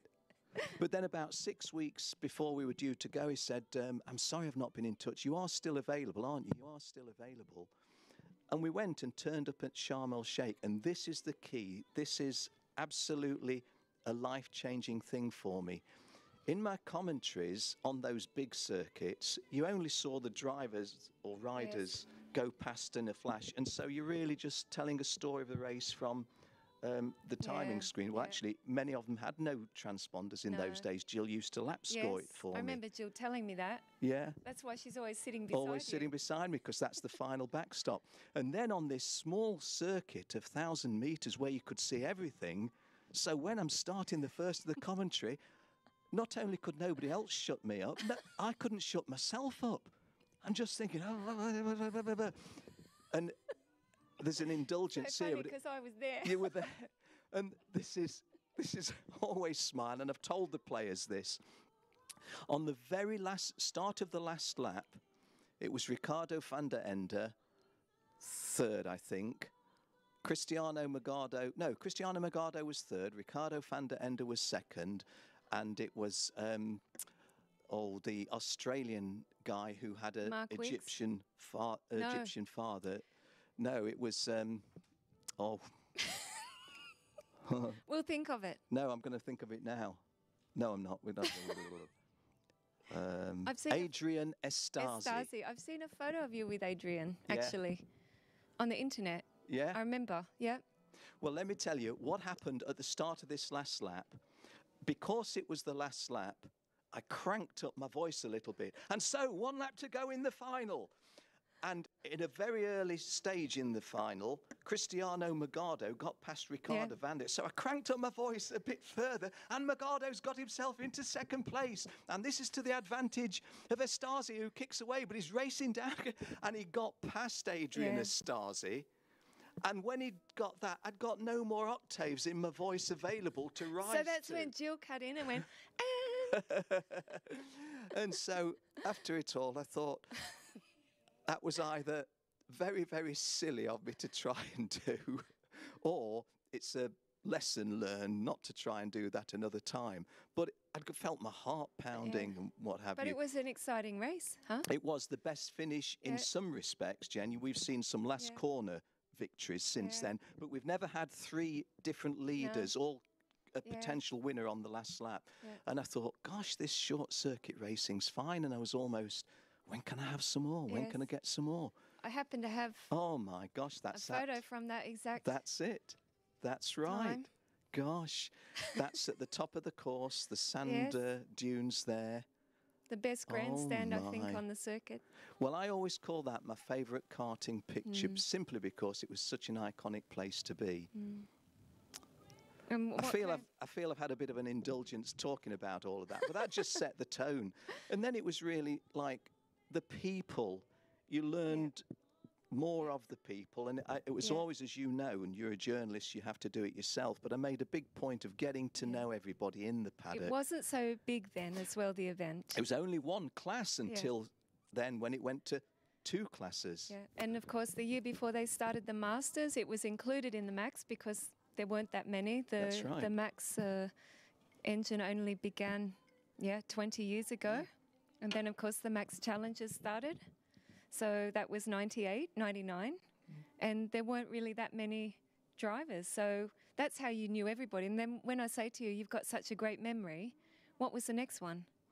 After that, that was at Lanzarote in the Canary Isles. Yes, it was. And probably in my notes, Ken, I would say I've got Wesley Orr winning that one. Ken Walker, here you are in Lanzarote. Oh, my goodness. Oh, my. And that was also a fantastic venue. It was a lovely venue because it was so colourful. And again, if I can just be self-indulgent for 1 minute, what I loved so much was doing the drivers' parade and getting all of the fans in that fabulous grandstand to wave the banners, to wave. And when you get the feedback from the fans, any fans here from South Africa, well, there was loads of them. South Africa are always winning. Oops. There it goes. And what an amazing thing. Jesus Perez Santander, who we never knew at the time, was commentating for local television. And hey presto, he turned up as a driver a few years later and became a world champion in Masters. Isn't it funny? Small world. Of course, after that, that was then to Langkawi, Malaysia, which in some ways was one of my favourite places. Yeah. And we had the local fire brigade pumping about 15 feet of water off the track. And where did they pump it to? The ordinary road.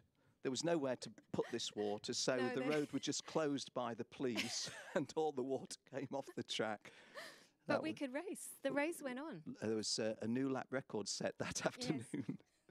Yes. And of course, we've been also to various places. Another memory I thought I'd give you. And of course, we bring in our timing team. We don't want to lose it in the wind here, but Alain Raceway. Yeah. Of course, was a whole new adventure, I guess, to take. It was a new adventure because it was unfinished as a circuit, and certainly the amenity was unfinished, but you just felt, here we are stepping into what could potentially be a hotbed of motorsport. They'd got a good record in rallying, hadn't they, in the Middle East, but not in karting or other Formula car racing or anything like that. And I loved it there, and they were so good to us, so good. Of course, we did go back there after that, and I think a lot of people say that they really enjoy to go there because it is so different, but great hospitality and so on. What about, I guess when we think about it, we talked about this recently, about the Cristiano Morgados and so on, the champions, Ben Cooper, who's here this time with the team from Canada. And have there been any highlights for you or any great memories that you think over these 15 grand finals? Has there been anything that you think that stands out in my mind? I know with this wind, you're going to think of Manfred Weisgerber, aren't you? Holding up the banners. Yeah. If there was to be a little clip of a behind the scenes, you know, when you put a montage together at the start or end of a program, if there's going to be a clip, what it should have been Manfred Weisgerber, because at Sharm el-Sheikh, at Lanzarote and others besides, at some stage in the race week, there would be the tall, slim figure of Manfred with these banners, and he'd be putting them up all neatly and tidy, and then you'd see a little bit of a dust storm kicking up, and Manfred was covered with all the banners and worked so hard and put them there. And oh, sorry, Manfred, if you're watching or listening. In the morning, they're all ripped down, and the work had all been start all over again. Vain. But he's a windsurfer, so he's used to the wind. He's a windsurfer. And of course, there have also been, apart from the Rotax family, which I guess you are one of those people that if I ask anybody in the paddock who knows your voice, they would always include you in the family. Aww. Apart from this family, you know, which is really now an extended family. And I know that some of the girls before the Webster girls started the Facebook page, didn't they? Yeah, they did. Leah Hannah did it Edwards for me. seemed to pick up and add things to that. And you were like, I'm not even on Facebook. Well, yes, you are, Ken. Yeah, because they put it on. And I was so dumbass that I couldn't maintain it. And always to this day still felt guilty to Leah for that. But brother Josh racing tremendously successfully now in the Porsche Super Cup. Only watching watched on him last television. weekend. At all these Formula We're all 1 events. watching them, aren't we? All the kids. Yeah. Well, now they're not kids. Well, no. Any other appointments, I guess, that you've had outside of the Rotax Max Challenge Grand Outside of Finals or Rotax? Rotax that have been significant for the you? one-offs, I did enjoy doing the 24 hours race at Wembley Stadium, London. Tell you here and now, shortly after midnight, I sneaked off and got some shut-eye and came back about 7 in the morning. Yeah, a lot of people noticed as how much better it was without all of this prattle on the microphone. I think lots of other people fell asleep then because you weren't talking. Possibly. And the one big one that jolted me was the Monaco KART Cup. I remember standing commentating at Monaco, and the Monaco KART Cup circuit is on part of the Formula 1 circuit, the approach to the swimming pool and round La Rascasse. And I remember standing there talking, and I'm seeing a reflection in the mirror, and I'm seeing the whole of those iconic Monaco, Monte Carlo, what shall we say, little, well, iconic places, all of them, Sandervoort and what have you. And as I'm still speaking, I'm thinking, what the heck are you doing here? You've never driven a kart, you've never raced a kart, you couldn't tune a kart, you couldn't. Just had a moment there. I just thought, wow, how good is this? I don't know if I've got Monaco, but I've got a few memories here, Ken. I'm going to run it by you, and you can tell me if I come across something you say, I remember when this was. Now, looking at the shirt and what you've got on, long circuit championship. Was this the supercarts? It would be. That's what I wore then. Yeah. British Kart Long Circuit Yes, and of course, Championship. here you are with your fuzzy microphone. Same again with the pussycat microphone. Yes. Yeah. And of course, this is a special one. Guido Oh, bless him. Sala. Yeah. The first, I believe, the first CIK world champion. Well, 1961. yeah. I don't think it's Guido Sala. Really? I think it's a unofficial. Guido Sala. Okay. Stepping in. If you tell me it's No. Guido, that's fine. But I don't know. yeah, I wondered also, is it him or who was this interview? I think it's not Guido. But let me just say, because the thing, it really, how Brings can I back- say it, encapsulates Yeah. my feeling. This was a sport that I didn't grow up in. And this was part of a historic karting event. And so many of these elderly gentlemen, as they then were by the time I'm speaking with them, had fantastic stories to tell. Like, for example, when there's a world championship in, I think it was Bermuda, if not Bermuda, Yes. the Bahamas. No, it was Bermuda. Bermuda. Yeah. And what they were doing then was getting little wooden crates to put their stuff in, Yeah. send it out on a British Airways or British Overseas Airways Corporation flight about 4 months in advance, hoping it would be there when they got there. And it was like, I never understood at the time that that sort of thing was happening. And it No. made me think what fabulous fun it was then. Yeah. Because it wasn't really a money-driven sport in No. those days. It was a technical capability-driven sport. And all of them on the short circuits. And yeah, it was a special sort It of time. opened up a whole new world for you, really, didn't it? Absolutely. Like you say, things that- life-changing. Yeah. Jill and I always enjoyed travel. And we've often said we would never have travelled to at least 50% of the countries that we have gone to had it not been for karting. Yeah. Think of places like, say, the Czech Republic. I really can't think of myself going No. there for Because a holiday. unless you had friends there Yeah. or family. Indonesia would be another one that would Yes. apply to. I must admit, I had to Oh, drag this one my. out, Ken. Where'd you because, get these well, from? you know, I've got friends Where'd you get these from? in the media. Well, and I've got Jill. How did you meet Jill, by the way? I should ask you that met- because I never asked Jill. Jill, I'd gone to a new job in Lowestoft in Suffolk, and Jill had been working before then, but had gone a new job at Lowestoft, and all of the newcomers were sent on an induction course at a college near Snetterton Race Circuit in Norfolk, Wyndham College, Norfolk, and I met her there.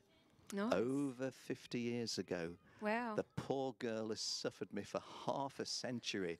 So those of you that get fed up of listening to all the yap, yap, yap, yap, yap, think what it must have been like for Jill for 50 years. Yeah, but Jill got all these holidays to exotic locations and racetracks. How exotic is it? Sitting, Going one, sitting two somewhere laps, with a sheet of paper, 3 laps. trying to do all of the lap scoring. What about this one? She This was is brilliant. the man, obviously, was, many years after Jill met you, but she said he doesn't polish up too bad, does he? I was doing the awards gala. I don't know exactly where that was. It would be Yes. a CIK. Well, then it You could know, do you? be Monaco, could be Milan, It started could be in Paris. Monaco. The first ones Yeah. were in Monaco. Then we went to Paris and to Milan as well. And the ones I used to like the most were Monaco for fairly obvious reasons. And it gave me an opportunity to just scrub up once in a while. And what I liked then was people who might not have been listening to me during the commentaries. I knew they were listening to me then because I can see them all. And if I'm just saying, and the winner is... Well, of course, here I noticed you've got a nice black bow tie on. So Uh-huh. I didn't know if that might have been Paris. Got another photo. Different tie, so I know it's a different day, but Same thing. Yeah. a nice Yeah. group of people here. We've got Tanon, we've got Adigo, we've got the Marco boss. Ardigo, Max Mosley, Most- who at that yes. time was he was very good to me in an indirect way through Vincent Caro. Is that how you got that job, Ken? Not quite. No. But yes, a young driver lineup Luigi here. Macaloso Yes. was the guy who was the president of the CIK at that time. Gary Catt was the world number 2 to Marco Ardigo being there's the world Marco. number 1. Yeah. And I'm sure if we go through the young driver list, we'll be able to look a little bit higher in the formula. But let me tell you that some of the younger people who came through that you got to know as youngsters, you're really, really pleased to see them succeed. Bringing it up to the present moment, Charles Leclerc comes from a privileged background, lives in Monaco, but a lovely guy. First saw him racing at the Monaco Kart Cup when he was about 12. And a lot of these other guys, and you meet them about 6, 7, 8 years later, and they say, "Do you remember me?" And they're 6'4" as I'm shrinking. They don't look anything like they did when they were doing this. But some of them, you know perfectly what they look like. Of course, Ken, here you are. Oh gosh. And I know this is funny. This is the funny side when you're out there waving to the fans, and this is the behind the scenes serious side. Trying to have a look. Sitting behind the laptop. Yeah, just trying to get all those names. And trying to work them out. How difficult has that been at the grand finals with around 60 nations? Well, and all different languages and pronunciations of names and. Well, apart from the fact that I don't always get them right, it's not so difficult because of what we've been doing here recently on the tyre raffle. I always used to go and speak to guys and say, "Look, am I saying your name right? Is it Jenny Wade or is it Ginny Varda?" And see what they tell me. Of course, some of them would tell me a silly name just to make a... There you go. Gosh. Now, I'm going to bring this one out, Ken. Oh, my. Because this is really a special one. Yeah. Rockingham International Speedway. The event was the Shell Eco Marathon, where schools particularly, or educational establishments would... I'll tell you a slightly sad story about this, given that Michael's got the injury that he has now, but I will tell you the story. They would build, as part of a school or educational project, these little missiles. Most of them were cigar-shaped, and you went round the oval. Rockingham Motor Speedway is just an oval, banked a little bit as well. And the person who could travel the greatest distance, the set distance, using as little fuel as ever, would be the winner. It's a bit like now, really. A little bit like now, if you will. And what they used to do, fire these things up. The exhaust pipe was about the size of a straw. Yeah. And they'd do about 2 or 3 blasts and then just shut off. And the thing is just gliding along and then just twiddle a little bit more on. And some of the winners, I think French team, can't think just who was, Portuguese team were here. The University in Coimbra, do remember, had a very good team. And they do something like about 12,000 kilometres an hour in the equivalent of it. But it was the British Grand Prix weekend, and Rubens Barrichello and Michael Schumacher raced for Ferrari, and Shell Oils was a Formula One partner of Ferrari, and because they were in such close proximity, they flew in by helicopter, and I was told they'll fly in at 10:23. And it wasn't 10:21 or 10:24, it was 10:23, and they'll be leaving at 11:04 or something. And probably my proudest moment ever, if I wanted to be a big head, was when there were huge crowds. It was in the height of Michael's popularity and success, and you couldn't get near him. And there was a point at which some of the officials went and brought Michael out of the crowd onto the circuit to myself to do that interview. And so I think, gosh, I never thought the day would come when I'd interview Michael Schumacher, and I certainly never thought the day would come when he'd be brought to me. But I hope the good fans of Michael and his family won't mind me saying this, but there was a celebrity class, and Michael won it. And when the results were looked a little bit closer, it cheated. No, come on. Ever so slightly, only ever so slightly. And then the officials were faced with a huge dilemma. Do we disqualify him or do we leave it? And we left it. Yeah, but you know, I think a lot of drivers and people can relate to this. They really push that limit. And we know this, that sometimes they have so much passion for it. Yeah. This is the Michael was an out-and-out winner. Yeah. And even in a little thing like that, hey, didn't matter. but he wanted to win it. And the other thing I've got to say, he was professional in the extreme, absolutely professional in the extreme. Put on the Ferrari jacket. We had to black out some, I think it was Camel adverts that were in the far distance. And everything that I did, everything that I asked for, it got the answers. The answers were never penetrative and insightful as questions, so the answers couldn't be similar. But it was a total model professional, easy to interview, and I always respected him for that.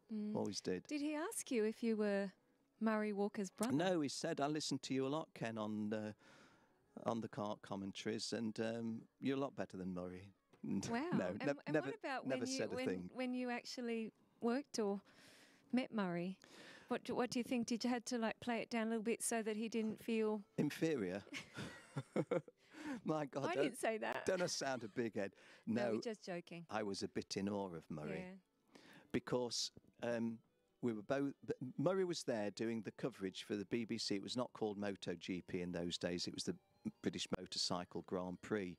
It's in the days of, let me think, it would be Mick Doohan, Wayne Gardner, your Aussie heroes, or might be, given where you're from. Yes. You've got quite a few of them. We do. We liked Wayne Gardner a lot. Mick was a little bit less lovable in parts, but there you go. His son racing karts now. And we didn't actually work on projects together as such, but we're in the BBC team together. And my people on the radio said, look, if you're working with Murray, you've got to get a little interview with him. And I had the interview with Murray. And we did it every year. And it was nearly always the same questions because there was an easy in, which was, Murray Walker, you're the name and the voice that we always associate with Formula One cars. But of course, you've got strong family connections to motorbike racing.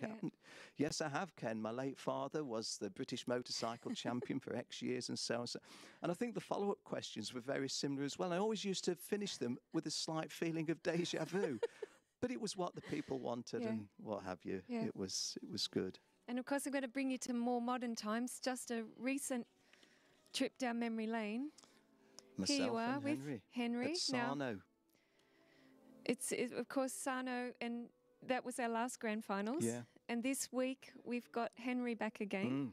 He'll be joining us for some new exciting breakthroughs in our coverage on the live stream. And the Sarno people were always very good to me. Claudio Cucinello was his name, bless him.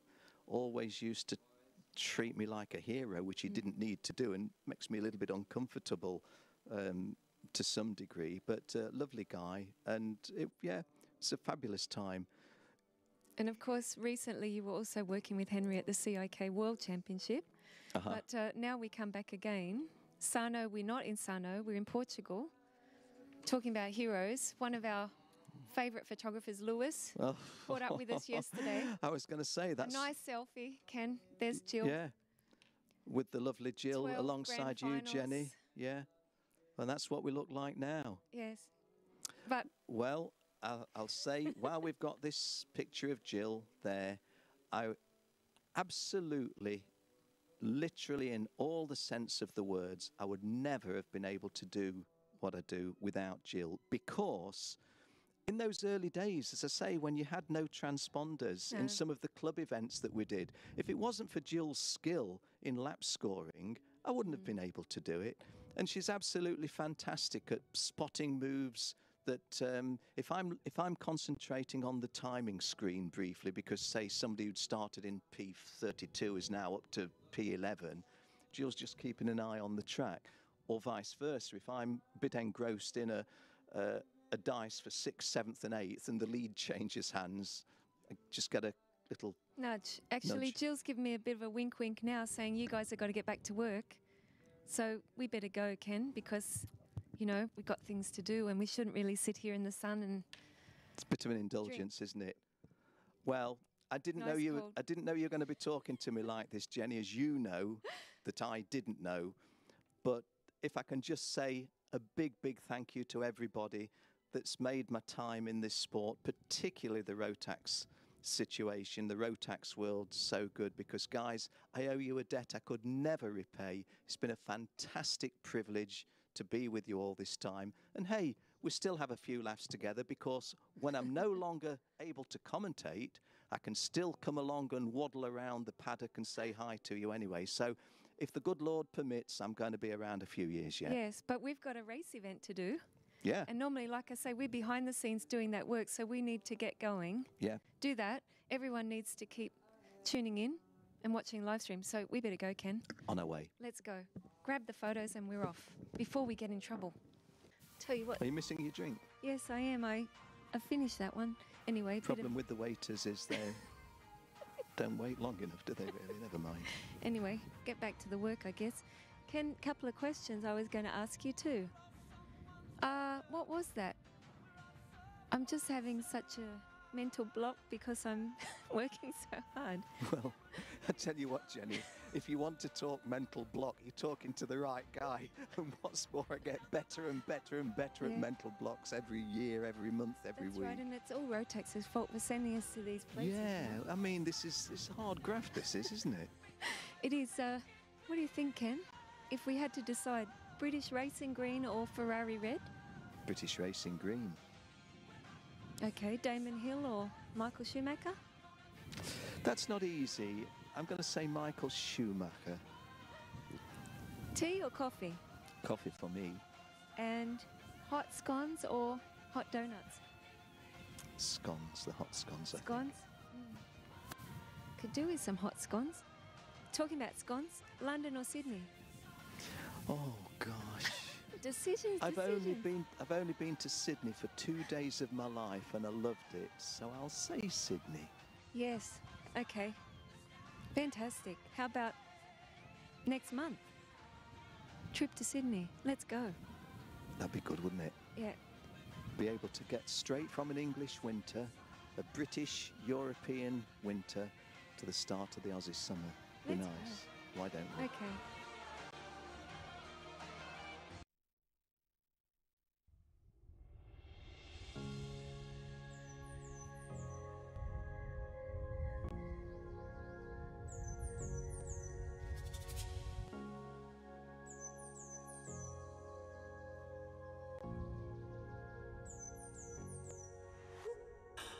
Oi do Brasil, bem-vindo às Grand Finals.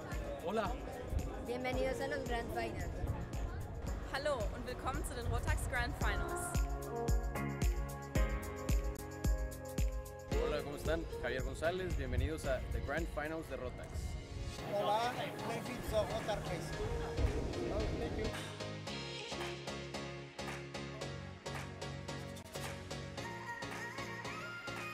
안녕하세요. Hello, welcome to the Grand Finals.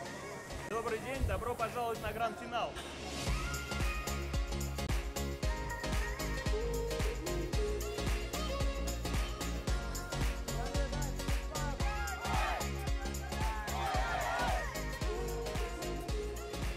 Good, Mom? Okay, hold on, and go. Hello and welcome to the Grand Finals.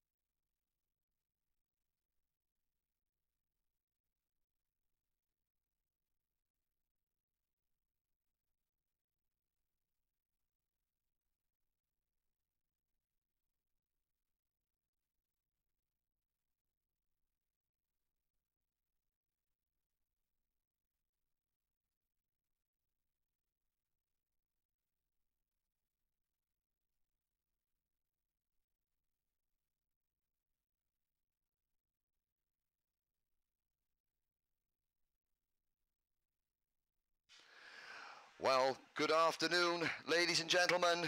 Welcome back to the Cartodromo Internacional Algarve here in Portimao, where we are set to go with the last round of pre-finals. 4 more races for you to enjoy here on what is another gloriously sunny day on the southern tip of mainland Portugal. We have seen the first pre-final in Junior, Senior, DD2 and DD2 Masters. Now is the time for the second group of pre-finals, and the first race out will be for Junior Rotax. Tijman van der Helm in kart 202 will start from pole position. There is Tijman, the European champion, on the left-hand side of your screens. On the right-hand side will be Jack Preston in kart 206, our camera kart. Jack Crawford from the United States starts third, a great result from Jack. And Sandor Nagy from Hungary will start fourth in kart 201. Hugo Vaer in kart 219, he will start fifth alongside his fellow Frenchman Sami Megatunif in kart 221. Sami, the best placed driver of anyone in any of the pre-finals who suffered a penalty for a nose cone in his heats. Hristo Penyov, the only Bulgarian driver here, starts a fantastic 7th in kart 207 alongside Tose Moriyama. Then Mohammed Ibrahim from India, a fantastic result for the Indian driver so far. He starts 9th on the grid alongside Karl Marcus Sai. Axel Sanyala is 11th. Watch for Axel, a win in the heats but also an exclusion. He is fast, and so is Tyler Gonzalez in kart 217. Josh Kurtzy from South Africa in kart number 214, just going through your screens, and Romain Leroux from Singapore as well. Row number 8 from Croatia, Jan Pokos in kart 211, and Jie Kao from Taiwan, his mechanic side of his kart there, just going through your screen. What a great result from the Taiwanese driver.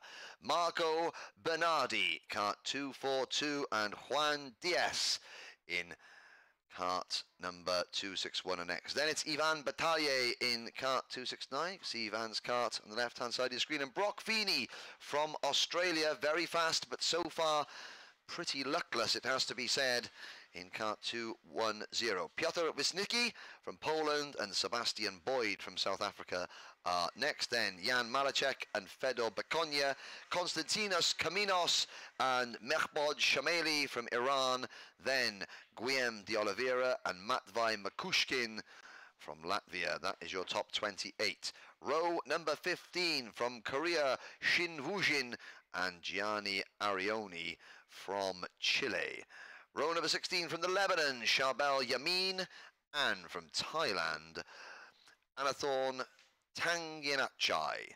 Row number 17, the penultimate 2 rows of the grid, Herioi Krasko from Ukraine and Mariano Martinez from Mexico.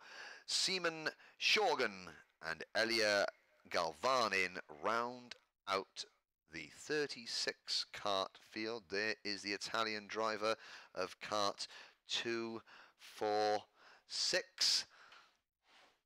The young Italian who qualified for this event by doing very well in the Italian Championship. I'm not sure if he was the Italian champion or if he was the runner-up in the Italian Championship, but Elia has had nose cone penalties in every single one of his 3 heat races, and that means he starts stone last. Well, there is the view of one of the exquisitely liveried crash helmets. That is Elia's crash helmet design, and he's looking in front of him at Mariano Martinez. So, well, what does Elia do? Well, the answer is you've got to drive it like you stole it, son, without getting a nose cone penalty, and then hope that the cards fall your way. There is a view of our commentary position, and I'm joined by the voice of Rotax, Ken Walker, momentarily, and the near side container, that is where the timekeepers from KART-DATA, Franz Schlieser and his colleagues provide you with the graphics that you see, and Andreas and his hard-working team down in the outside broadcast unit at the end of the media room. And I have to say that walking through the media room earlier, there are 59 nations competing here.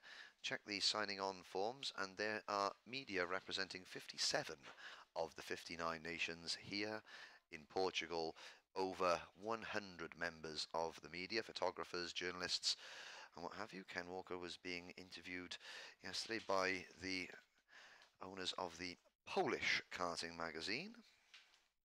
Obviously, the voice of Rotax has a massive fan club in Warsaw and Krakow and places like that. There is the outside broadcast unit that is providing worldwide pictures of this event to an audience of, well, over 30,000 people watching yesterday.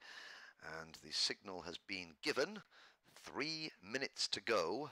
3 minutes remaining.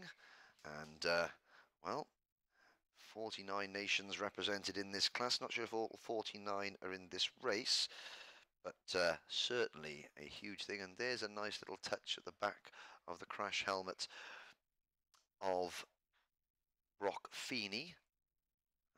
Family portrait on the back of his helmet. And of course, it's worth remembering, without the families, the drivers don't get to go racing. And there's one of the large contingents of Australians standing at the very back of the grandstand. They're nice and easy to spot, and you can see that the breeze has picked up. The grandstand that Rotax take everywhere with them has got all 59 competing nations, the flags on top of that grandstand, and they are blowing a lot harder than they did this morning, and they are blowing down into the drivers' faces as they go out of turn number 1 onto the long straight down towards 3. That means the drivers are going into a big headwind. If you're at the front of the field, you are breaking that air, and everybody else behind you is getting a big advantage. There's Team Australia. I like to see that that's a very subtle luminous green Panama hat there, worn by one of the Australians. He's got a great Merv Hughes style handlebar moustache to go with his luminous green hat. And there's Carl Markus Sai from Estonia. And I have to say that Estonia were very kind last year. They provided Estonian chocolates to tired and somewhat hoarse commentators last year. None of that this year, unfortunately. The best I've done from that neck of the woods is some ghastly spiced rum from the Ukraine, which won't be in a hurry to try again. Speaking of chocolates, Ken Walker, our eyes and ears up here in the commentary box. The lovely Jill has provided some cocoa bean based sustenance for us this afternoon, should we require it, although with 4 races I am sure that we will not need it, because they're going to be exciting. There is our onboard camera. I have to say that the onboard camera today has been a bit of a mixed blessing.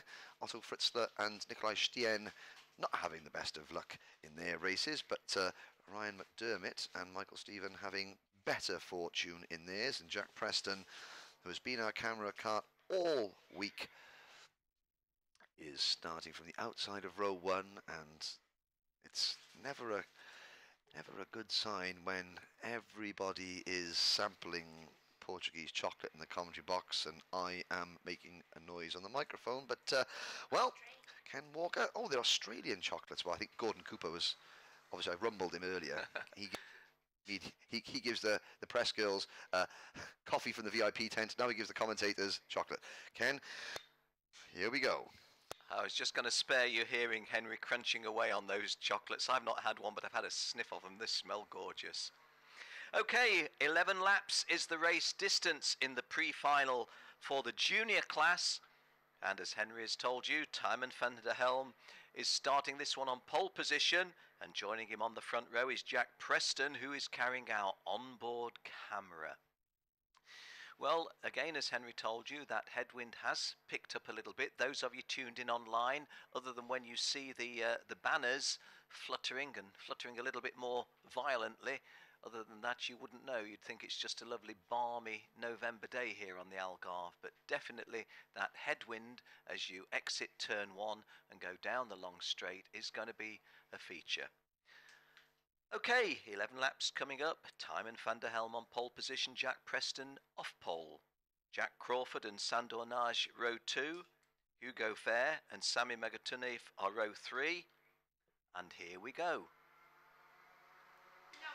It's an aborted start, so Henry, who dutifully gobbled his chocolate biscuit, could have had another formation lap's worth to savour it, but there we are.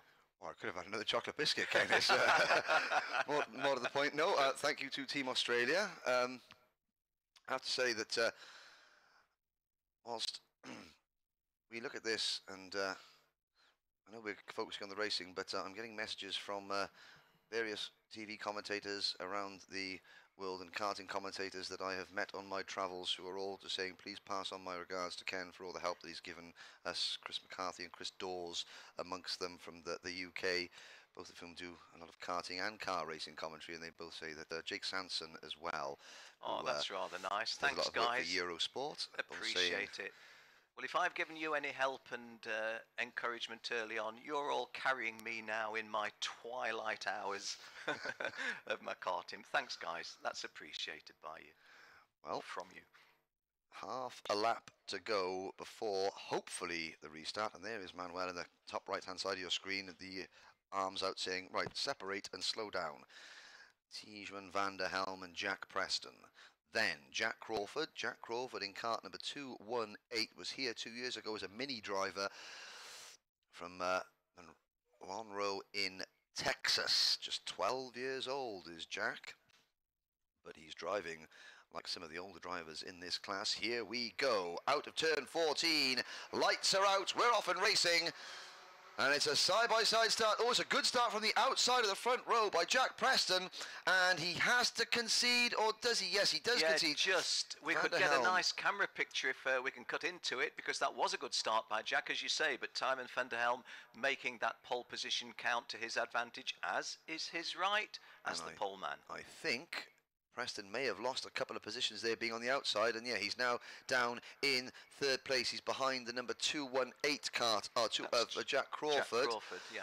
And that's a great view coming through turn number 8, so he's in fourth place. Sandor Nagy, well, great start from Sandor Nagy. I think, well, Crawford tried to go, Preston rather, tried to go around the outside of Van der Helm going through turn number 1. Behind him on the outside of the second row, Nagy tucked to the inside and briefly gained second place. Crawford now deposes him. So from fourth to second, now back to third for Nagy. But look at the gap that the leader has got as they complete lap number 1. Now the wind has picked up. How much of a buffer will that be for Tijman van der Helm? How much of a slipstream can the rest? Because second, third, fourth and fifth are all in a line and all pushing each other along, as you can see. Yes, he's dipping against the headwind, isn't he, T-Man? But he's not got anybody in his tow, but he's not got other people to be part of a tow that he can gain. But that is a nice advantage early on. But their next running 5 to complete positions 2 to 6 got themselves nicely set at the moment. It's an 11-lap race distance, so by no means a marathon, but certainly a significant race. And as we do believe, the headwind does play its part. Be interesting to see how Tymon van der Helm handles that in terms of his strategy. Can't have a better strategy than kicking out into the lead from the start and building a gap of, what is it, 0.87 of a second. Battle in front of our camera cart there, and that was Sandor Nagy, Jack Crawford. Well, not Sandor Nagy. Well, they've done themselves no favours, Henry, because they've definitely conceded 2, 3, 4 kart lengths on the drivers in front by having that little personal battle. Well, it was actually Axel Sanyala getting involved there, but at the end of lap number 2, well, fastest lap for Jack Crawford in second place. Anyone's guess who's going to emerge in third, but Van der Helm's lead has come down by half a second on that lap alone. A 101.18 for Crawford, and I'll have to say though, unless these guys sort themselves out in the scrap for third, Van der Helm and Crawford, headwind or not, will be up the road and away. Into third place there with a bright yellow crash helmet, Hugo Valle, Sandor Nagy chasing him. Then it is Sanyala, Megatunif, Jack Preston now down to 7th. Then Carmarco Sai, Christo Peñov, Moriyama and Mohammed Ibrahim. Once again, our friends in India. I have to say that speaking to Mohammed Ibrahim's mum during practice, and she will not be enjoying this, shall we say. She's a very nervous spectator, but I think if she can peek through her fingers and actually watch on track, her boy is doing very well indeed and is potentially on course to make the final. Yes, hopefully he avoided any kind of unjust penalty for that incident that you graphically described as yesterday in the slowdown lap, but we won't revisit that and just say how well he did. That's a nice piece of footage that you're watching there. Oh, and then we've got a collision, and Jack Preston does get back on track, but he concedes a place to kart number 262. It was Sandor Nagy was spinning around right in front of Jack Preston there. It was the 201 that we saw just looping out of the way. Now that was Jack Preston trying the crossover move, and again, Sandor Nagy lost a Nagy place to Carl Marcus Say at the least, hasn't he? So Jack's down, I think, to P8, if not 9. But Sandor Nagy looping around there, and Sandor Nagy out of contention. Yeah, Sandor, that you described what you thought was how he got to be where he was from the start. And I, as you said it, I'm thinking, yes, that is how it unfolded. And that was clever driving by the Hungarian, but he got himself slightly less clever there. And Axel Sanyala getting a warning flag as well. So Sanyala, who started this race from the 6th row, but he has won a heat race, but he also got excluded from another one, which is why he was much further back of the grid, but he is making his presence felt and thinks, right, well, if I'm on the back foot, the best form of defence is attack. And the race leader setting the fastest lap of the race, 60.87, or 869 rather, for Tijmen van der Helm. 60.87 has been rounded up to. His lead over Jack Crawford is now nearly a full second, but Crawford is untroubled at the moment, and this is just great news for the top two, but it looks like it's going to be a good old-fashioned bun fight for third.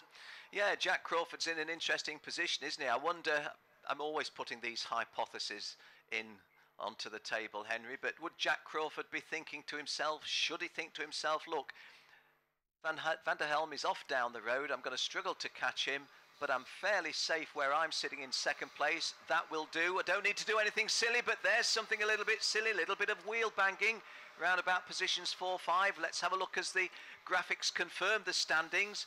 Van der Helm's lead shown there as 0.97 of a second over Jack Crawford. Hugo Ver a longer distance behind him. I think perhaps the numbers really suggest the answer to my hypothetical question. Why shouldn't Jack Crawford think, well, no, let's hang on to Teeman. I might be able to reel him in at some stage. Behind him, Hugo Ver showing his strongest position on track in the whole of our race week so far. Going really well, and another Frenchman.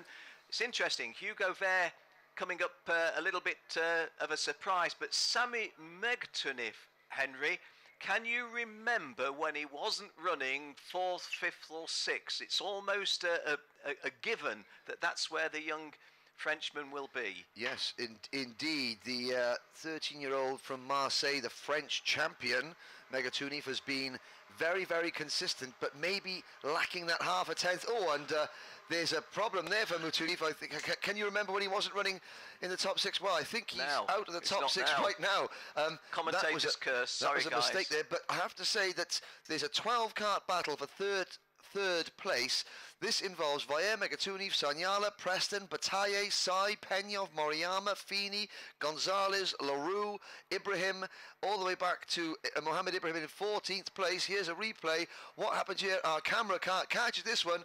Is this a French connection in the literal sense? And it was actually Hugo Vayer who was the driver that got muscled to the inside, and Sanyala now takes third place. So, can the flying Finn, Axel Sanyala in kart 232, can he break clear from this snarling pack and maybe not catch, because he's 2.3 seconds down on Jack Crawford in second place. There's only 3 laps to go, but can he break away and settle this battle for third once and for all? Well, it's I think things level out in the... Ooh, the answer is no. Not at this moment, but there's more to come, more to come. I was going to say things do tend to level out and even themselves out in the final analysis, but he is a talented driver. The misfortunes that have come his way perhaps were self-inflicted and justified in a sense, but we do know he's a good racer, and that did look like a statement, as you were saying. As I'm having none of this, I'm going to try and jump away from you, but your point from earlier on, you've got a lot to do into the headwind on those parts of the circuit where it is when everybody else has got the benefit of the train. Well, Jack Preston is now the main beneficiary of that headwind, because he will probably, and I say this you know, with not a degree of certainty, but Megatunif in third place, Preston is in fourth. So watch now as the Australian, carrying our camera, draws up. There's a 5 kart length gap, a 4 kart length gap, a 3, 2, 1, no kart length gap. Preston to the inside, wow. And Bataille, the Spaniard, follows him through. Well, those of you tuned in online, you've made a correct decision there, because those fabulous pictures coming out of KART-DATA where we've picked, I'm not claiming any credit, a driver to carry our kart cam, you saw a perfect ground view of an opening being prized and then a move being executed. Well done to Jack, and I hope those of you tuned in, wherever you are, at home, at work, or wheresoever, hope you enjoyed that. But of course, the problem that Jack Preston has now, Ken, is that we're on lap 9 out of 11. He's the sitting duck, and isn't it's he? Ivan Bataille with the red race suit, who is, and almost you can see Bataille backing off a little bit. He doesn't want to start this run right up behind him. And he's going to have, again, a 4-5 kart length disadvantage, which is going to disappear in the next 10 seconds or so. Yes, you saw perhaps a slightly bigger differential than I would have anticipated, and as we've suggested here, that makes for an easy run for Jack. Easy is perhaps the wrong way to say it, but not nearly as fraught as it might have been. But there's still plenty of action. We're looking at the drivers in 2nd, 3rd, 4th and 5th making that little run, and 3rd, 4th, 5th and 6th making that little run, and behind them little bit of a gap of some significance at this stage before we get the remaining the next 3, so to speak. Well, Megatunif was able to get past Bataille for 4th place there, and certainly Sammy Megatunif in kart number 221 looking a little bit more aggressive as he chases down the Australian in kart 206, the Jack Preston from Kumbada, the Australian champion, who has won 10 out of his 30 junior Rotax races this year. As we begin the last lap, Teilweise van der Helm leads by 1.97 seconds, and here's the battle of the third. Well, Van der Helm and Crawford, 1 and 2, that's pretty much a given. Who is going to be third? At the moment, Preston is hanging on by the skin of his Antipodean teeth. Antipodean teeth, yeah. I would have endorsed what you're saying, absolutely, although that looks to be just an advantage, a slight touch greater than I would have thought. He's in control of the defence there. That didn't look as if that was going to happen, and indeed it didn't. And there's, sorry, Ken, Megatunif getting out of shape, coming out of turn number 9, and Bataille was trying to get underneath him. Megatunif, the kart snapped sideways, he caught it, but it's given Preston, potentially, with a couple of corners to go, the breathing space he needs to take third. There are your 2 leaders flashing through the screen, and it's going to be Teilweise van der Helm, the European champion, to take the checkered flag. 2nd for Crawford, and it looks like Preston in 3rd, is it? Yes. Yes, it is. And everybody else can go in 4th. Well, yeah, then the peloton comes in en masse. Sammy Megatunif, the front of the peloton, if you will, in 4th. Bataille, Camara, 5th. Moriyama, 6th. Sarnalia, going to be disappointed with 7th, you know. He'll feel he could have done better than that. Brock Feeney up to 8th, Tyler Gonzalez 9th, and our Indian driver almost making a bid for a permanent P10 position in this racing. Once again, I see 10, Ibrahim, Mohammed.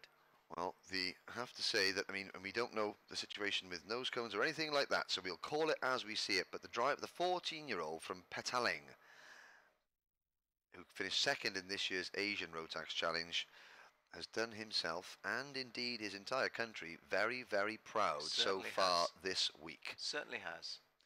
Incidentally, Henry, 35 of 36 starters finished the full race distance of 11th. It was only Marco Bernardi that we lost on lap 6. So although there was plenty of close action, we brought 35 of them safely home out of 36. Well, he is on board with Jack Preston. If you wanted a view of what the drivers do at the end of the race, that is where they come into the pits.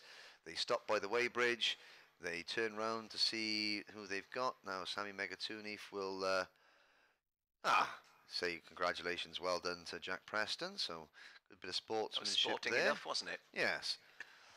Jack Crawford goes through. He will be pleased with that. Jack, Texan. There's a shake of the hands between Jack and Steven van der Helm. And, well, European champion. Doing all he needs to do right now at this moment.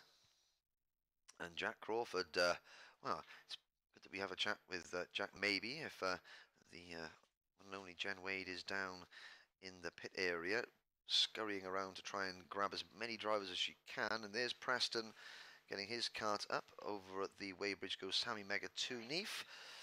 And now Ivan Bataille from France. And you can see there's a great graphic of the strength of the wind. But here's a great graphic of the top 18 finishers, Ken.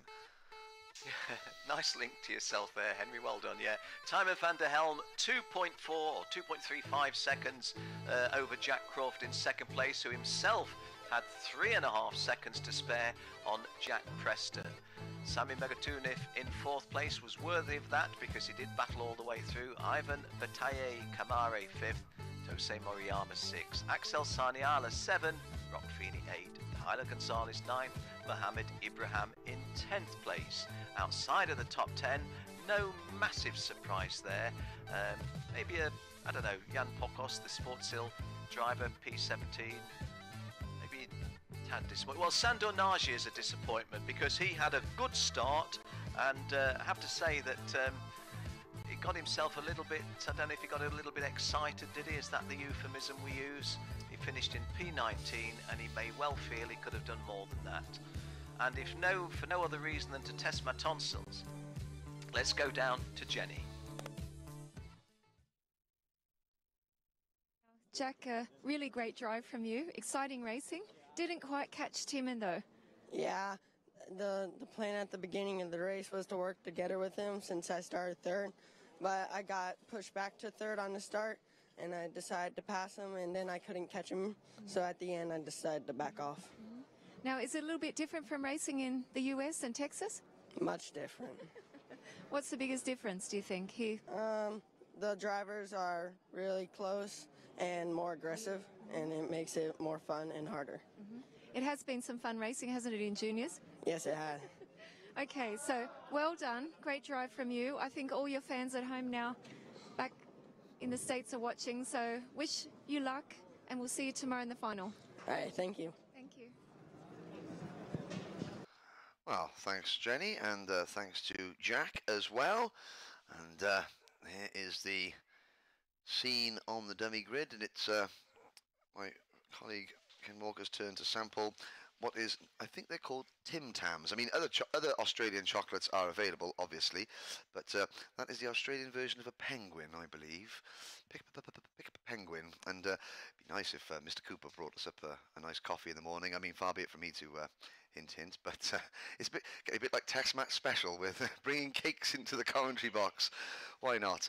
Well, can't talk about cricket either, because especially when it comes to the Australians, but there is the scene in Portugal here, ladies and gentlemen, ahead of the second and final senior Max pre-final. Of course, the original class from the Rotax Challenge Grand Finals, the first one held back in 2000 in Puerto Rico, but somebody who wasn't even born in 2000, Jen Wade, is next. Lucador, now, normally you're racing, but here you are supporting Praga with the junior chassis. Yes. Estamos aquí dando servicio a la categoría junior y a la categoría Micromax para este Mundial Rotax 2017 aquí en Portimao. Y bueno, está siendo unas carreras apasionantes y divertidas, y ayudando a todos los pilotos en los setups y ayudando a toda la gente que se pueda. And good racing? Yes. Yes. Good racing, and he wishes he was out there. Thank you. Great to have you here. Thank you very much. Thanks for the translation, Jenny. Sometimes the facial expressions tell you the message, don't they? And a happy bunny out there. Okay, let's, if we're going to get an early look at the grid, we'll call them over you nice and early. This is pre-final B for the seniors, and it's going to feature Brett Ward at the front on pole position, joined on the front row by Lauri Leppä of Finland. But we'll call the full grid when we get our camera in position and the captions in position. I think actually our friend from Prague, I can do a bit more of an in-depth translation for you, Ken, because my Spanish has come on leaps and bounds. He was saying it's fantastic to be here listening to the voice of Rotax. He's not sure about that Welsh muppet next to him, but he wishes he was as good as a driver as you were a commentator. Oh, no, please, no more, no more. I know that I'm not what I was, and I very much recognise that. Let's move on. This is it is a global audience, and we do generation. speak in global tongues, and... Henry, my friend, if you weren't holding me up, I wouldn't be able to be doing this here now. It's your generation coming forward. Well done, guys. I do appreciate all of your thanks. I really do. Had a great time with you all of these years, but we've got another day and a half still to go. Yes, there's lots more racing, and well, after Nathan Mowell's retirement, very few chances for you to call Broken Arrow, Oklahoma. But it's Broken Carter, isn't it? Yes, and our grid is as follows. Brett Ward from I've got the United Kingdom. Brett Ward from Great Britain, it's marked here, but the same thing, on pole position alongside Lori Lepper from Finland. And row 2 is Koki Mizuno of Japan and Lorenzo Nistri from Italy. Row 3, Jean Nomblot from France and Enrique Bordas-Cotes of Spain, Brad Barrett of the UK and Valteris Viedris of Latvia. Row 5, Charlie Anderson from Sweden and Tamino Bergmeyer from Germany. Tamino, I had a word with him at lunchtime and he said, "Hey, you know me. I said, "Yes, you're a great driver, that's why." There's a big space there, sorry, Ken. Yeah, we've got a gap, haven't we? Where Tamino Bergmeyer should have been. Yeah, now, where is he? Well, let's kick on, but just we perhaps put Jill in charge of trying to find if that gap is going to be filled. Chanjun Lee of Korea and Charlie Turner are row 7. Guillermo Pachotto and Alejo Cravero are row 8. I hope I've not put the commentator's curse in. I really, really do. Peter Betzel and Diego Dominguez are row 9. Sebastian Belhosina and Cody Brzezinski are row 10.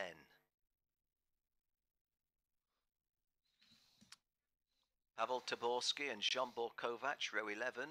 Victor Sanchez and Sergei Trefnikov, row 12.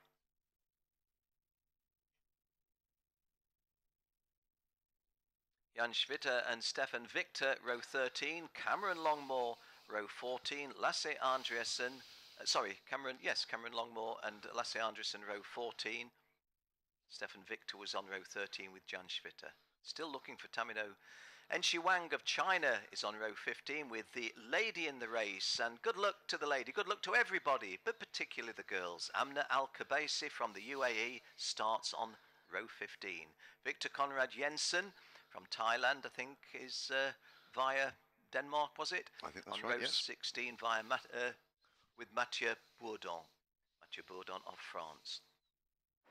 Stephen Malozzi, we mustn't say Malozzi, I'm from the United States, in New Jersey, we say it like Malozzi, like it's spelled. He's on row 17 with Ahmed Sami, and the grid completed by Rifki Rakamulya and Giorgio Amali.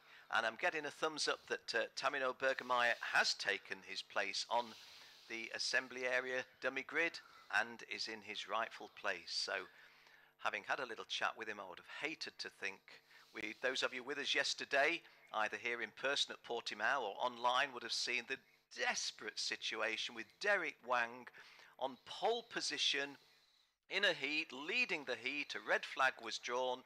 We go back to have a restart of the red flag, a single file restart, and Derek Wang at the front couldn't start the kart, did eventually get going, but a full lap behind in last place. Well, I say over and over and over again, Henry and I are totally neutral, but you have to feel for somebody like that, and I just had that sinking feeling momentarily if Tamino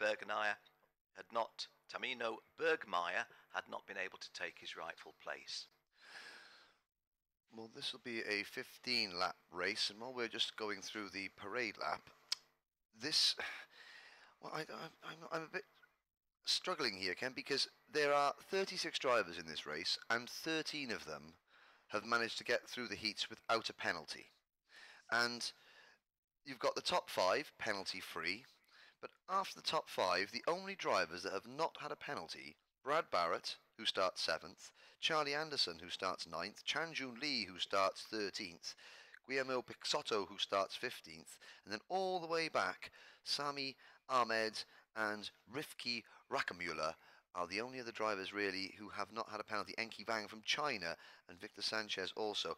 That says an awful lot about some, not all, but some of the racing we've seen. Poor old Zombo Kovacs, some of the things he's had a have been no-scope penalty racing in all 3 heats. incidents, haven't they? Some have been just pure misfortune. Others, well, a little less so. Okay. Let me call this one for the start for you, because Brett Ward on the left-hand side jumps into the lead from pole position. Larry Lepe has not attempted to try to outgun the guy on pole, and Koki Mizuno have said, I'll just slot in underneath. And now that is a big sweep from the wide outside. Larry Lepe, Lorenzo Nistri as well. Our onboard camera is with Enric Bordas-Coates, who started on the outside of row 3 in P6. It'd be interesting to see if I can pick out where...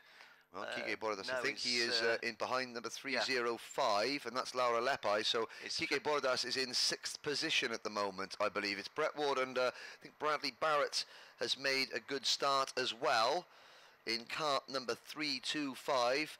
Koki Masuno, and the fact is, there's a kart that did not make the start. Off at the side of the track there, you could just see who hasn't come round. Only 35 names have cropped up on our list, but there's been a change for second, as Brett Ward continues to lead. It's certainly one of the British drivers. I think Bradley Barrett was briefly up in a second. He's not there now because that is Koki Masuno and Jean Nomblot up into P2 and P3. Well, Jean Nomblot, you've drawn our attention to several times, another driver who does a lot of his work just below the radar, so to speak, and a little bit of a surprise to see him up there in P3 already. Well, he was very, very quick in practice, but then had something went wrong in qualifying, and he was spent the next 2 days really trying to recover from the fact that 8 minutes of qualifying he didn't get it together when it counted.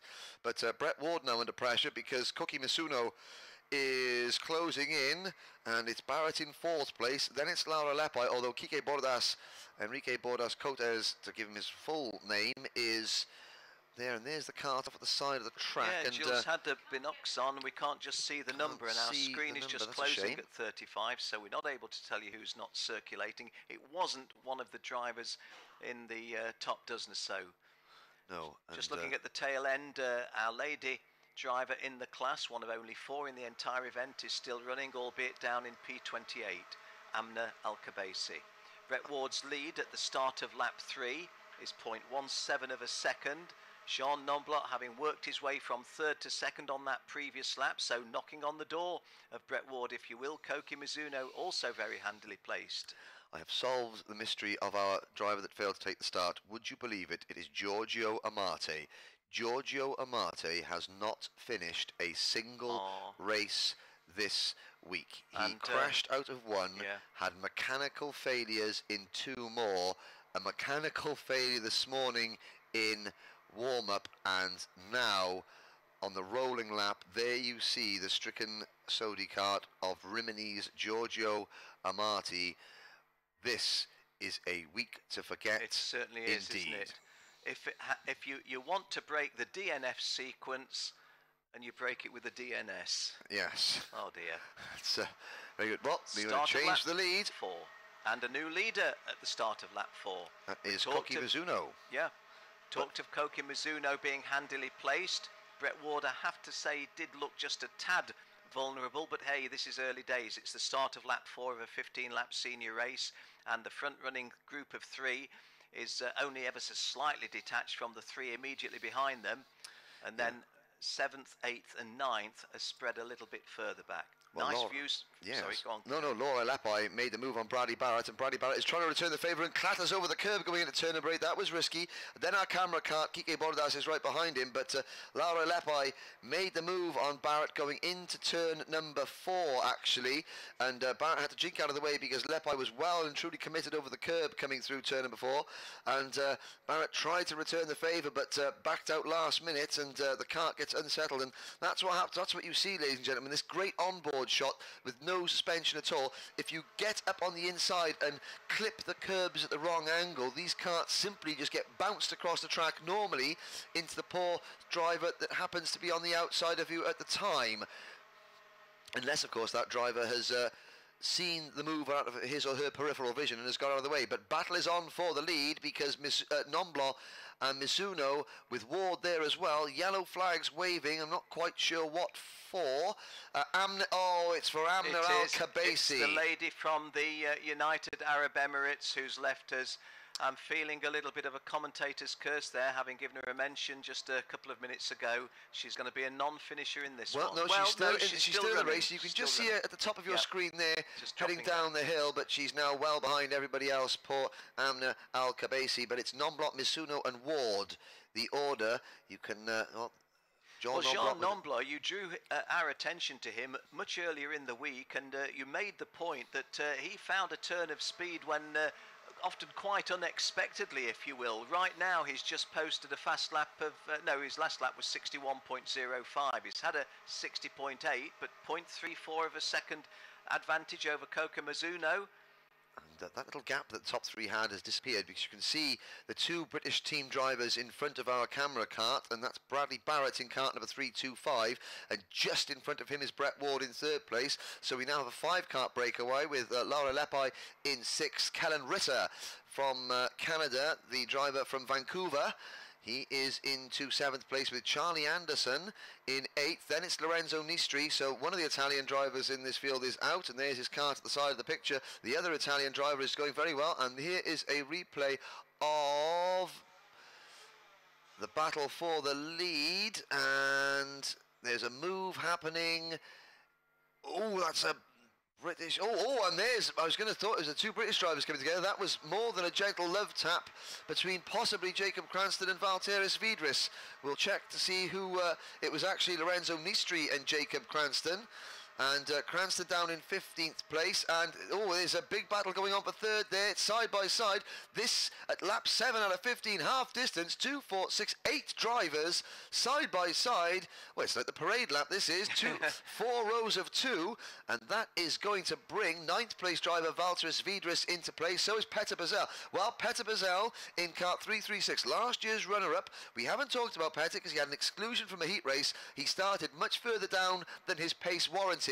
He's now in the top 10 and he's in the lead group. That is significant because he can race his way to the front. The driver with the experience of Bazel, we're only at half distance and he's right there. Look for the driver with the blue race suit with the more white sleeves.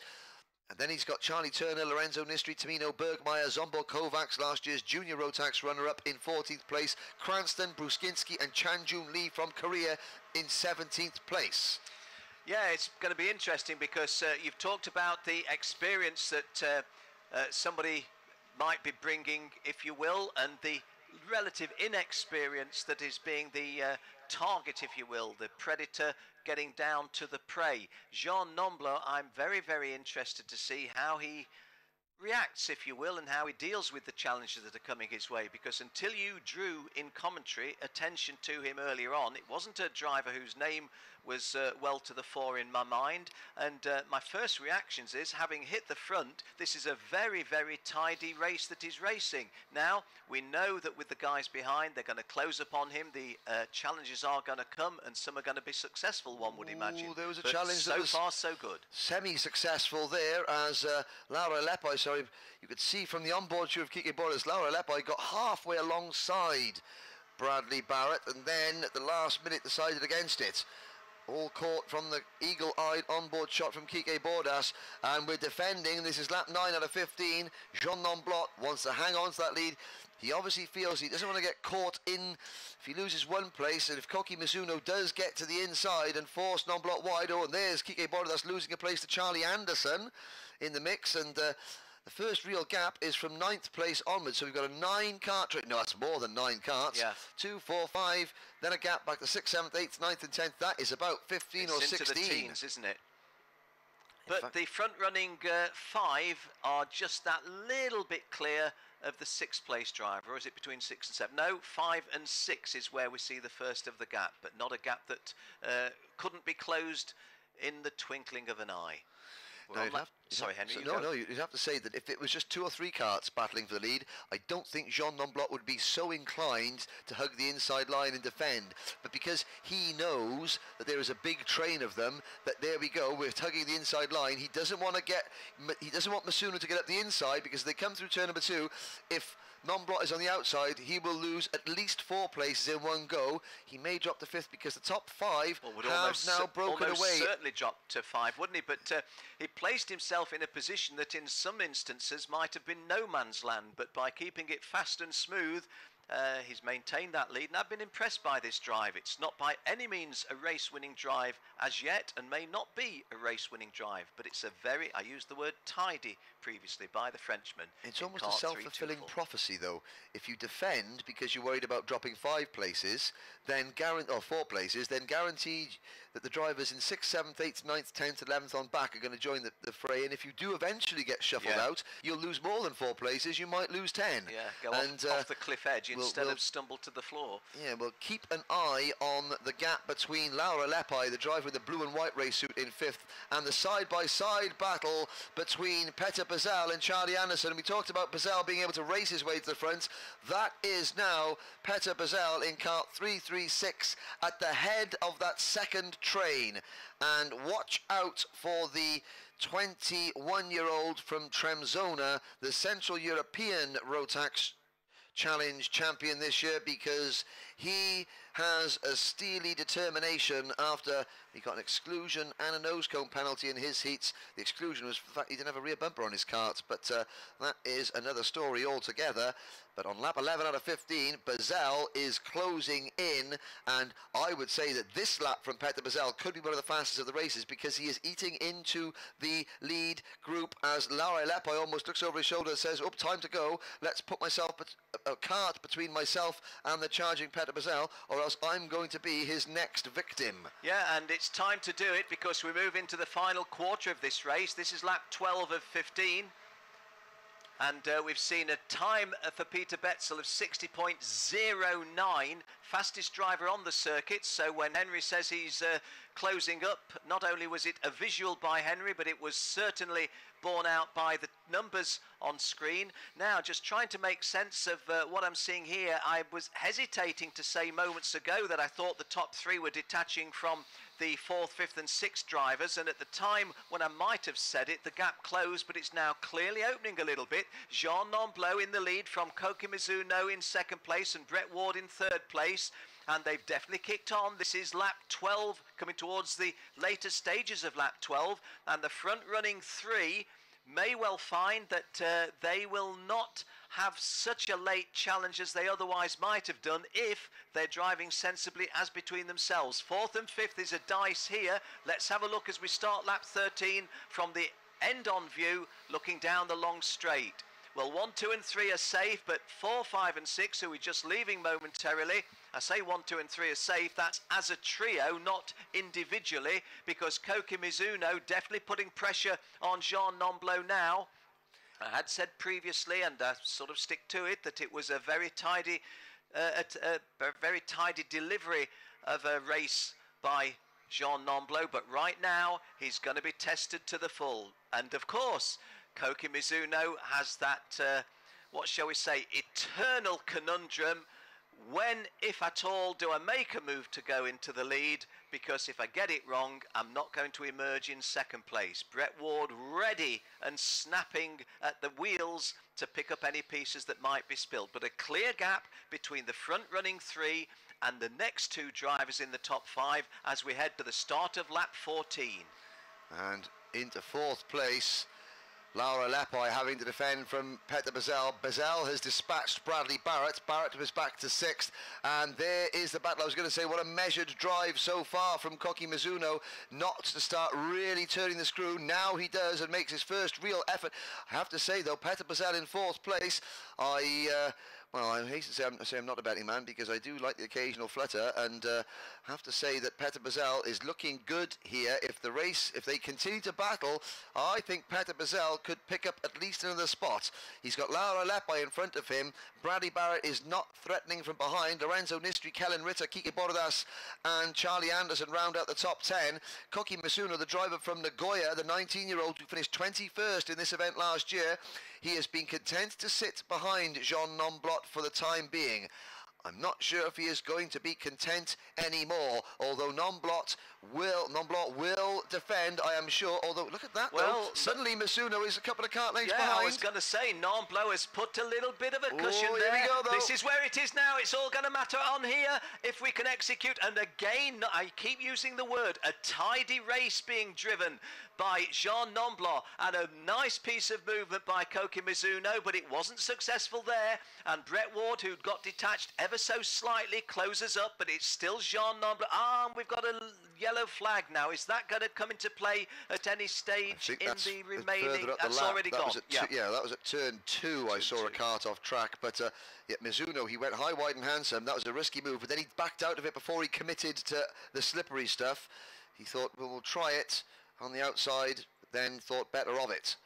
Well, Jean Nomblot still holding the advantage, glances over his right shoulder, the first time I've seen him have a peek back, but fair enough, we've only got 2 turns to go, and the Frenchman, I've said before, the tidy race, let me call it now a winning race, and Jean Nomblot wins that one. Le vainqueur, le Français, Jean Nomblot. Behind him, Koki Mizuno of Japan, Brett Ward coming home 3rd, Laurie Leiper in 4th place, and Peter Betzel. Actually, I didn't spot that. Peter Betzel, who you given as a outside tip to get 3rd place, actually spilt 4th in favour of Laurie Leiper and has to be satisfied with a 5th place finish. Well, Bradley Barrett comes home in 6th position. Then it's Lorenzo Nistri, Kellen Ritter, a tidy drive from Kellen to finish in 8th place. Kike Bordas in 10th behind Charlie Anderson. Valter Vidris comes home in 11th. Tamino Bergemeyer 12th. Cody Brusinski, didn't mention Cody that much. The driver of kart number 312 from Acacia Gardens, the 16-year-old who finished as a runner-up in the Australian Championship this year. He finishes 13th at a Charlie Turner in 14th. And here are the nervous drivers. Pescotto in 15th, Jacob Cranston in 16th, Zombo Kovacs in 17th, Cameron Longmore in 18th, Chan Jun Lee in 19th, and possibly Lasse Andreasen in 20th. They are the drivers that are going to be on the bubble, as it were, to coin a phrase, and there is your race winner going over the weighbridge with Koki Masuno looking keenly on in 2nd. Brett Ward, a bit of a cursory shake of the head there, although 3rd place, he nearly falls over his go-kart there. Nearly tripped himself up, didn't he, there? But, sorry, Brett. Doesn't look to be too troubled, does he? It doesn't look as if there's a lot of emotion coming out of Brett. Maybe you can just shrug his shoulders and say, well, it's tomorrow that counts. Yeah, because, of course, he was starting from pole with Laura Lepai alongside him, and he finished 1st place alongside Lepai, so you will be thinking, well, the drivers that finished in front of me, they gained more points in the heats. Maybe I've still done enough 3rd place, and that's, I suppose, saving your best to last. Petter Bazell looking around in the Czech Republic, and there's Bradley Barrett. I think the body language of Petter Bazell is a tad disappointment showing, but well, we don't know. We're not psychoanalysts. And he started 17th, so I think that may have been relief as opposed to disappointment. But there you go. There is the results. Jean Nomblot winning that one by 0.32 of a second from Koki Mizuno. Brett Ward, who we've just been looking at, in 3rd place. Laurie Lepai in 4th. Peter Betzel of the Czech Republic completing our top 5. Outside of the top 5, indeed just outside of the top 10, good drive by Sviedris Valtes. I only caught sight of him a couple of times, the Latvian driver, up into 11th. Tamino Bergemeyer, who gave me the scare earlier on when I thought that he wasn't going to make the start. Well, he started in P10, but has come home in P12, so it was perhaps just a little bit of a disappointment for the German driver for JJ Racing. outside the top 20, well, inside the top 20, Chan-Jun Lee of Korea, who Henry Burdett was pointing attention to early on in the week, saying, look, here's a lad from Korea we know nothing about who's mixing it with much more experienced drivers, just finished 19th in his pre-final, so a continuing good showing by the Korean. Sebastian Balasin of the Czech Republic in 22nd place, been a little bit up and down. Jan Schwitter in 24th place, going to be disappointed with that. Let's go down to Jenny. John, excellent finish there for you. An exciting race for us. Yeah. That was an hard race for me because I started P5 and I was very fast, but the long straight make me little bit problems, but yeah, okay. Yeah. And up until now, yesterday's heat racing, how did that go for you?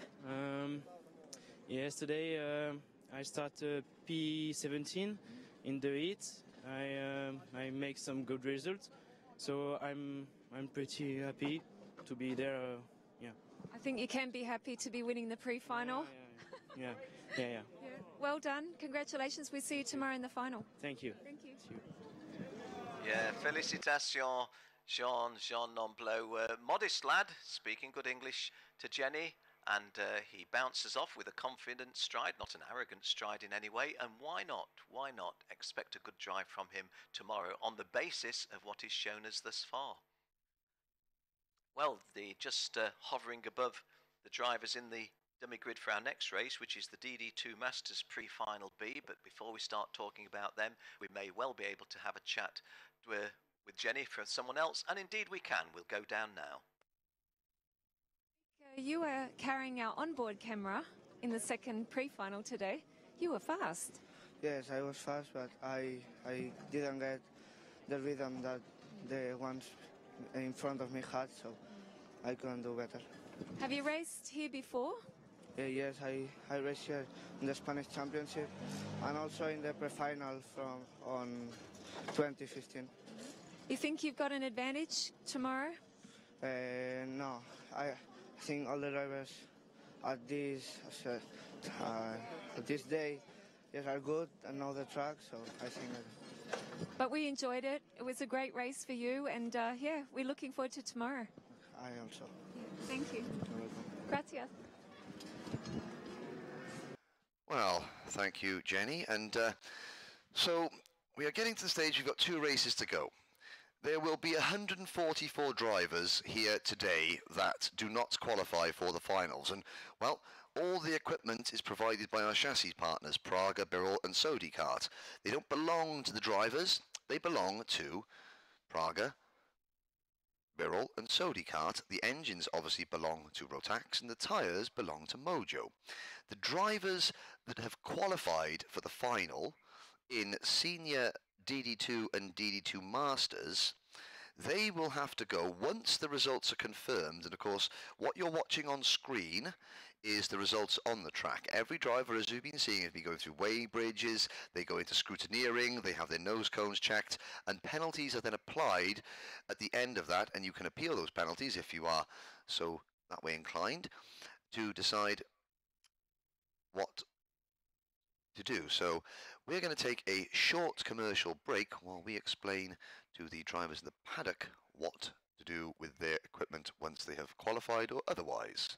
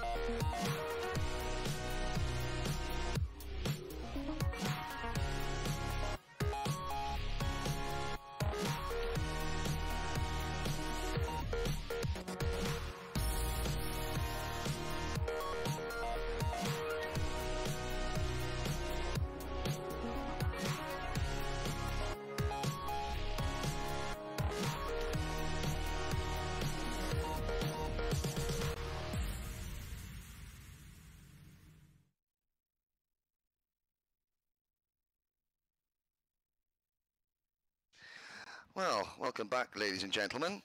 And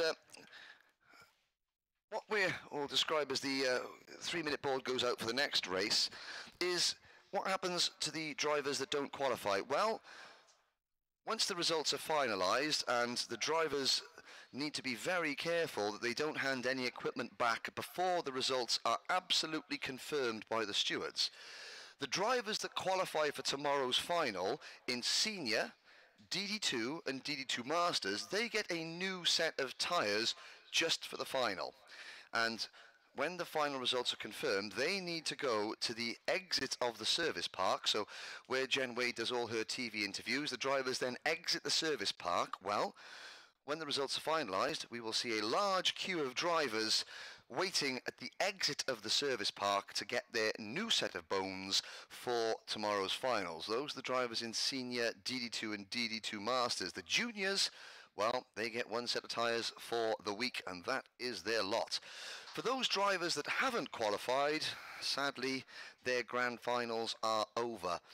And at the conclusion of today's racing, well, sometime after the live stream goes off air, those drivers will see the final results and they will see whether they've made the top 36 or not. Now, of course, in Micro and Mini, there are only 36 drivers here, so everybody makes the final. But in Junior, Senior, DD2 and DD2 Masters, we bid farewell to half the field. And when the results are finally confirmed and the stewards have rubber stamped them, those drivers that have not qualified, they must come back into Parc Fermé, where the drivers enter Parc Fermé on a normal basis.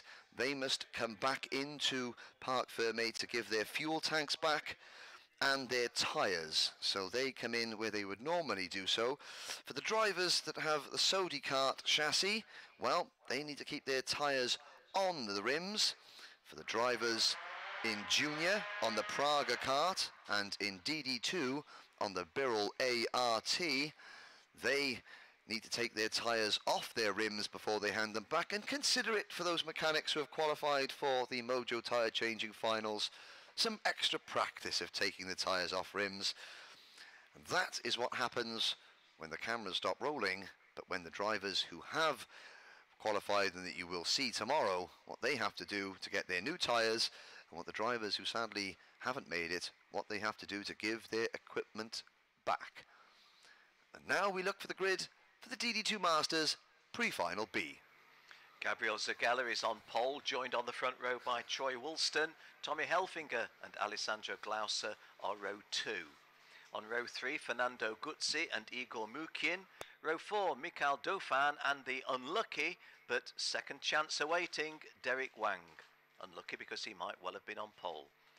Row 5, it's Juanrico Muller and Patrick Weinstock. Row 6, Chris Walton and Slavomir Moransky. Row 7, Carlos Medina of Mexico and Michel Aboisa of Brazil. Kyle Blockley of the UAE and Horacio Torres of Chile are row 8. Row 9, Japan's Yuji Sato and Tomasz Ferdin. Tomasz Ferdin is from Poland. He has the best beard in the paddock. Sorry, Ken. Sorry. Yeah, thanks, Henry. On screen now, row 11, Alessandro Tosi and Yari Koivisto. Juan Duque, row 12 with Gregorio Rago. Row 13, Kengo Sugiyama and the oldest driver in the race, William Cleveland, but a very sprightly 60-year-old, Antonio Lima and Carter Lynn are row 14. Gatis Vitols and Anthony Hogg, row 15. Esteban Simonetto and Shadi Osama, row 16. Our 17th row is Kevin Day and Taeon Kim. And our 18th row is Patrick Sigurt. And we learn that Masanare Kato has withdrawn, as Henry brought to our attention earlier on. So 35 drivers going to the start of this B final for DD2 Masters, over 15 laps. So they come into turn number 14, our onboard camera with Mr. Mukin, Mikhail Mukin. Here we go, Igor Mukin rather. Here we go, off and racing from the pole. Gabriel Zogella makes a good start in kart 530. Somebody getting very, very wide, but all 35 drivers safely through the first corner down towards turn number 2.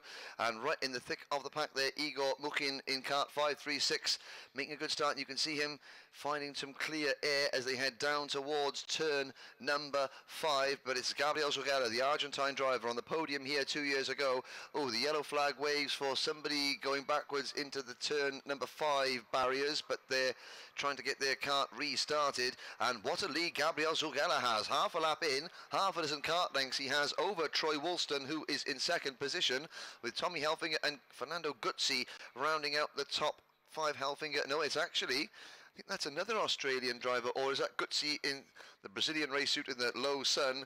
Is quite similar, but we're following Alessandro Glauser now on board with Igor Mukin, following Alessandro Glauser, and that is the battle for 5th and 6th, and a battle for 2nd as they come across the line. Oh, and that is Troy Woolston forcing the issue with Tommy Helfing again. Yes, and Troy Woolston, very, very high speed move there on the outside on Tommy Helfinger, and I thought at the moment we left them that he was going to make that stick. We're at the moment with Igor Mukin on board, which are great pictures. Oh, that was close. Yeah. I have to say that our onboard cameras, I hope those of you at home enjoying this. One point I was going to make, just look at the lead of Gabriel Zogella. You know how I just have a bee in my bonnet about drivers looking over the shoulder. I think Gabriel Zogella set a world record for looking over his shoulder just before the start of that one from pole position. Well, it did him no harm at all, because he had a lead of 0.8 of a second at the end of the opening lap, and our television pictures as we come towards the later stages of lap 2 suggest that's a good value, 0.8 of a second, as we sweep onto the home straight for the start of lap 3. So Gabriel Zogella leading, and the margin was 0.8 of a second. It's now 0.89 of a second. Troy Woolston still holding the advantage over Tommy Helfinger in 3rd place, and as Henry called it previously, Fernando Guzzi 4th, Alessandro Gauso 5th. I think Gabriel Zogella wants to lead every single lap he can, even if it is just a parade lap.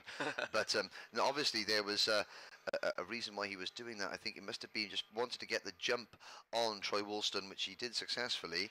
And that's not kind of bending the rules. That is simply just trying to get one-upmanship on the driver, because hey, you've got pole position and that driver starting alongside you wants to beat you into turn number 1, and you want to make sure that they don't. Well, absolutely, so long as you're not creating a potential source of danger in the eyes of officials, and there's a sense of danger I saw there with a lot of dust kicked up, then no reason why you shouldn't. You're on pole position, you've earned the right to take the line you choose. Coming towards the end of the 3rd lap, we've got a yellow flag situation. I heard Jill take a breath there, but it doesn't look as if we're going to be interfering with any of the people in the top dozen places. No, I think it was one of the drivers from the UAE. It was either Anthony Hogg or Kevin Day that were in difficulty. Ryan Urban dropping like a stone on the timing screen. So the former world champion from New Zealand, who had a miserable yesterday, is having, and here he is, Ryan Urban. Well, it's... It's going again, but in P35. Yeah, no, I think it was the dark race suit. I got it mixed up between New Zealand and the UAE. I thought it was one of the UAE drivers, but it wasn't. It was Alessandro Tosi from Italy coming together with Ryan Urban. Carter Lin has also, the Taiwanese driver, has also dropped to the back of the field. And, well, we're talking about the gamesmanship and the one-upmanship that goes on at the start of these races. It was, these are the masters, and I think William Cleveland said it best, and he went, old age and treachery. He said it with a wry smile. Yeah, but twinkle in his eye. Certainly in terms of we will try and utilise any advantage we can using our years of experience. But here is Igor Mukin now behind the 504 kart of Fernando Guzzi. He dives to the inside, but no.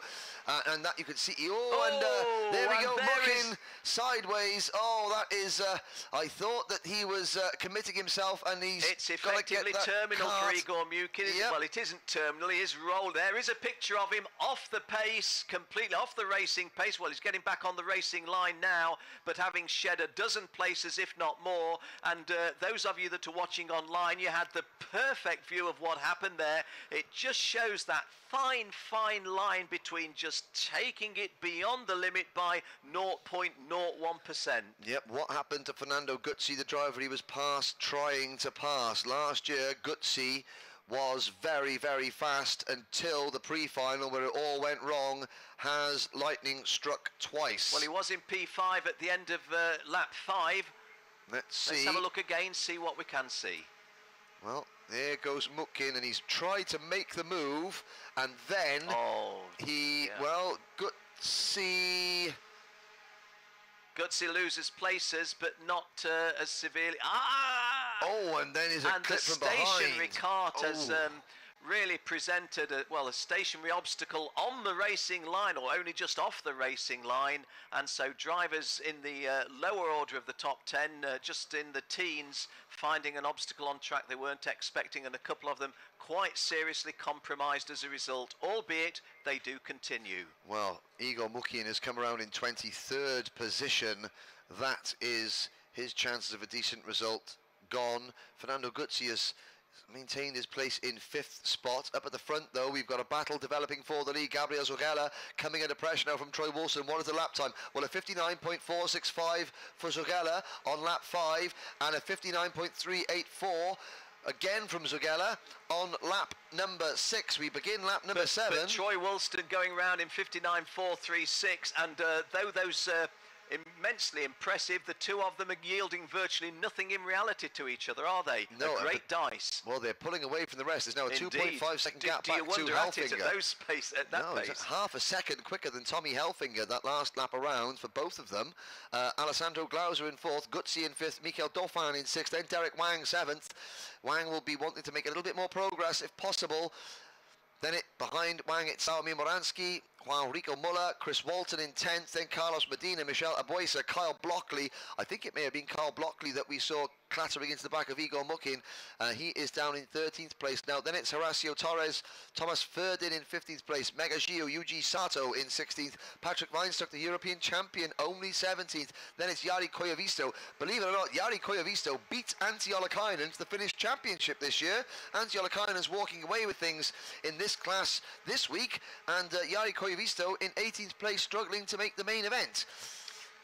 Well, Gabriel Zogella and Troy Woolston well clear at the front of this one. I saw a kick-up of dust as they came off, was it the exit of turn 2? Just made me think that one of them maybe had even just gone off the tarmac ever so slightly. I did see Gabriel Zogella looking over his shoulder, which might have indicated a hint. What are they going at now? 59.19 Troy Woolston on that last lap. 59.23 for Gabriel Zogella. But a 59.158 for the apoplectic Ryan Urban.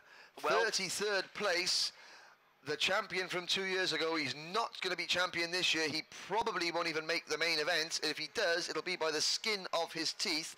Although after that big crash yesterday, Urban was only starting from 20th place, so he was already on the peripheries of the main event. He's down in 33rd, but he thinks, well, I'm going to try and, if he can get in the 58s, that'll be a good achievement. He's down in 33rd position at the moment, and, well, there's a couple of big gaps before he can even contemplate getting into the top 30, sadly, for Ryan Urban in kart number 516. It's the second time today that we've seen a driver go off the circuit, come back in 35th position and say, well, I can't do much now other than set a fastest lap, and boy, foot to floor happened. Yes, the red mist comes down well and truly. He's passed Alessandro Tosi, but that's 32nd. The battle, though, for the leads. 59.132 now from Gabriel Zogella. Well, Gabriel Zogella, you'd think, having set a fastest lap of 59.132, which now is quicker than Ryan Urban had gone in the lead, it would be pulling away, but he's not, because Troy Woolston's going as quick. This is a, I'm sure that we've both seen this before, Ken. Two drivers pushing themselves to the absolute limit. The leader sets a fastest lap. The driver chasing equals it, and then the leader responds again. And the drivers, they push themselves, they dig that little bit deeper, they find that extra 10th or 2, or in this case, 10th or 5, because they're 4.5 seconds up the road from the battle you're watching on screen, led by Tommy Helfinger in 3rd. And I have to say that Helfinger has not had the pace that he would have liked. He has been on the defensive virtually every single race because he qualified well and is now having to try and say not be crafty, that's an unkind way, but he has to drive accordingly because he knows he hasn't got the pace, because when somebody goes past him like Alessandro Glauser just has, they tend to pull away. Yeah, that did happen clearly as you were speaking. Tommy Hilfiger looked a different animal altogether, didn't he? I don't say animal in a derogatory sense, but yeah, that looks, as, shall we use the word subdued, Tommy Hilfiger, conceding P3 to Alessandro Glauser up. We will now see if Glauser will pull away from Hilfiger, because Gutzi and Dauphin are next up. Derek Wang is still in that group, although he's dropped behind Slavomir I was going to say, Moransky. Derek Wang has spilt another place, hasn't he, in 8th place. Rico Muller 9th, Chris Walton completing the top 10. But again, you can see Ryan Urban getting Hilfiger, another place back for what it's worth, but still lapping in the low 59s, 59.4. Yeah, Shadi Osama from Egypt is the next driver in line to be passed by Ryan Urban. But you can see already on your screens, Glauser is 5 kart lengths in front. So less than a lap after passing Tommy Hilfiger. And there's the move behind us. Michael Dauphin passes Fernando Gutzi for 5th position. Hilfiger cannot go with, well, as I say that, yeah, that was what it looked like unfolding that way, didn't it? Yeah, but he's found a couple of kart lengths there. Can he stay in the slipstream? He's being helped by the fact that they're battling behind him, so Hilfiger doesn't have to drive defensively because he's got no one to defend against at the moment, because Dauphin, Gutzi, Moransky and Wang busy discussing 5th place rather between themselves and forgetting about the driver of kart 6.5, the 46-year-old from Kronau, the German champion, who is doing his best to try and close back in on Glauser in 3rd.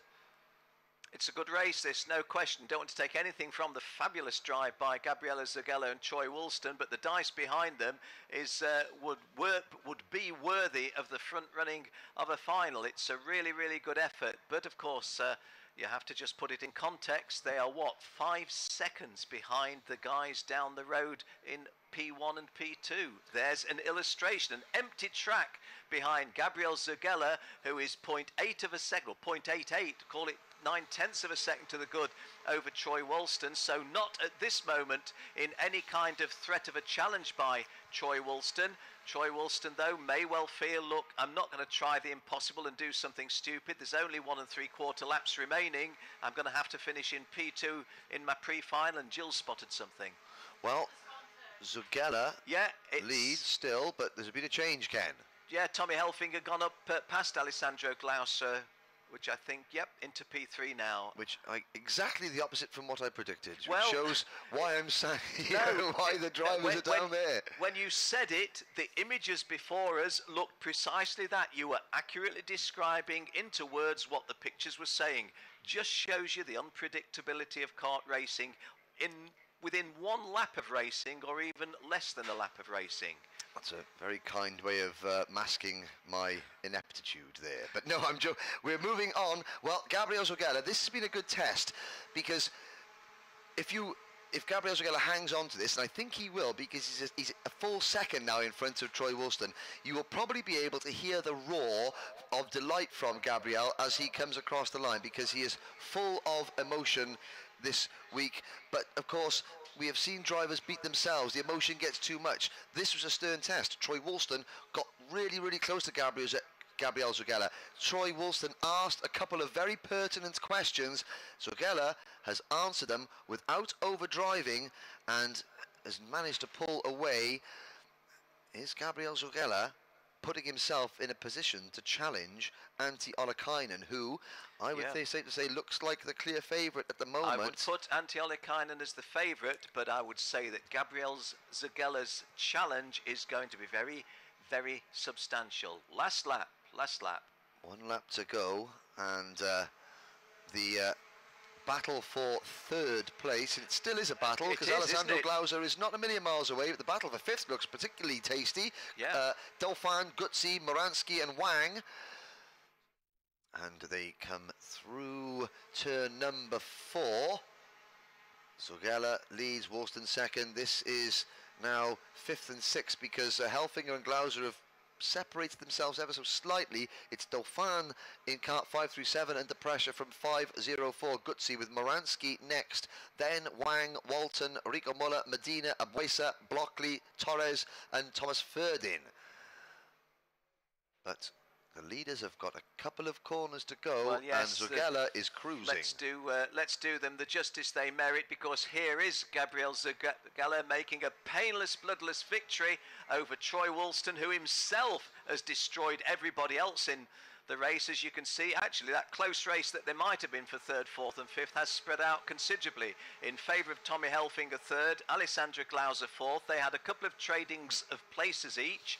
Mikhail Dauphin, the Frenchman, 5. Fernando Gutsi, the Brazilian, 6. Slavomir Moransky of Slovakia, 7th. Derek Wang from the United States, 8th. Chris Walton from Australia, 9th. And Juan Rico Muller, cart 503 from Colombia, completing the top 10. And I know that Gabriel does not speak much English at all. It's very broken. But even if he does the interview in Portuguese or Spanish, the body language will do the translation, won't it? I mean, it's only pre-finals day, but the raw emotion and passion of a driver that works all year to get here and then wins his pre-final, that will come flooding out of Gabriel Zugella. And I hope that, I'm sure that they will, but the KART-DATA team will watch Gabriel as he gets the outpouring of emotion. And it's only the pre-final, but it means a lot. And of course, that does mean, Ken, that provisionally, at the very least, we have the ice-cool calm of Antti Ollikainen on one half of the front row of the grid. And the Latin exuberance of Gabriel Zugella. Book me a seat at the head table to watch that one. Oh, we've got one, Ken, but that is good. And that is a really good contrast, and it's going to make for some fantastic racing. Let's have a look as there comes in. So there is Zugella, and again, the embrace with his mechanic, and over the weighbridge, Troy Woolston is a bit further back. I'm trying to see who that Alessandro Glauser is next across the line, and yeah, Zugella, even if it is Spanish, look at him, he's shaking his head, no English, no English. It doesn't matter, Gabriel. We want to see the smile. We want to see the outpouring of what it means for a driver who took Argentina's first ever podium at this event 2 years ago. Now that he is in a position to take this second. Argentinian junior world champion, didn't we, with Facundo Chapo? Oh yes, how I forget. But even so, it's fair for you to make that point. It was well, there's the results, and how many of those are we going to see tomorrow? Certainly Zugella, Woolston, Helfinger, Glauser, Dauphin, Gutsi, Moransky, Wang, Walton, and Juan Pablo Rico Muller. Carlos Medina, he started. Let's have a quick look. Where did the Mexican start? He started down to the 7th row and finishes 11th, so that's good. Mikel Abuesa from Brazil. He made, well, a little bit of progress from, no, he didn't. He made no progress. Well, he did from 14th to 12th. Kyle Blockley in 13th place. That's where we dropped a couple of places, gained a couple of places. Horacio Torres from Chile will be a bit disappointed with that after being in and around the top 10 during the heats. And here are the list of drivers that may not call their names again, including the driver that finishes 28th, the 2015 champion Ryan Urban. Over to Jen in the pits.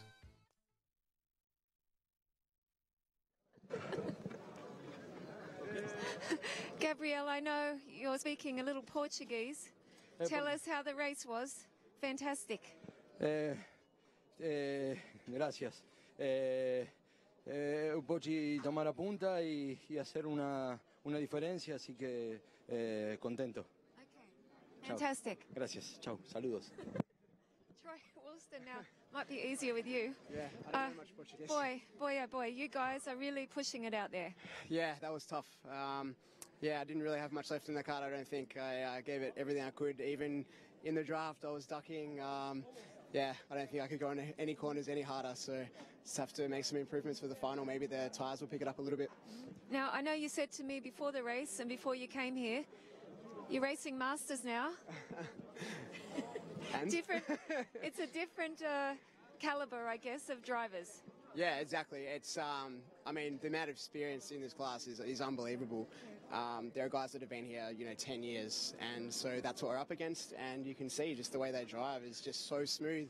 Didn't make a mistake. I was waiting, and no mistakes. So, look, yeah, credit to him. He's done really well. We'll just have to do one better in the final. Yeah. You've got that experience. Of course, I wasn't saying anything about your age when I said about your racing masters, but yeah, now you're with the older guys, but more experience. It's been great racing. We're looking forward to the finals. Thank you, me too.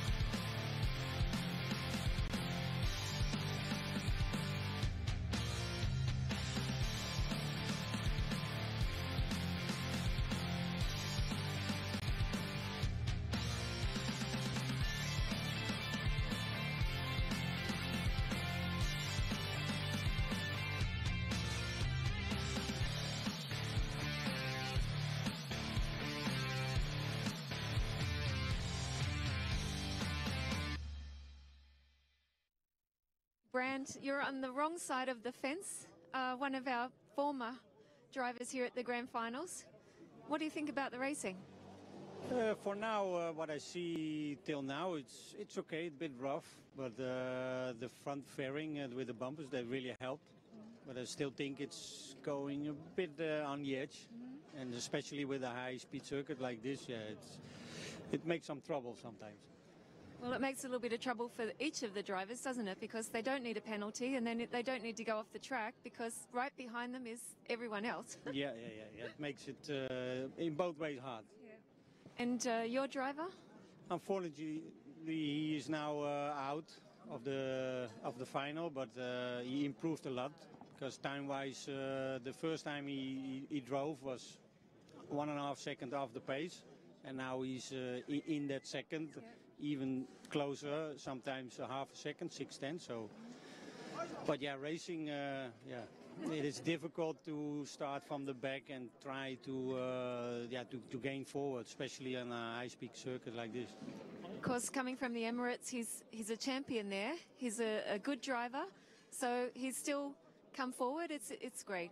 Yeah, I think with his age, what he's still showing, it's really good. The performance, what he puts down, it's really good. But yeah, it's still not good enough to get on top here. But we will work on it. You'll be back next year. I hope. Thanks, Danny. Nice to see you. Thank you. Bye-bye. Well, just picking up on what Dan is saying, yeah, okay, we've not made the final here. But you have to see things in a relative context, and for a driver from the UAE with the limited opportunities to race on an international stage, if you look at it in relative terms, nothing to be ashamed about, everything to be proud of, and auguring well for future development. I would call that a plus for his driver and indeed for the UAE team as a whole. We lost the lady from UAE, Amna Al-Kabaisi, which is a horrible way to finish. I'll go out with a non-finish, but having seen what she's been doing, I would assess her as being a driver who will come stronger and stronger, and it's just quietly progressing. So no negativity at all round that situation, and Danny should feel proud, and so should his driver. Even if his driver's Tony Hogg. Well, but who is a good friend and is a real laugh and is here enjoying himself. And I'm looking at the results there, 29th place for Tony. That's not going to make the final, but hey, that's progress year on year. And Amna Al-Kabaisi, very quickly, because we're heading towards the very last pre-final of the 2017 Rotax Max Challenge Grand Finals. Amna Al-Kabaisi has signed for the Prema Power team to drive in Formula 4 next year. She will become not only the first Emirati lady to compete in this event, she will become the very first Emirati lady to drive in a international single-seater racing championship. Well, more barriers being broken. Absolutely. Every year. I didn't know that, Henry, and I'm glad you said it. And again, the point I was trying to just make, as I picked up from Jenny, see things in a relative context. You're not going to have a a nation with no, well, can't say no motorsport pedigree because they have in rallying, for example, but in terms of tarmac racing, not a lot of heritage, but you build on it, and who knows where the sprouts go. Anyway, that was something. This is something else. Our last race of the day is the DD2 class, their pre-final for Group B, and Mads Thomsen of Denmark will start this on pole position alongside the Finn Ville Villainen, or even Ville Villiainen. Chris Sorensen makes it 2 Danes on the front 2 rows. He's lining up with Max Fleischmann from Germany. Row 3, Claudio Pagliarani from Italy lines up with Pedro Pinto from the host nation Portugal. And behind them we go out of Europe now for Ramiro de Bonis of Argentina, and the very impressive again in context, the immensely impressive in context, Matthias Najim of Lebanon. Nico Brugger of Switzerland and Konstantin Schürrle of Austria complete the top 10. Gerard Sebrian Aritza of Spain and Josh Fife of Australia are row 6. Kasper Bileski and Oriol Dalmau are row 7. Bruno Bolido and Karol Jumanovic are row 8. Poles on rows 7 and 8. Glenn Van Parish and Ryan Kennedy are row 9. And Abdullah Al-Rawahi from Oman and Lucas Peterson from the United Arab Emirates. More Middle East kart success. They've made the top 20. Juan Diego Alzate of Colombia. Happy birthday, Juan Diego, and may you have a good drive now. You line up alongside Jakob Betzel of Czech Republic. Lucas Joly of France and Pablo Laraquette of Chile. No, that's Paraguay, isn't it? No, that's Chile. It was Chile, yeah. Are on row 12. Row 13 sees Jono Buxeda of New Zealand and Semen Ryasnov of Russia. Zach Clement de Mello stepping down, if we dare say that, into karts from where he's been this year. He'll line alongside David Greco from Canada, so an all-Canadian row 14. And it's a Canadian row 15 with Natal Cantine taking his place not alongside anyone, because it's a withdrawal or an injury that would have been alongside him, and Benjamin Habig and Ricky Tanioka are row 16. Marius Pavilaitis of Lithuania and Alejandro Herrera are on row 17, and Young Liao and Juan Diego Velasis are row 18. And there's a rather nice shot, if you will, of the back of the grid. Kart 459 in shot that you can see there is Mauritius Pavilaitis of Lithuania. A race distance of 15 laps over the pre-final. And myself, Ken Walker, my co-commentator Henry Burdett, Jenny down at pit lane, Jill here up in the commentary booth doing the spotting with the binoculars. All of us very glad to have had your company all day, if you've been with us all day, or just at this particular moment, if you're with us now. Thanks a lot for joining us. One more race to come, and we've seen some good ones this afternoon. Expecting this to be just as good, Henry. Yes, we are, and been talking a lot about penalties, and there are some very fast drivers in this race who are starting far back on the grid because of penalties. Looking at the top 14 drivers in this race, none of them have received a penalty. Bruno Bolido, who starts 15th, he is not the 15th fastest driver in this race. He is amongst the top 5 in terms of his pace, but penalties have pushed him back, and I wonder how many of those drivers: Abdullah Al-Rawahi, Jakob Betzel, Pablo Laraquette, Zach Clement de Mello, and I think it's fair to say that he steps out of his Ray Hall Racing IndyCar from Sonoma, California, and steps across into his Birrell ART, and he doesn't have the Team Canada race suit on because he has his IndyCar race suit on, but will allow him that. It's good of him to come because he won his ticket last year before he got his IndyCar deal, and like Rubens Barrichello 2 years ago, Rubens. He still takes his ticket, and like Ed Jones last year. Indeed. Ed Jones last year, finishing 3rd in the Indy 500 earlier in May, qualified for this event last year, his last race in anything other than in IndyCar, and came along even though he knew that well, his career had just taken off, and finishing on the podium in the biggest race arguably in the world, apart from the Minimax final here tomorrow. Race, yes, but the biggest, yes, one of the most iconic races. That's right. But we've got good sportsmanship we saw at the start there. Mads Thompson and Ville Väliainen, the two Scandinavians, the Dane who finished third here 2 years ago. Ville Väliainen, whose best result in the last couple of seasons was 9th here 1 year ago at Sarno. Then Christian Sorensen, who chased Ferenc Kanchar home last year in this class, who will come out on top for the last time today. Ken Walker brings them to the start. Mads Thompson is on the left, Ville Väliainen is on the right, and we are racing, and Ville Väliainen not trying to contest a race to the start, and getting himself slotted in at about P6, 7 even. So the drivers immediately behind Ville Väliainen, the first of which was Maxi Fleischmann, behind him Pedro Pinter, having a little bit of a disadvantage. On the other side of the coin, Mads Thompson led Christian Sorensen and Claudio Pagliarani through, and a little bit further back, Kasper Bileski of Poland in kart 446. He's going to be carrying out onboard kart cam. We've already drawn a yellow flag. Well, there are two karts off at the top of the circuit at turn number 2. Both have got going again. We'll get an identity check on those two drivers next time around, but certainly it's now a Danish 1-2 with Thompson and Sorensen. Ville Väliainen, I think, has dropped to 5th position, and that, like you said, like you called, Ken, is that Fleischmann, or is it the Italian coloured race suit of Pagliarani in 3rd and 4th places? It is Pagliarani 3rd, Fleischmann 4th, then Ville Väliainen 5th, Brugger, and I'm looking at who we lost. Oh my word, it was Pedro Pinto, Mateus Najim, and Ramiro de Bonis. Now, Pinto, the Portuguese driver, has come around in stone last place. Najim is down to 19th. And Ramiro de Bonis 35th. And Ramiro de Bonis 35th. And of course, like you say repeatedly, Ken, quite rightly so, we remain completely impartial.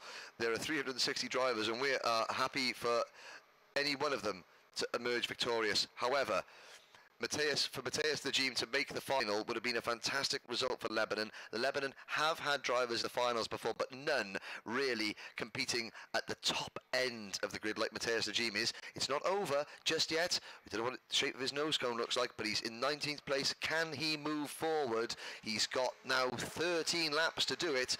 Our camera kart, Kasper Bilecki, a good start, and there's somebody going high, wide and handsome, coming out of the 14th and final corner and just about hanging on, but the two Danes will almost certainly work together, and there's a spinner going off into turn number 2. In fact, the 3 drivers have gone for a spin, and we'll get a name check on them next time around. One of them taking the low road and rejoining the circuit at turn number 5, but I couldn't quite see the number as they flashed across the bottom of our screen. But it's certainly, this looks like it could be, Ken, a battle that we check out for 3rd place and not the top 2, because Thompson and Sorensen, you've seen the sportsmanship between the front runners.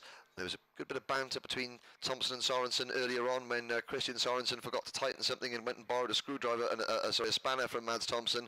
I said, you know, you're happy to let your teammate borrow that? He went, yeah, it's only practice, it's not a problem. I said, would you do it if it was a final? He went, yeah, but I might give him the wrong size. And there he goes. So Sorensen repays the favour and says, my steering wheel is tight enough, thank you very much, and I'm going to take the lead. Thompson doesn't fight it, but it's now Fleischmann 3rd and Pagliarani in 4th. Bilecki trying to make something happen a little bit further back, and that is Kasper Bilecki trying to wrestle 5th place away from Nico Brugger, the Swiss driver. Behind him, Josh Fife, and then Sebrian Aritza. Ville Väliainen has slipped to 9th, so I'm not quite sure what's going on with the number 425 kart of Ville Väliainen. Glenn Van Parijs is 10th.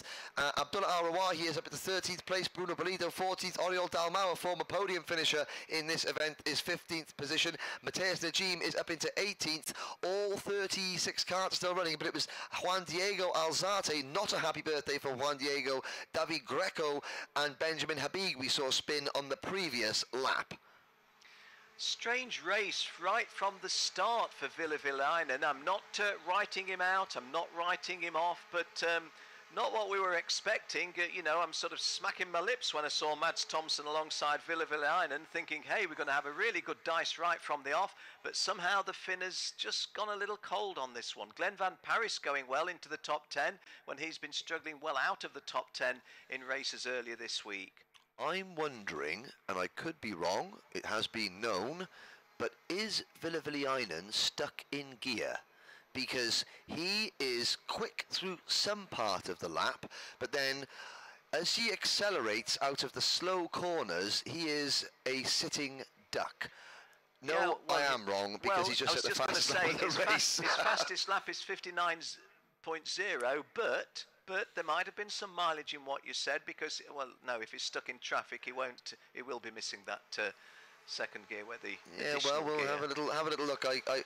It was just I noticed one driver that was slow at the end of the straight and slow coming out of turn, the very tight corner, and I thought it was a blue race suit, but I could have been mistaken. We shall see how he progresses as the leaders now come down the hill to the very bottom end of the circuit at lap number 6, and there was almost a move. Nico Brugger thinking about passing Claudio Pagliarini, then backing out of it right at the last moment.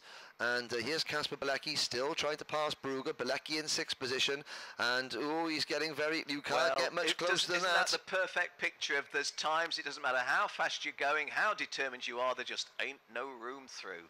No, and it amazes me that the drivers know about. There's a lot of trust in these drivers. They know that. You know, a nose cone penalty, it's a 10-second penalty. They're following these drivers inches apart, and you think to yourself, if you, not that I'm suggesting it for a moment, but you try and follow another car inches apart and then try and anticipate their braking point, and you'll find that your insurance claim goes up. Not these young drivers. This is why they are the best Rotax drivers in the world. Fastest lap for Maxi Fleischmann, as our caption shows, 58.6, and that puts that has contributed to the German running in 3rd place. But this now slightly familiar situation of a couple of drivers getting a good start and pulling away from the field. Well, on this occasion, it's 3 of them. Oh, and there's a move. Yes. Nico Brugger gets fed up and waiting behind. Claudio Pagliarani opens the door for Kasper Bilecki. Well, that was a great onboard camera shot. Pagliarani was holding up Nico Brugger. Brugger went for the move at turn number 8. They got alongside, then couldn't get the kart slowed down to the apex. They both ran wide, and the door opened for Kasper Bilecki, and he capitalised and moved up 2 places into P4.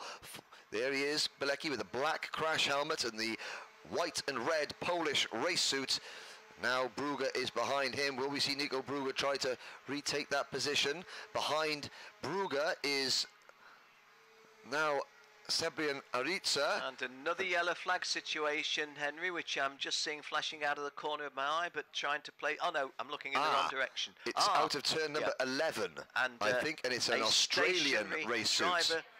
It's an Australian race suit, and Josh it belongs. Josh Fife is out of his kart and out of the race. Where was Josh running? Josh, well, he started mid-pack.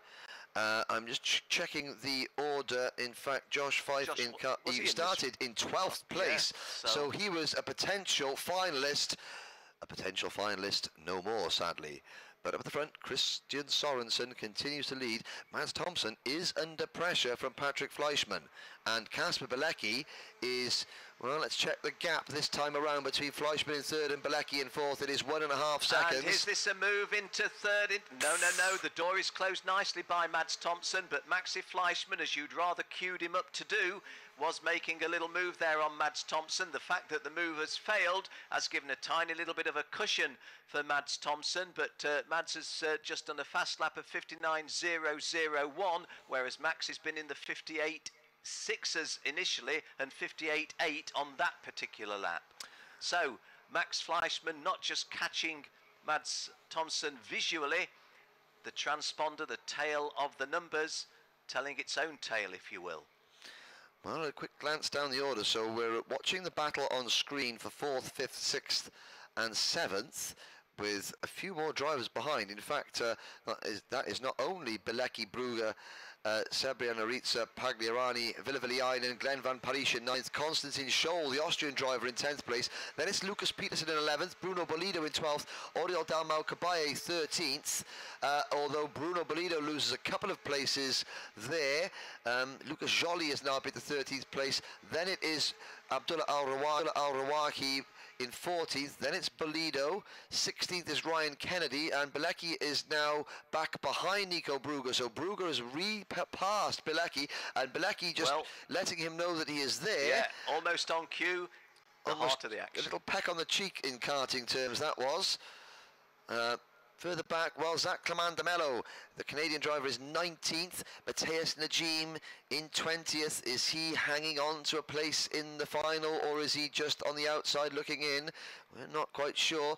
Natail Kantin is 21st, then Semen Riasnov, Jacob Bazell 23rd, Jose Manuel Alzate, the brother of Juan Diego Alzate, he is 24th, then Juan Diego Velasquez from Ecuador. Pablo Laraquette is down in 26th position, Ricky Tanoika 27th, and the drivers that have spun, well, Josh Fife is the only retirement so far, but Yang Liao in 29th place from Taiwan is the last driver running that hasn't had a delay of some kind. David Greco, Juan Diego Alzate, Ramiro de Bonis, Benjamin Habig, Alejandro Herrera and Pedro Pinto have all spun or had agricultural moments, as it were, at some point in this race. Lucas Peterson is defending hard in 11th place from Oriol Dalmau, but the leaders, well, Bilecki in 5th place, is holding off in the 2:47. It's a good drive by Kasper Bilecki, hosting our onboard camera, because he started on row 7 and on the inside of row 7, so in P13, and he's done nothing and there was a little bit of a nudge there. Oh, and that's sideways, Nico Brugger. No, sorry, not Nico Brugger, but that was the Spaniard, Sebrian Aritza in 4.68. Yes, and he didn't go off the circuit of his own volition either. Gerard Sebrian Aritza, to give him his full name, and he is now fallen to the back of that group, and Glenn Van Parijs in the yellow and red Team Belgium race suit now moves ahead of him. Van Parijs is the 3rd kart in that particular group, and that particular group starts with Claudio Pagliarani in 6th, as then Villeviliainen and Van Parijs, who I believe is now up into 8th place, with Konstantin Scholl 9th. And is that Lucas Peterson? No, it's a white race suit of Pagliarani and the Spaniard Sebrian Aritza. I know we can't know all of the answers to the little intricacies, and it wouldn't be particularly appropriate for Jenny to talk to a driver who, if he finishes where he is now, would be in 8th place. But there's a story behind Villevilianen's race here. This just isn't the truth. Having said that, he's just gained a place into 7th off Glenn Van Parijs, who was the guy in front of him who's just been ticked off. Well, maybe it was a case of just loss of track position, loss of momentum, and a momentary loss of, shall we say, coolness behind the visor until things calmed down, and now he is showing what he can do. Or perhaps there was a intermittent mechanical issue at the start of the race which has now cured itself, which these things can do.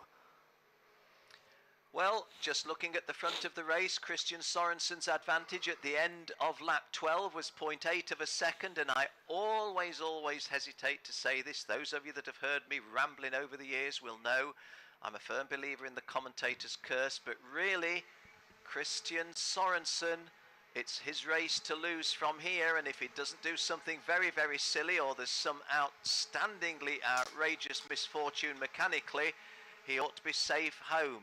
You would think that Mads Thompson is nearly safe in 2nd place, but Max Fleischmann showing, I'm not going to say flashes, because it sounds like as if I'm trying to make a play on his family name, but Max has threatened a little bit. I might be coming, I might be making a pass. It hasn't actually happened. We know how strong Mads Thompson is in his defensive driving. This is the view that you have on screen, those of you tuned in online, and for those of you joining all the time, thank you so much for having done so. Incidentally, a quick hi to my friend Mr. Bill Wright, the former proprietor of the Florida Winter Tour, who I know takes a particular interest in the DD2 class. Racers coming round on to the end of lap 14. There's one to go, and Christian Sorensen's lead is increased to 0.98 of a second. Mads Thompson in second place. Is he vulnerable to a late challenge by Max Fleischmann? It looks as if he's not, because Max isn't quite sufficiently close, but it's not out of the question.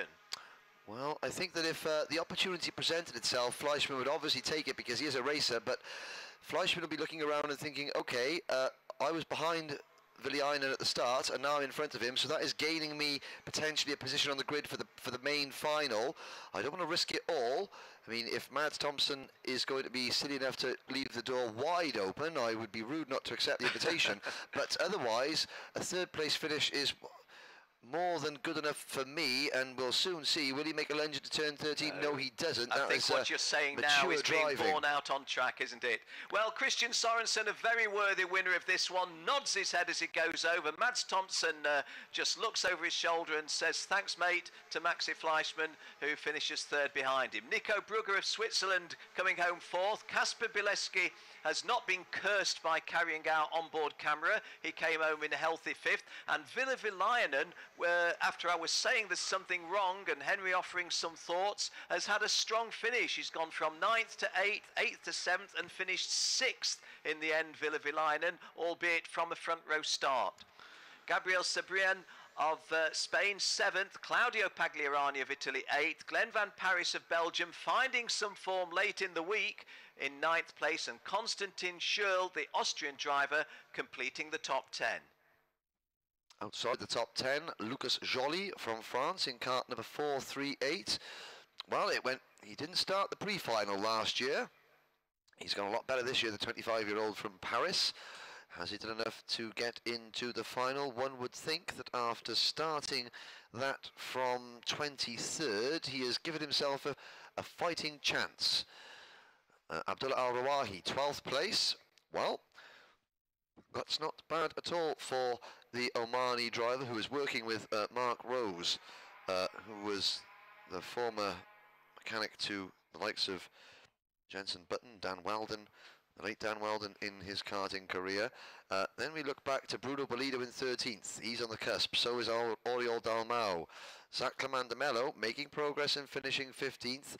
And one driver that will be very, very nervous at the end of this one, Mateus Najim from the Lebanon. 18th place after falling to 20th at the Stoking lap and didn't make too much progress. The heat where he lost his places through no fault of his own are the ones that's going to have killed him if he's not here tomorrow. Well, he started 8th, which was, you know, in points 16th.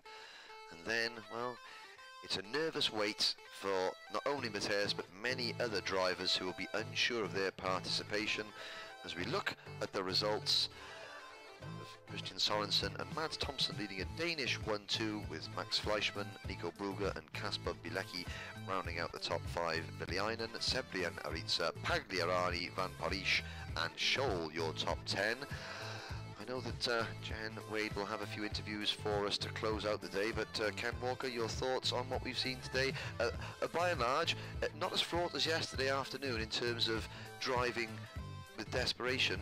There's been some very, very strong racing from a lot of the main contenders that we picked out at the start of this week. Well, without trying to take any credit for any predictions we might have made, I think there's been quality racing today. And Jenny already got an interviewee in hand. Let's go and join her. Sorensen, now what a race.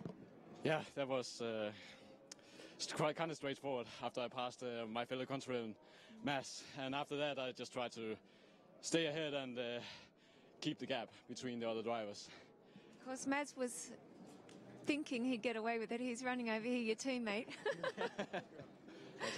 I think he thought he was quite comfortable there, but he wasn't. Yeah, I definitely had a lot more top speed, and I think my tires came on a bit earlier, so I was able to get the gap a lot quicker and therefore get a comfortable lead in quite early in the race. I think it's going to be a nice night, isn't it? Yeah, definitely. I'm going to go to bed early and looking forward to the final tomorrow. I think I'm going to start 5th tomorrow with the points.